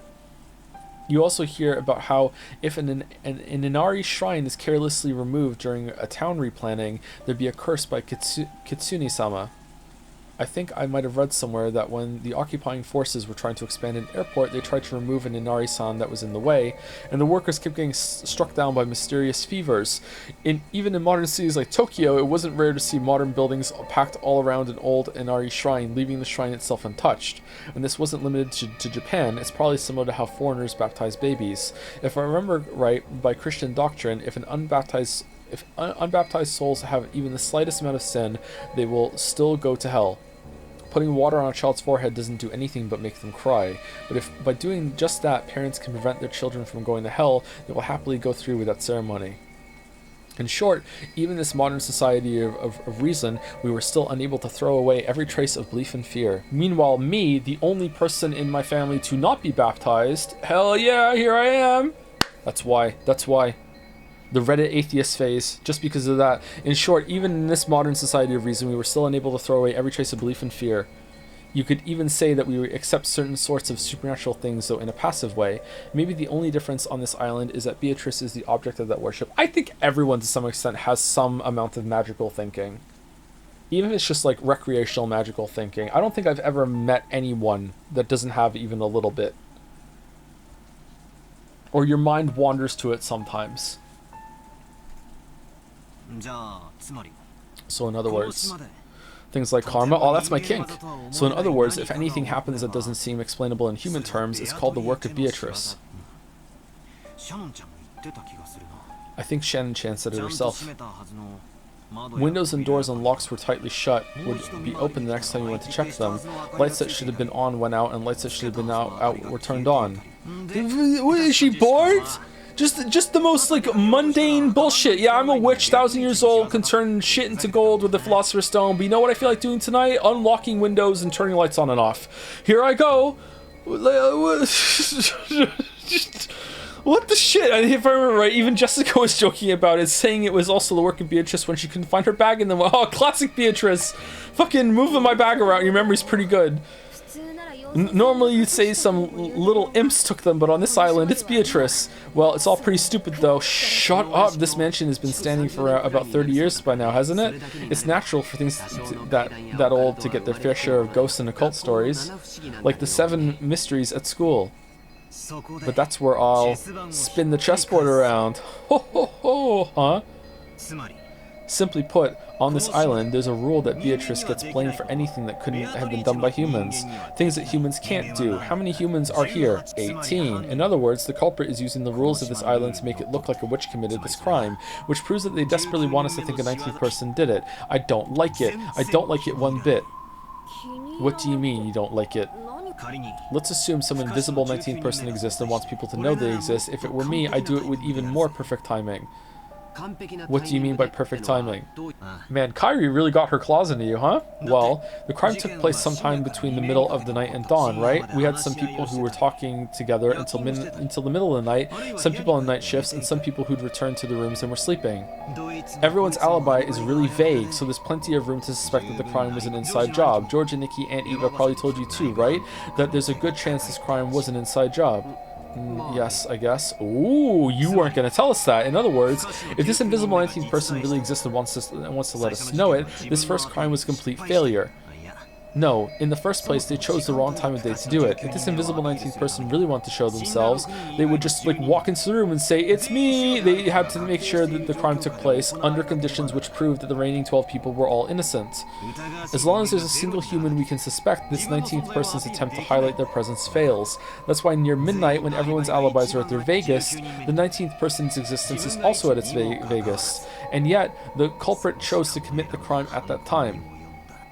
By committing the crime then, one of the 18 would obviously be suspected, and yet someone handed Maria the letter and called themselves a witch even though everyone denies they did it. Okay, so is there some amount of like belief? I'm convinced that there is actually a witch, although if there isn't, I would be really interested in that story. I'm convinced there is a witch, but do people have to believe that the witch is here for the witch to be here? So someone is trying to, like... When they say, oh, the witch is going to be resurrected or revived, is it not like an actual literal, like, revive? It's more of a revived in the hearts and minds of the people here? Because if that's the case, then it's probably Kinzo that's doing it, or Kinzo with some help of some people. By committing the crime, then, one of the 18 would obviously be suspected, and yet someone handed Maria the letter and called themselves a witch, even though everyone else denies they did it. In other words, you're trying to say that one of the 18 is trying to make it look like the 19th person called Beatrice exists. That's a pretty crazy idea. I think Mom's theory about someone hiding outside the mansion is a bit more credible. Battler, don't tell me you actually think someone in this room is the culprit. I do. Someone's trying to force us to accept that Beatrice exists. That's right. This whole thing started as far back as the letter last night. I don't have any basis or proof. But with the chessboard turned around, this is my best guess. Seriously, that's too crazy. You sure you haven't been reading too many weird detective novels? However, it's an angle we can't ignore. Whether this 19th person or not, the culprit's definitely planning something involving that rule about this island. Just now, listening to Battler talk, I remembered something that's a little disturbing. Something disturbing? Yeah, my fiance's dead. Yes, do you remember?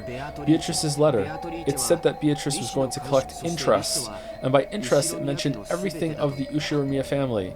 Jessica and I thought back to what Maria had read aloud the previous night. Yeah, it said that, it definitely said that the collection of the interest was going to take place shortly, but if the riddle of the gold could be solved, she'd lose that right. Grandfather received the gold and rebuilt the Ushiramiya family. In other words, according to Beatrice, everything created using the gold's capital counts as part of the interest, which means... That's pretty scary for a joke, Nikki. You don't mean everything of the Ushiromiya family. In other words, everything that grandfather gave birth to. In other words, everyone with grandfather's blood flowing through their veins? If you interpret the letter that way, these murders are just Beatrice legitimately collecting interest. If that's the case, these crimes will continue, because the collection of interest is still only halfway complete. George turned around, looking over the parlor. Why would killing be collecting interest? Wouldn't you just be like a servant? There were still many people who held the name Ushiromiya, and because Goda-san and Shannon-chan had been killed, we knew that not even the servants were safe, despite lacking the Ushiromiya name, not to mention Natsui, who has the emblem on her heart. So are they planning to kill us all? But that's weird, George Nissan. In that case, why only 6 people? They should have been able to kill a lot more. At worst, it should have been possible for them to assault everyone while they were sleeping and kill them in a single night. Why didn't they do that? The special clause. If someone manages to solve the riddle of the gold, their right to the interest will be lost. And remember how the letter ended. It challenged us all to solve the riddle of grandfather's gold. Jesus! It looks like we're finally understanding the culprit's message. In other words, the culprit's telling us to try and solve the riddle on that epitaph grandfather had made. On top of that, they're saying that if we just sit around, they'll keep collecting interest. I realize this is all based on several guesses that are way out there, but not everything that happens in this world fits together in a perfect line. Most of the events we don't understand are only individual points. By fitting them into a straight line, we're beginning to understand. When the points at either end of the line are really close, the line itself is more logical and easier to understand. It's also like a circle. And when those points are really far away, the opposite is true. It's the distance between these points that make us say our guesses are way out there. However, if the distances we span are too narrow, that means our thinking will be narrow too. Is there a difference between making guesses and reasoning? Am I just using easily made guesses to try and force this crime into a pattern I can understand? I feel like that's what I'm doing with my guesses, Battler, yeah. No, that's not it. When you're lost in the dark and searching around with your hands, what you're doing is relying on your imagination and making guesses. Only imagination can find the points that need to be tied together. Reasoning is nothing more than the act of drawing lines between them. If you can't imagine, you can't reason. What I'm doing now might be way out there, but I'm sure it isn't a mistake either. Only the power of imagination can pull clues out from the darkness, and then I can use the power of reasoning to tie those clues together. It was a lot like the process of searching out an enemy's weak spot and striking. It's okay if I'm way out there. Find a weak point first, and then we can think about how to strike. Right now is the time to find points we can tie together later.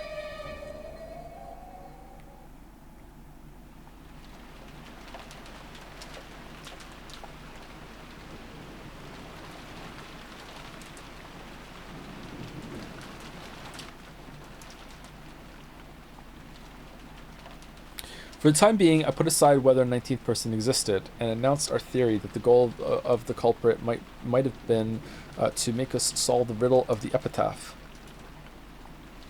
Uncle Hideyoshi seemed to be extremely interested, but Aunt Natsui said it was ridiculous and dismissed it. Of course. If you think about it that way, even that letter from yesterday makes sense. I'm definitely interested. Then Natsui's line, I don't think so. I think I'm going to dismiss it. That motive seems to fit pretty well with the facts. Setting aside whoever it was that gave Maria-chan the letter. Ooh, Beatrice exists. Ooh. Even though she was puffing up her cheeks in that cute way she'd been doing since yesterday, I couldn't think of it as cute. If I poked fun at her, it might suddenly transform into a creepy laugh. There is no hidden gold. However, if the culprit is blindly sure of its existence, and they're trying to make us solve the riddle before snatching the gold away for themselves, then I will agree it makes sense, she said dismissively. You have seen some of the gold! People are dead! All cards on the table! What are you doing, best girl? Losing points!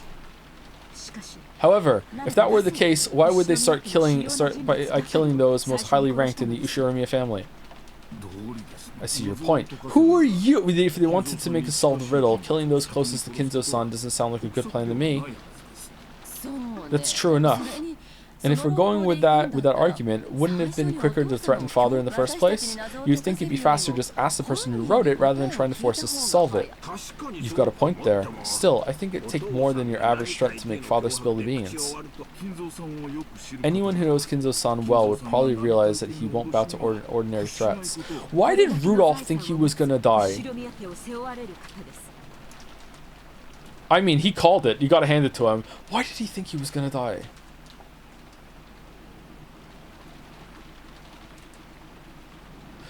He's the man who bears responsibility for the Ushiromiya family and all its vast wealth. He's been exposed to many threats and attacks in the past. The family only prospers today because he was able to overcome all of them. That's freaking right. Can't even imagine our grandfather being someone because of a threat. Jessica, watch your language. Ugh. Yes, Mom. In that case, what about this idea? No, wait. Is this one also way out there? Say it. Say it. I couldn't hesitate. Out there ideas are like bows and arrows. It might be hard to hit with, but it's a great weapon because you can hit enemies far away. They say most people who've died in battles were killed by arrow wounds. In a battle, you can't just shoot off one arrow. You shoot a whole bunch of arrows at once, pushing them forwards towards the enemy troops with a wall of them. So keep shooting over and over. Create a wall as you push forwards toward the truth. If the culprit is after the hidden gold, forcing us to solve the riddle wouldn't be very efficient for them. It'd be much quicker and easier to ask the person who made it in the first place. In that case, the question is this all a message directed at Grandfather? In other words, these murders were a threat made against Grandfather. If he didn't tell the culprit where the gold was, his family members would be killed off one by one. What if we weren't the only ones being forced to solve this riddle? What if Grandfather was too? If you think about it that...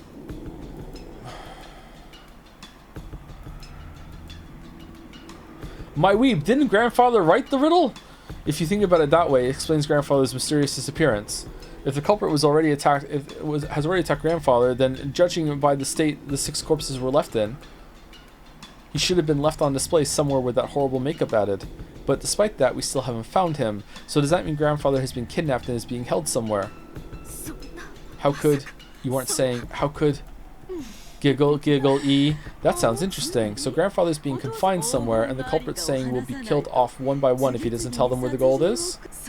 It pains me to imagine how you find that interesting. Aunt Natsui glared at her, but Aunt Eva just smiled calmly. Since we still haven't seen him after all this time, I think it's almost certain that Grandfather's gotten caught up in the crime. If you think about it, you can't just ignore Battler-kun's theory, right? Be quiet, George. In the first place, when did Father actually disappear? How good a swimmer is Kinzo? Who was the last person to see Father? It was probably me. This morning, when we didn't know where my husband and the rest were, we discussed the possibility of them being in Father's study. I went to check his room and greeted him there.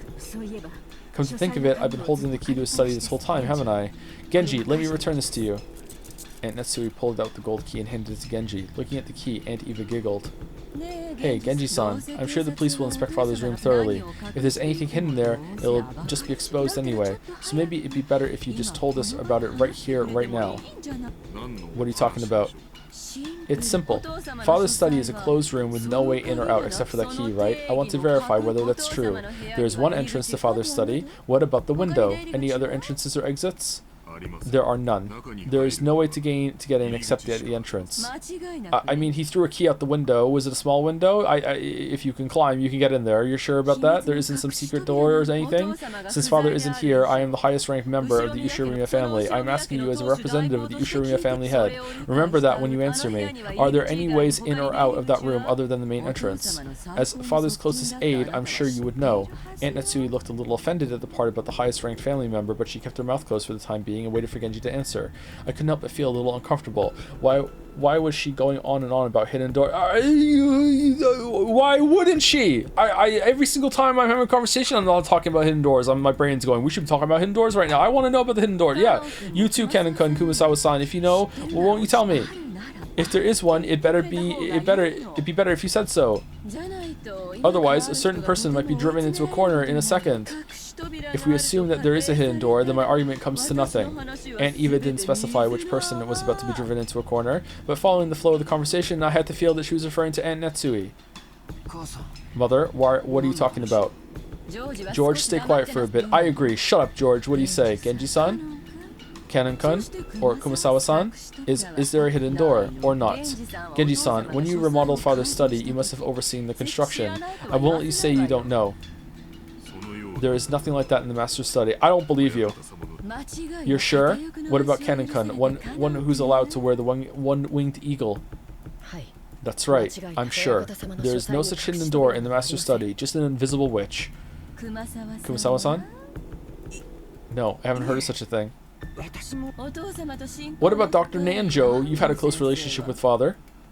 I have never heard of something like that. Very well then. So, are you ready? Let me begin. It's very simple. Everyone tilted their head doubtfully, wondering what Aunt Eva was starting to talk about so proudly. Aunt Eva laughed triumphantly as though she were about to reveal a secret only she knew. Are we going to have a creepy close-up of her again? No? Natsui-Nisan was the last person to spot Father, right? I forget the exact time, but I think it was a little before 9 in the morning. Nisan, do you remember? I ran into you just as you were coming out of Father's study, right? Yes, I remember. What does that have to do with anything? And when was the next time you went to visit Father's study? That was after we found the bodies of Nisan and the rest, right? Together with me, you went up to the study to report that, and we discovered that he wasn't there. By the way, Nisan, at that time, when you went to enter the Father's study, did you notice anything? The door was unlocked? Notice anything? What are you talking about? Come on. You picked up some trash, right? A folded receipt. And you've been keeping this from me? I do seem to remember picking up some trash. How is that relevant? I got that receipt when I bought some candy at a store before arriving at the airport. Aunt Eva pulled a small bag of candy out of her handbag. Ah, the receipt from that candy you bought back there? But Mother, what does that receipt have to do with anything? George, stay quiet and listen for the— Shut up, George! Uncle Hideyoshi's expression was a little strict. Apparently he understood what Aunt Eva was getting at. It really was just a whim. I definitely didn't foresee anything or try to set up a trap for Natsui-Nisan or anything like that. Actually, about that receipt, Nisan, you remember bumping into me after the last time you saw Father, right? At that time, I wedged this into the door to the study. So, what does that mean? Are you saying no one opened the door until Aunt Natsui picked up that receipt? Well, wait a second, Aunt Eva. Wedging a receipt in would be obvious. It's possible that when Garth opened the door, he noticed it and found a museum stuff. Yeah, I was about to say that. Yeah. Why would you do that? Yeah. Jessica hurriedly argued back, but she still didn't really know what all this meant. But she realized that whatever it would raise suspicions about her own mother. Of course, I folded the receipt up very small so no one would notice it. Well, this fucking Natsui did. But even if you assume that he saw it fall, he would have no way of knowing how high up in the door it had been stuck, right? I checked it while Natsui-Nisan was taking the key out. The receipt was still stuck not 1 millimeter away from where I put it. Lucky guess. Lucky guess. I can't understand why you would pull such a childish prank. It's not Natsui! It's not a childish prank! It's to see if anyone opened the fucking door while we were gone. Which means that Kinzo can climb out the window. Or the servants are lying. Get with the program! What are you doing? I'll bet you were the one who did that prank on the door to my room too. The door to your room? It was unpleasant to talk about, so I never mentioned it, but when I woke up this morning, there were signs of some prank on the outside of my door, with what was probably the same red paint that was scribbled across the shutter. There were some unpleasant marks as though someone had been tearing at the door. Wait, what's this? Why did you keep quiet about this till now? My apologies. Since so many horrible things have occurred since then, I had completely forgotten about it until this moment. I don't know anything about that. I'm not talking about your door or the door to the Father's room. Yeah. Also, while we're clearing the air, I had a dream last night that I was carrying bodies in a wheelbarrow to the shed and also drawing circles in my sleep. But then I woke up with all this red stuff all on my fingers, and I just washed it off in my shower. You know, just so we're all clearing the air. Between the time you confirmed that he was in the room and the time we confirmed that he wasn't, that door wasn't opened even once. How did Father get out if he didn't use the door? I don't know that. That's what I want to know. Natsui-Nisan, other than you, who else checked to see whether Father was in his room? Last night, the last time I met Kinzo-san was when we were playing chess. Maybe Genji went upstairs to see Kinzo at some point, noticed the receipt lodged in the door, took a note of where it was, told Kinzo, and then they put it right back in the exact same spot when they left. That's what they did. Genji didn't have the key, but Kinzo could open it from the inside. Knock, knock. Hey, it's me. It's your boy, Genji. Let me in. There you go. Done.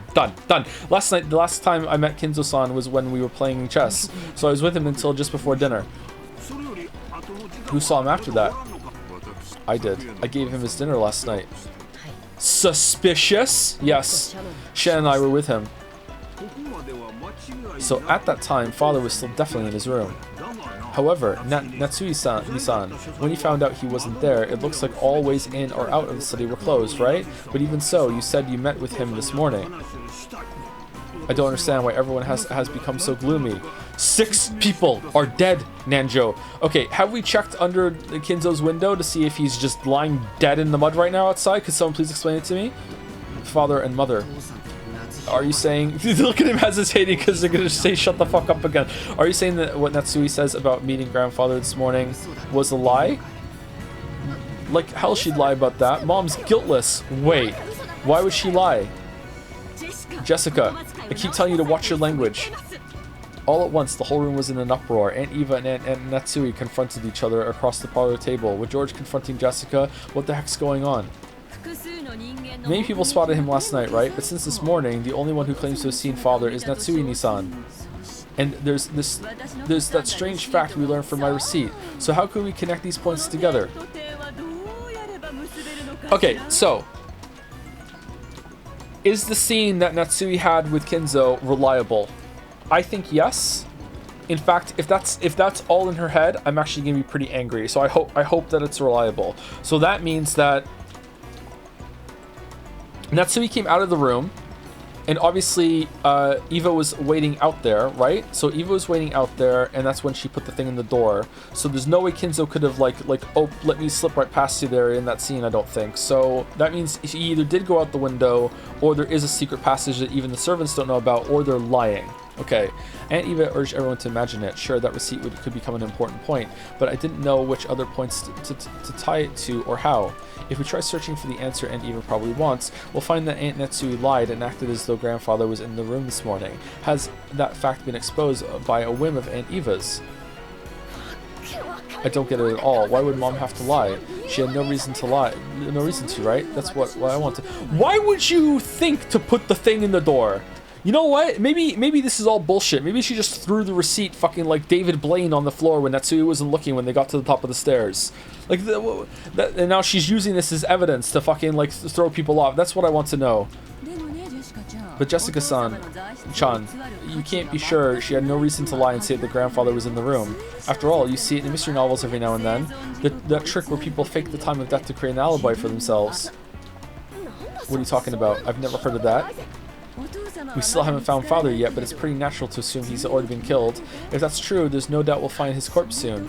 If, at that point, the time of death could be cleverly faked, Natsui-Nisan would be able to create an alibi. Do you understand? Everyone? This morning, when Aunt Natsui confirmed that grandfather was there, she lied, and when he was already dead at the time. And then she moved the body to some other location and tampered with it so that when we will find it, we'll think he was killed just a second ago. And also that she also morbed that she was in a story and decided to have this whole fake-ass conversation with a fake perception while she was moving around a wheelbarrow to throw off the reader. Nah, this isn't Danganronpa. That'd make it possible for her to create an alibi, even just by staying with us, with the rest of us. Then she could say, I heard someone screaming, dash over there and become the first to find the body along with everyone else. Kind of like what Cannon did with the shed. Is that what Aunt Eva's saying? Ridiculous. After all, detective novels are merely books for the purpose of entertainment. You can only think of such an indiscreet idea because you read them all the time. That's right. Even if she did try to fake the time of death a little, all that would be blown away in an instant once the police did their autopsy. That might have worked in the past, but do you really think that kind of trick would work in modern Japan? 1980s modern Japan? It doesn't make sense. You think so? This morning, when Dr. Nanjo looked at the corpses, he was only able to give a vague estimate at the time of death. He's not a fucking coroner! I didn't say that right. He's just a fucking normal doctor. Honestly, at this point, maybe he's not even a doctor. What do we really know about Nanjo? What do we really know? Autopsy results are very easily affected by the environment and individual differences. It's a very relative estimate with an uncertainty of several hours. Just riffing over there. And unfortunately, the police's scientific investigation will have to wait until tomorrow. It wouldn't be easy to measure the correct time of death so accurately, even in modern Japan. Isn't that right, Dr. Nanjo? Examining a corpse is an extremely difficult task that requires both expertise and instinct. I have heard that there is a very high chance of a mistaken diagnosis, and autopsy reports have to be updated all the time. I imagine it is very possible for a misreading of just a few hours to occur. However, for an alibi, that's more than enough. It's an old trick. It's a trick that works well enough. Natsui-san.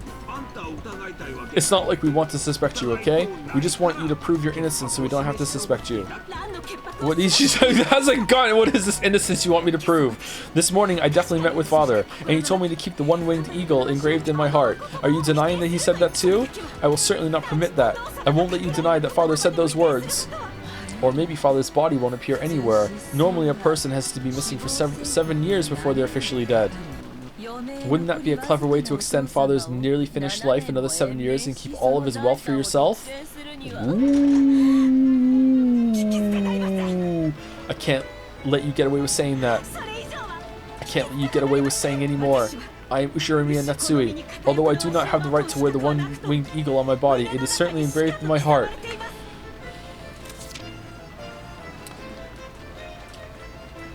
Two that are close, about to be torn apart.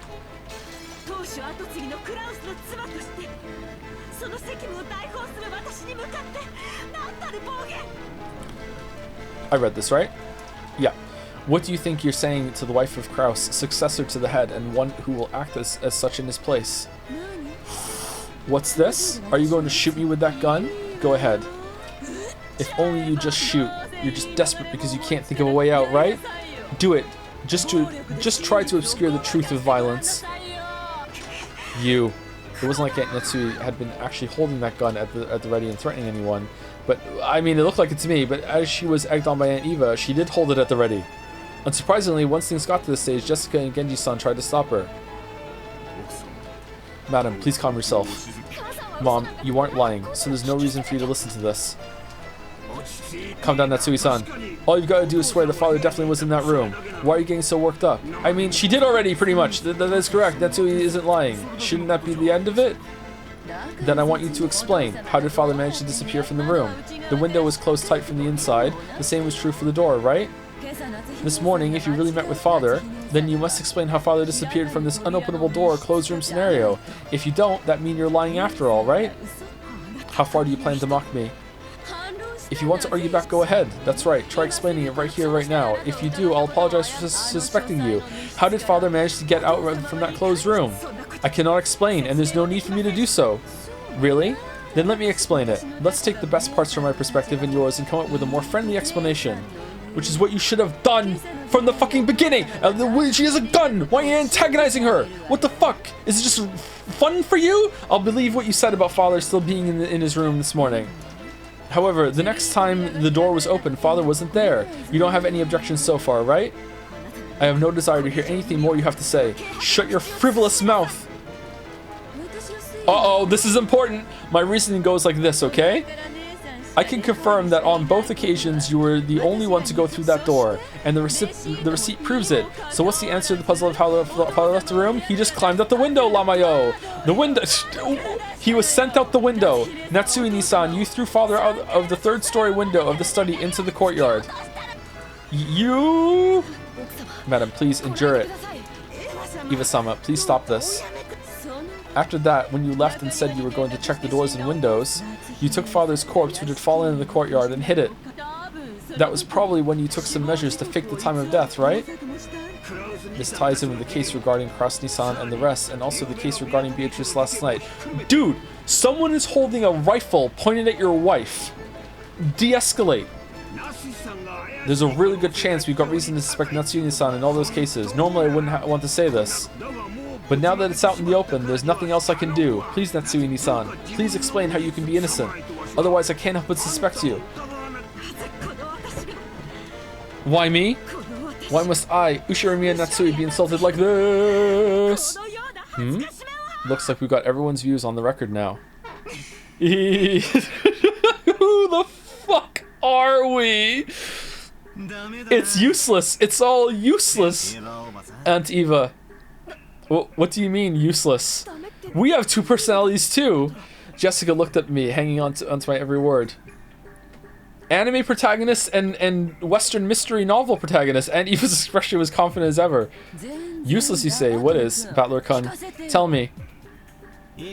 You're only convinced it was Aunt Natsui because you're only looking at the case from a single angle. It's not like I'm defending her, but that bluff of a checkmate isn't gonna fly. Flip the chessboard! I think your reasoning regarding that receipt was passable. It's not a bad thread of logic, but I'd only give it a grade of 65 at best. If this were an exam, that'd be bad enough to get you extra lessons in detention, right?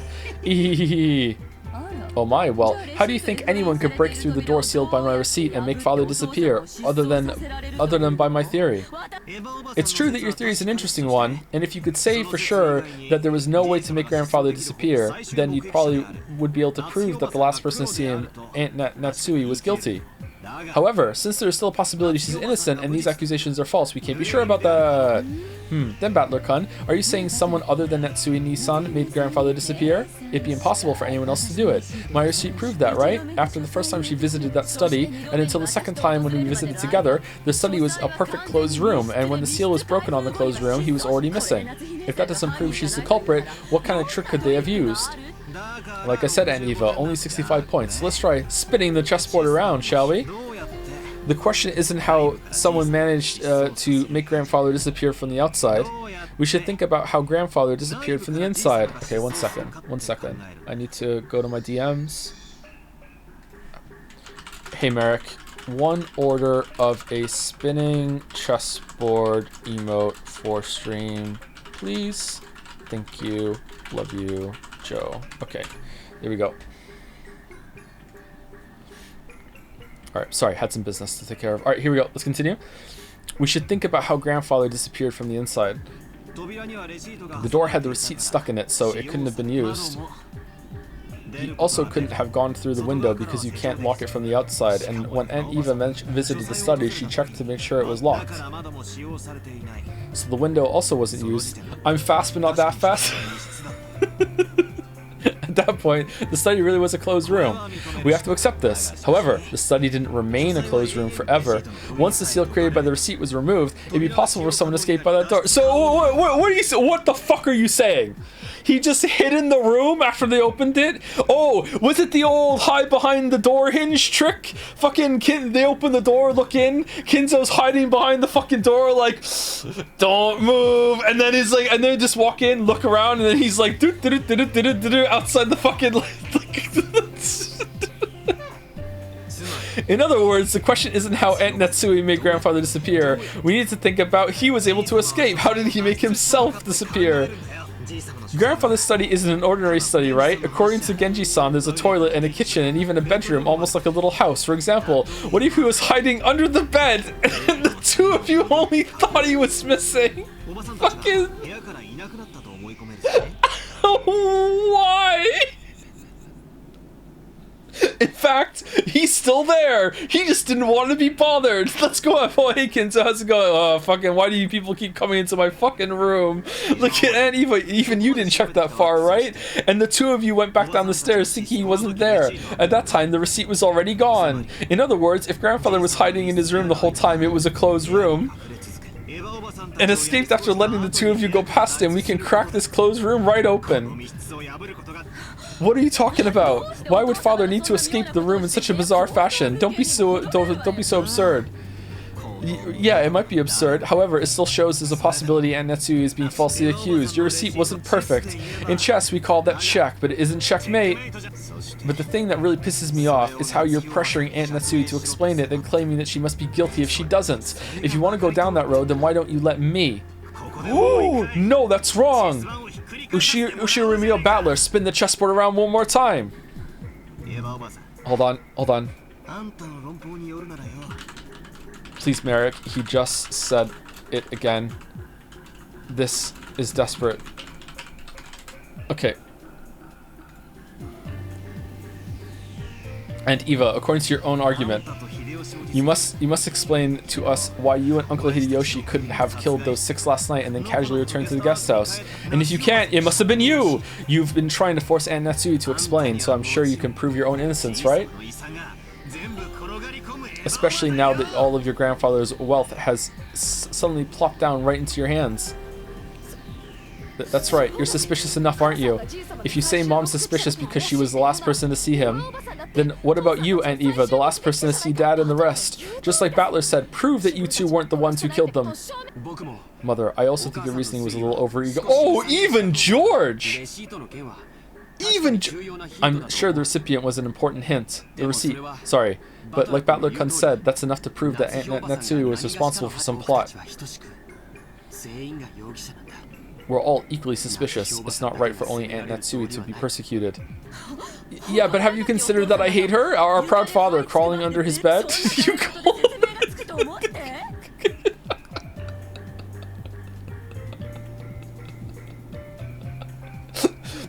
the self-embarrassment I must endure in order to see you again, B. Toriichi. They're walking around. He's like solid snaking it up, watching him go, whispering to himself, B. Toriichi. What the eating his dominoes.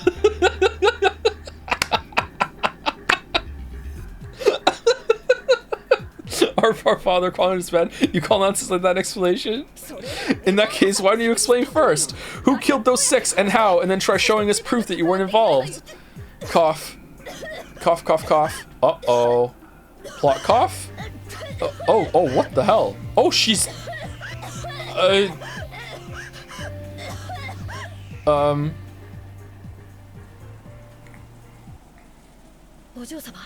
Milady. Jessica suddenly started coughing. At first I thought she was just choking after yelling too loud, but before long I realized how painful it looked. Jessica kept coughing and choking down her hands and knees. Jessica, hang in there. Dr. Nanjo. Jessica-san, your inhaler, quickly. Oh, here comes the asthma explanation. No, wait, I have one with me.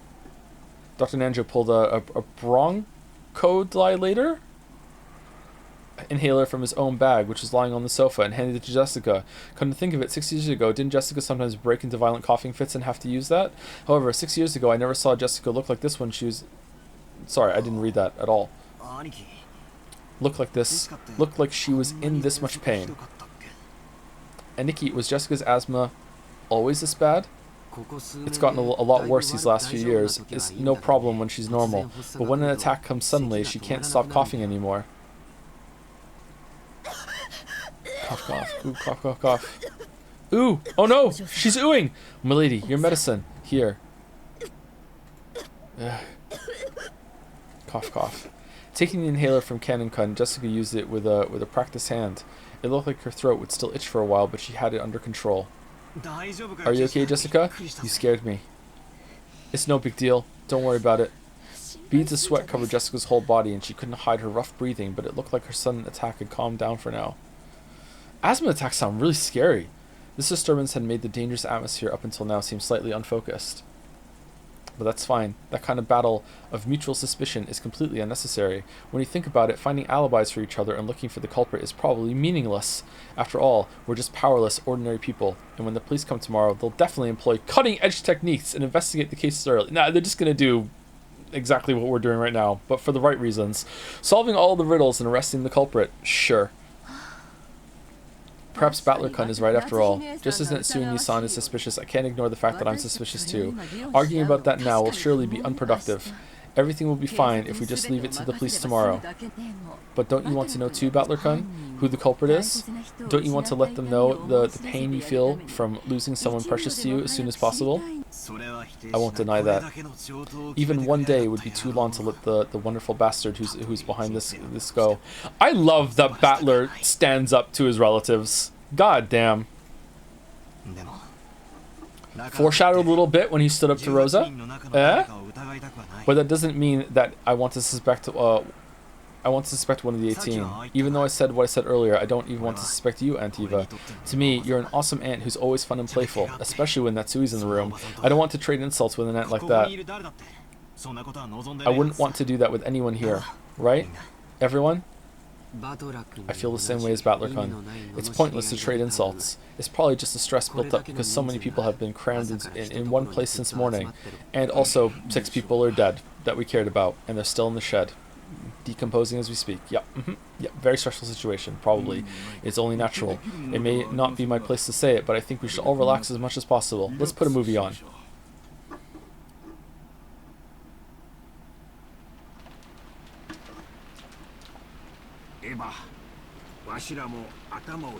Eva, I think we better cool our heads too. The receipt's definitely a big clue for figuring out how father disappeared. We should tell the police about it when they come. That's right. Alright, officer, let me tell you, I put a receipt in that door, and the door is only open. Just imagine having to explain that. Right. I just felt a little triumph when I figured out that part with the receipt. Of course, it isn't fair to only suspect Natsui-san, right? We're just as suspicious. But still, Battler-kun, at least the part about the receipt is real, okay? Don't forget it. And try thinking deeply about what it means one more time, okay? Aunt Eva and Uncle Hideyoshi stood up. Okay, assuming that she's right and she's telling the truth about the receipt, that is a big clue in that why wouldn't Kinzo want to be seen or to give the appearance that he's not in the room, or he actually did really leave the room beforehand? It looks like they planned on leaving the parlor. In the end, it's pointless for us to keep playing detectives. After all, the police will reveal everything anyway. That's right. Even if we don't play this detective game, the typhoon will pass. And when those lively seagulls return to the harbor, everything will settle itself. When they cry. That's right. If you think about it, this kind of crime is completely trivial, and it'll all be over when they cry. It will definitely be resolved. Even if we do nothing. When the seagulls cry. Oh! It said it! It said it! Natsui-san, I take it you don't want to see my face anymore. I feel the same. If I remember correctly, yesterday you had some rooms prepared for us in the mansion so that we wouldn't need to go back to the guest house, right? No! We're all gonna sleep down here! Together! So no one can kill each other. Those should each have a bath and a toilet, as well as a lock and a chain to secure the door. There's even a bed to lie on, and my husband will be able to watch TV without having to fight with Maria-chan over which channel to watch, right? Do whatever you want, but make sure to be cautious. Thank you, Nissan. And mind your own business. I'll be counting on you to keep an eye on everyone, okay? Because the culprit is definitely here. And Nissan, make sure you don't forget to keep an eye on yourself, too. Have you finished taking your parting shots? Because here's mine. Yes, I'm finished. See you, Natsui-san. Genji-san, let us know when it's time for dinner. Until then, we'll lock ourselves in with the chain. Suspicious detail. I love that she's growing a backbone as this goes on. Genji, Canon, escort them to the guest room. We'll be fine. I hate shady escorts. In fact, I'd be more comfortable if nobody leaves this room until we reach ours. Let's go, George. Nope, I'm staying here. I'll stay here with everyone. George! The culprit is in this room. Do you plan on staying in a place like that? Leaving this room would be the same as suspecting one of my relatives. I can't believe anyone in our family is capable of something that horrible. You idiot! George? Darling, you tell him too. George is already an adult man. He was engaged. If his code tells him not to leave this room, then it's up to him. Let him do what he wants. Father.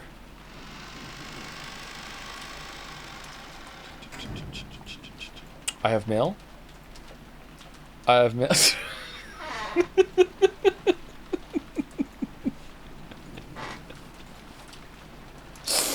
All right. What thank you, Merrick. What do you want it to be called? Chess? Spin? Board? Let's go spin.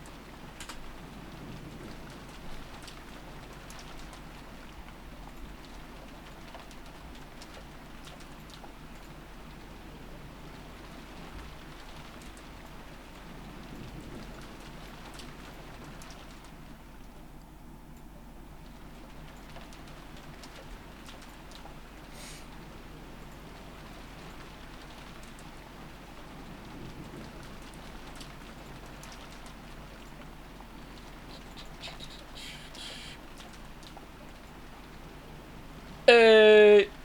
All right, we want spin. Spin.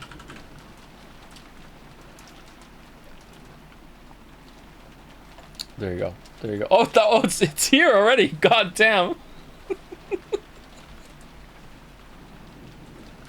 Thank you, Eric.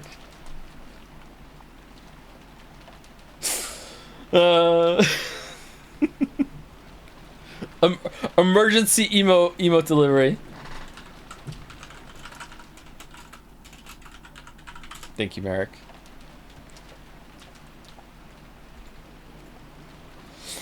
And Eva and Uncle Hideyoshi left. The only voice that called after them was the sound of the rain.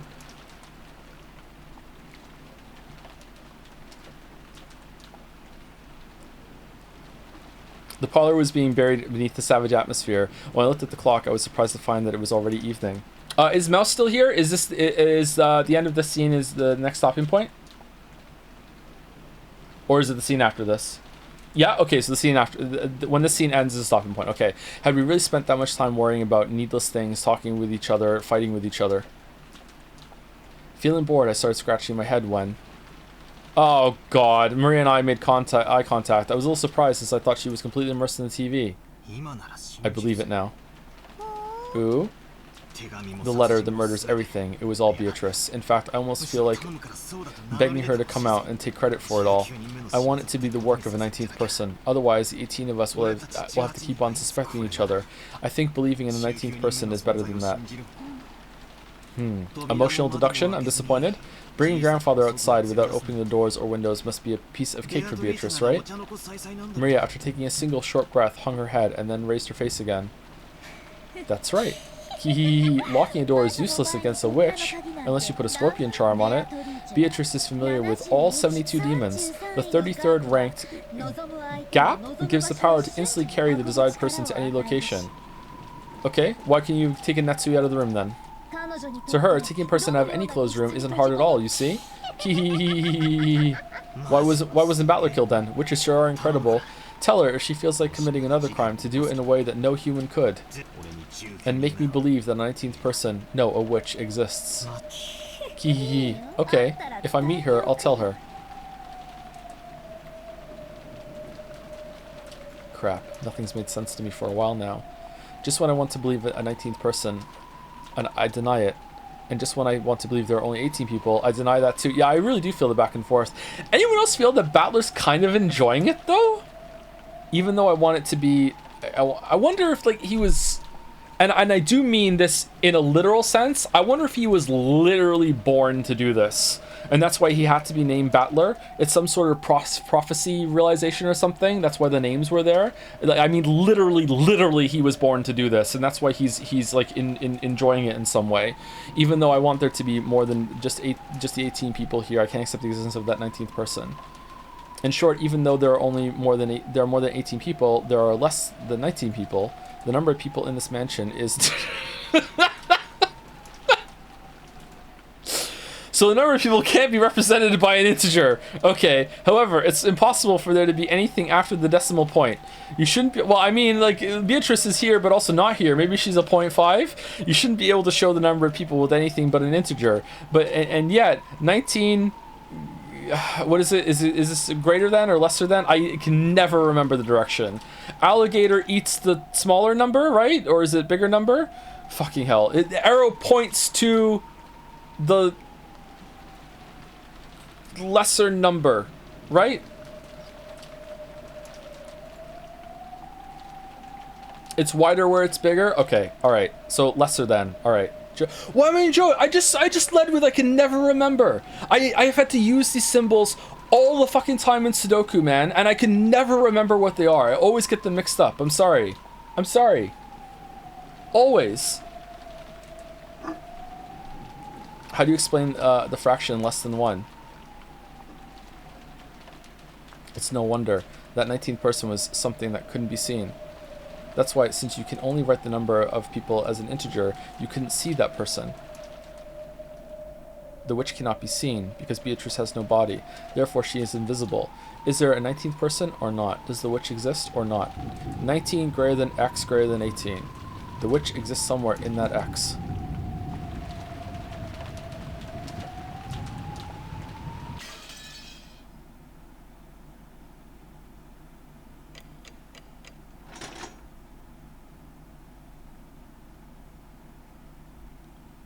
Seven. Huh.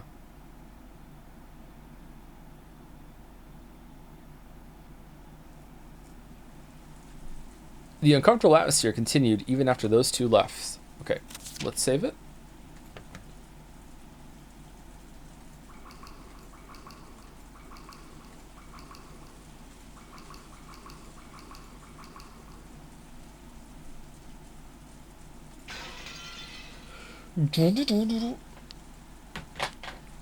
Okay, before we... An easy way to remember is that Yeah, I always remember the crocodile alligator mouth thing, and then I always fucking forget like what it is, because like to me it would be like the alligator eats the lesser number, because the alligator is representing the strength of the number on the other side, and that's where my brain goes, because it's stupid to me. Yeah. Hold on. I'm not saying that the lesser and greater numbers are stupid. I'm saying I'm stupid. The way I look at it is stupid. Okay?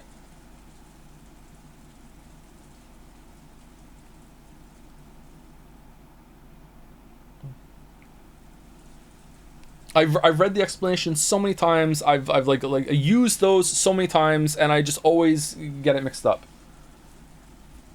For whatever reason, I don't know why. I can never keep it straight in my head when I first see it. To be honest, though, I've even seen Mark and Simon get them mixed up sometimes on Cracking the Cryptic. So I think it's a fairly common thing, and those guys are like really smart and use those symbols and numbers all the time. So if you never get it mixed up in chat, congratulations, you're a Chad. But like I feel it's fairly common to just be like, wait, hold on, which side is it again? I think that happens.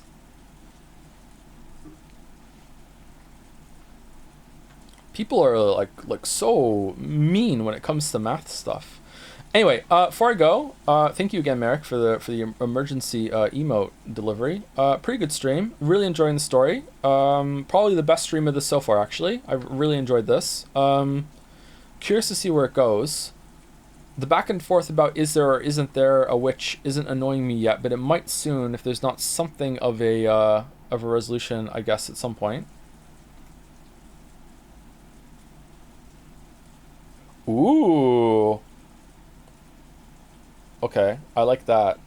Yeah, I think something like that should replace it for next week if you want to do that, Merrick. Let's tease chat a little bit. Honestly, kind of lewd. Who knew that a chessboard could be lewd? Who knew? Read the Kinzo bio? What do you mean? Did it change when he went missing? I didn't notice. Disappeared from his study unnoticed. Kinzo's study has everything from a bed to a toilet and to a bathtub, so it's extremely rare for him to go outside. However, he does occasionally go out for a walk on a whim without telling anybody, and his disappearance invariably leads to a huge uproar throughout the house. He usually comes back as soon as he gets hungry. Usually. Okay, so these update as they go along, I guess. Okay, for no reason at all, let's put Natsui on the screen. Before I go, thank you to... Who's that person to thank you to? I think it was Waikri, I think. Thank you, Nifu93. I feel like I said that name now. Maybe I didn't. Thank you for the resub. Welcome. Thank you, Cthulcifer, for the resub with a Jomz. Saint End also for the resub. Polar Suki for the resub. Detective Yui for the new sub. Welcome. Monterago for the resub. Jomz. People love Joms in the Joms alternative. Thank you, That Great Peanut, for 100 bits. Do you have any characters where you're like, man, I wish you'd kick my chest so hard you cave it in, then spit into my chest cavity? I mean, you could look at the screen if you want. I'm feeling the energy. Thank you, That Great Peanut. Thank you, Pincerata, for some bits as well. I thought I was going to hate Battler when I started Umineko. Yeah, me too. But post Kairi death, he quickly became my favorite character and one of my favorite pro tags. He manages to often say what the player is thinking while still feeling like his own character and not a player stand-in. Yeah, he does have that kind of energy, doesn't he? Yeah.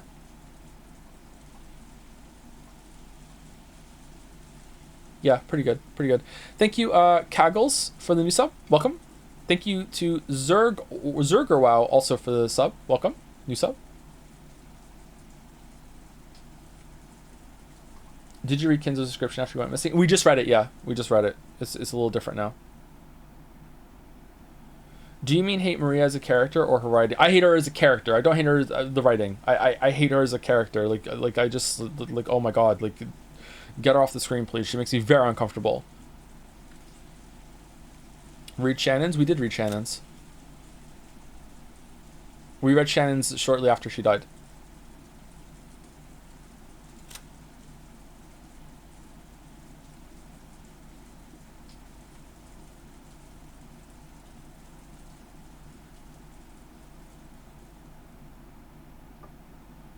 Are we rating some today? I don't think we're rating some today, no. I think I'm just going to say thank you, and then I'm going to end the stream.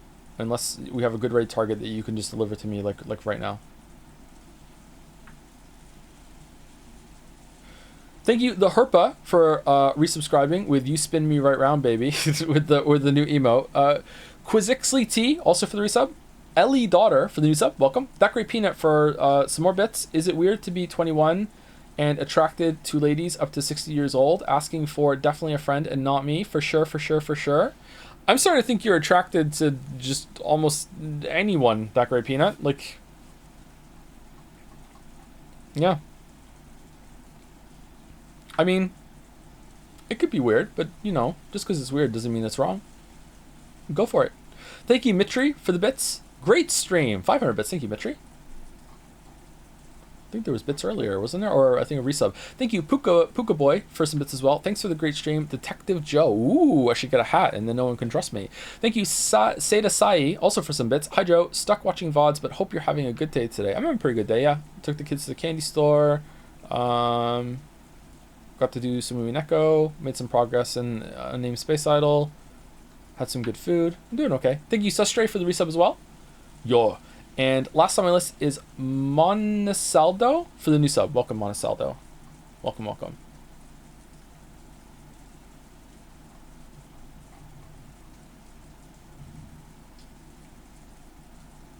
By the way, did you get rated? The viewer count went up 3.9k and then down in to 3.3 in seconds. No, I didn't get rated unless it's not showing on my list. Sometimes it just glitches out a little bit, maybe. There was a message about Danganronpa, I think. Since Danganronpa was brought up earlier, so Uchi Koshi, 999 guy, and Kodaka, Danganronpa guy, was asked about how it's like co-writing and directing the game together, and Kodaka said this: I haven't fully read Uchi Koshi's script yet, but colleagues in the studio have shared it and shared that it matches his personality. After the game releases, I look forward to experiencing the story myself. They're co-writing the game, Joe, and he hasn't even read it. This game is going to be a mess. I'm in. Oh, I'm in. That would be so good. Holy shit. Is there a current stream plan anywhere? But we stream Tuesday to Saturday right now, and Saturday is Umineko, but next Friday is also going to be Umineko because it's a special one. So we're doing that. What game is it? I don't know. Well, whatever it is, we should play it. More brighting. More brighting. Do more brighting. I should update the bottom of the stream with some stuff, with some information, everything, yeah. Joe, imagine the death scene with the original sprite. Yeah, I was thinking that earlier, like how it wouldn't land as well for me with the sprites, but I guess eventually you just stop seeing them and it's more about the texts. I hate you. Why have you showed something that interesting? Now I want to read more, but next stream is a week away, so I don't know what to do. Why don't you start reading it yourself? And then you can experience it like a stream ahead of me, and then you get to experience it again when like, ooh, I wonder what Joe in the community is going to react to all these things. You could do that if you wanted to, or you could just wait and I could read it too if you'd like. The game is called 100 Line Defense. All right. Okay. Oh, thank you, That Great Peanut, for some more bits. My type is either any woman ever or Ikutsuki Persona 3. That's a narrow type. Are you disappointed there wasn't an actual art to the bodies, or do you appreciate it was left to the imagination? I'm fine with it being left to the imagination, and we did get to see a bit of Shannon, which is, in my opinion, the most tragic death that happened there, except for Kyrie, obviously. But yeah, I think it worked. I'm not expecting a hell of a lot of visuals in this, and so far it's done more than I thought it was going to. So maybe that changes? I don't know. Yeah, I don't know. Anyway, I am going to go. I will see you on Tuesday for more Persona 3. And I don't know if we're going to do fan art next week, because if we are doing fan art, we should probably do it on Thursday. I think we're probably gonna skip though, probably, because I like having fan art Friday. But next Friday is a special stream, possibly with Greg. So we'll see. So I'll see you on Tuesday, Wednesday, Thursday for Persona 3, and then 2 Umineko streams next week. And then depending on how Persona 3 goes, maybe we'll start doing Umineko twice a week, but yeah, we'll see.